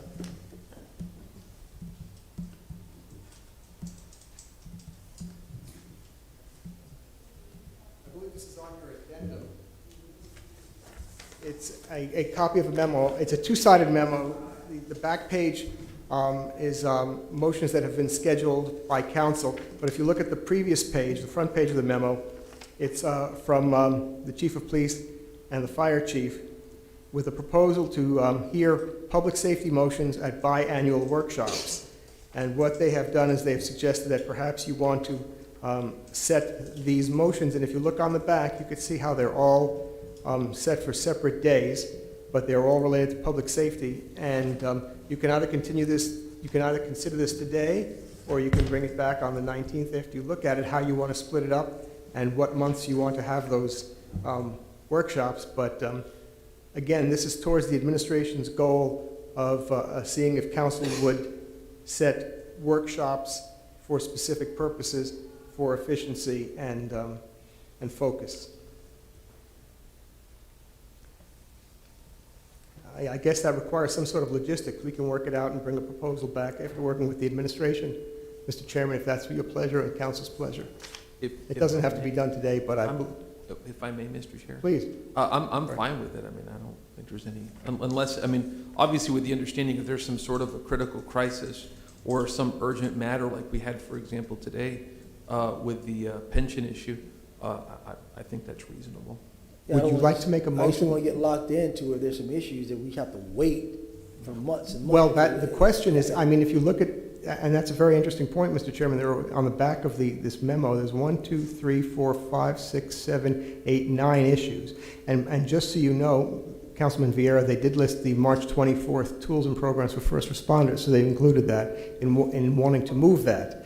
So, but my question is, if you do biennial, let's say you have an April workshop, then your next one would be in what, in October? And do you want to delay these items to October? So that's something that count, or do you want to have all of these on your first, public, your first biennial public safety workshop and see how far you get? I don't know what the administration's position is. Not here, Mr. Shelby. Yes, sir. So let's council members, we have the memo from them, these dates, and let council members look over it, and we come back and see what they want. Thank you, sir. We need a 20 minutes today. It's late in the evening. Should this be placed on a future agenda so it doesn't, so we sure it comes back, or we'll just put it in the proverbial tickler file? How would you like to handle that? Well, I would say you do your door-to-door knocking and see what kind of everyone's kind of at, and we can bring it back for a time to discuss. And I'll touch base with the chief of staff and see what their recommendations are. That's correct. Thank you. Thank you, sir. Are we gonna make a motion to move the one item, for March 24th, or are we gonna leave it there for now? No, we're gonna move that. We're moving that. Motion to move the item, that's already scheduled in February to the March, I'm sorry. Yeah, the one that's already scheduled in February does not, It's actually a March. If I make a recommendation, if you look at that form, presently it's set for 3/24. You could move it to the April 7th, where also there's the fire station 24 and 25, and again, that'll be moved after, if you want to do that temporarily. Mr. Vieira? I'm fine with that. I mean, again, moving it to March? April 7th. April 7th. I mean, yeah, that's fine. That's not, again, it's an important issue, but we can move it a month. That's fine. All right, Mr. Vieira. Thank you very much. Agreed to go to the April Yes. 7th date. Mr. Maniscalco seconded, correct? All in favor? Aye. Any opposed? Motion granted. Other staff reports. Mr. Shelby, anything else, sir?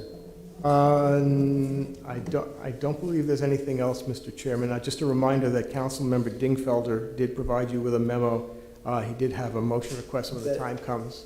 All right, would you go ahead and read that? Maybe somebody can go ahead and make that motion, get that out of the way, Mr. Shelby? Yes, Councilmember Dingfelder requests the following motion, requesting that the administration report to council on December 16th about the pending opportunity to eliminate the public safety risk associated with the existing chlorine plant located on Rattlesnake Point. Thank you. Mr. Maniscalco has moved it. Second by Mr. Citro. All in favor? Aye. Any opposed? Motion carried. Thank you. Anything else, sir? Oh, sir. Mr. Vieira? Yes, sir. Just really quick, if I may, got a couple time-sensitive ones. First, I have a commendation, which we've already prepared here, to be presented to Radiant Hands at their upcoming annual dinner on this Sunday, if we may. Second by Mr. Maniscalco. All in favor? Aye. Any opposed? Motion granted. I move for a commendation to be presented to Junior League of Tampa for their diaper bank at February 8th City Council meeting. What date is that, sir? That's the commendation. Oh, the commendation date. Yes, All right. sir. All right. Second by Mr. Maniscalco. All in favor? Aye. Any opposed? I Motion was granted. approached, thank you, sir. I was approached by Scouts Troop 4 to lead the Pledge of Allegiance on January 20th evening session, 5 p.m., if we may. All right. Second by Mr. Maniscalco. All in favor? Aye. Any opposed? And Motion then granted. lastly, and thank you, sir. Did I cut you off? Go ahead, sir. Sorry, my apologies.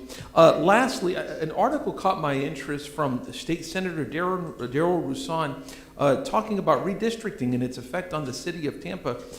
Some proposed redistricting maps that have been introduced don't seem to keep the city of Tampa and our roughly 385 residents under the same representation. I believe that it's not good for the city of Tampa, potentially, it's very early in the process, to have parts of our city split up under different congressional districts. Therefore, I motion for Tampa City Council to do a letter to the specific redistricting committees urging that the city of Tampa be kept intact under congressional maps. We are the third most populous city within the state of Florida, and I think that having this city of Tampa centered under one representative or one district is something that is very, very good for our citizens whenever it comes to unified advocacy for issues in Washington which affect the city of Tampa.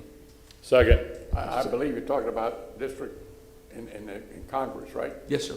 Yeah, my apologies. Sorry, And long I day. agree with that. I was going to bring something up at a later date, but I appreciate it. Be the only city, by the way, the third largest, but the others are larger because it became counties. Yes, yeah. If not, they'd be second string to somebody else like us. All right. Second by Mr. Citro. All in favor? Aye. Any opposed? Motion granted. And if I may, I'll work with the chairman on the letter, but thank you very much. It's a very important issue, and I would urge members of Tampa City Council to use their voices on this issue, because if this goes forward, this could seriously undermine the ability of this city and our constituents to be effectively represented in Washington, D.C. A very, very important issue. But thank you very much, sir. That is it. All right. Mr. Maniscalco. Mr. Chairman, I was admiring the decorations in here. Very nice, the wreath and the tree, and I know a lot of work goes into it, and I know Mary Bryant has a lot to do with it every year, so I just wanted to say thank you and that we appreciate it. That's it. Very, very nice. Mr. Vieira, would you give her accommodation? Only joking, Mr. Chair. Only joking. I am down. I am totally down with self-deprecating. Oh, wow. I got no. Wow. Listen, that joke is fully justified. It is fully justified. I take it well and with all vigor. Trust me. You guys better behave. You're supposed to come through that door. Mr. Carlson. Yeah, just a hopefully quick one. You all know in the community, there's increasing every day more and more concern about the Pure project. And in particular, folks who read the agenda are concerned because they can't tell for sure. You hear me asking the question over and over again whether things are included in the Pure project or not, and the public has the same confusion. So I would like to make a motion to request that staff clearly mark agenda items related to the Pure project with the term, quote, Pure project, unquote, included in the title and/or summary of the agenda item, just to clearly mark it. Second by Mr. Maniscalco. All in favor? Aye. Any opposed? Motion granted. Thank you. Mr. Citro. I got nothing tonight. Thank you, Mr. Chair. Chairman, unfortunately, I do. I've taken over his spot. But I hope that December 16th is a presentation day. I don't know, but we have a long-term employee that's leaving the city attorney. Jan McLean is the senior assistant city attorney who will be retiring January 7th of 2022 after serving the great city of Tampa for 16 years. And I would like to make that commendation presented December the 16th of 2021. All right. Second by Mr. Maniscalco. Was it not? All right. All in favor? Aye. Any opposed? Also in the same tone, there's also an individual that has been working for 28 years for the Hillsborough County Planning City Hillsborough County Planning Commission as Director of Comprehensive Plan Policy and Review. That's Tony Garcia, and he spent many years with us for those 28 years here, late hours. I think the latest one we had was at the Convention Center, and it lasted to 3 in the morning, and he was with us all the way. And I'd like to make that presentation on his retirement for 20 years of service to the Hillsborough County City County Planning Commission on December 16, 2021. Second by Mr. Citro. All in favor? Aye. Any opposed? Motion granted. That's it. Hey, two remarkable people, Councilman. I mean, Jan McLean just has a heart of gold. Her husband's such a nice gentleman, too. And Tony Garcia, I love that guy. He's such a good guy. So thank you, sir. All right. Can you, Mr. Dingfelder's not here, so Mr. Citro, Pastor Galvin, wait quick. There you go. Just a couple, very quickly. An icon in our city passed away, Dr. Walter Smith, Sr., Yes.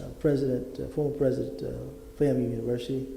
I'd like to have a resolution for the family, to present it to the family as soon as I get the rest of the information. Motion made by Councilman. Excuse me, I'm sorry. Did you say, I heard you say resolution? I shouldn't say Commendation? commendation. Okay, thank you. I just wanted to be clear. Appreciate it. Thank you. Thank you, sir. Motion made by Councilman Good, seconded by Councilman Maniscalco, was it? Yes. Okay. All in favor, say aye. Aye. Are there any opposed? Motion passes unanimously. Secondly, Miss Vivian Haywood, who's been a long-time activist in our communities about violence in a lot of our marginalized communities. I understand that she's health is failing a little bit, and I'd like to give people their flowers while they're still here with us. Okay, motion made by Councilman Good, seconded by Councilman Miranda, excuse me. All in favor? Aye. Any opposed? All Motion right. passes unanimously. Well, gentlemen, it's... Second. Well, you beat me to it. All right. Mr. Miranda, Mr. Citro, all in favor? We adjourn.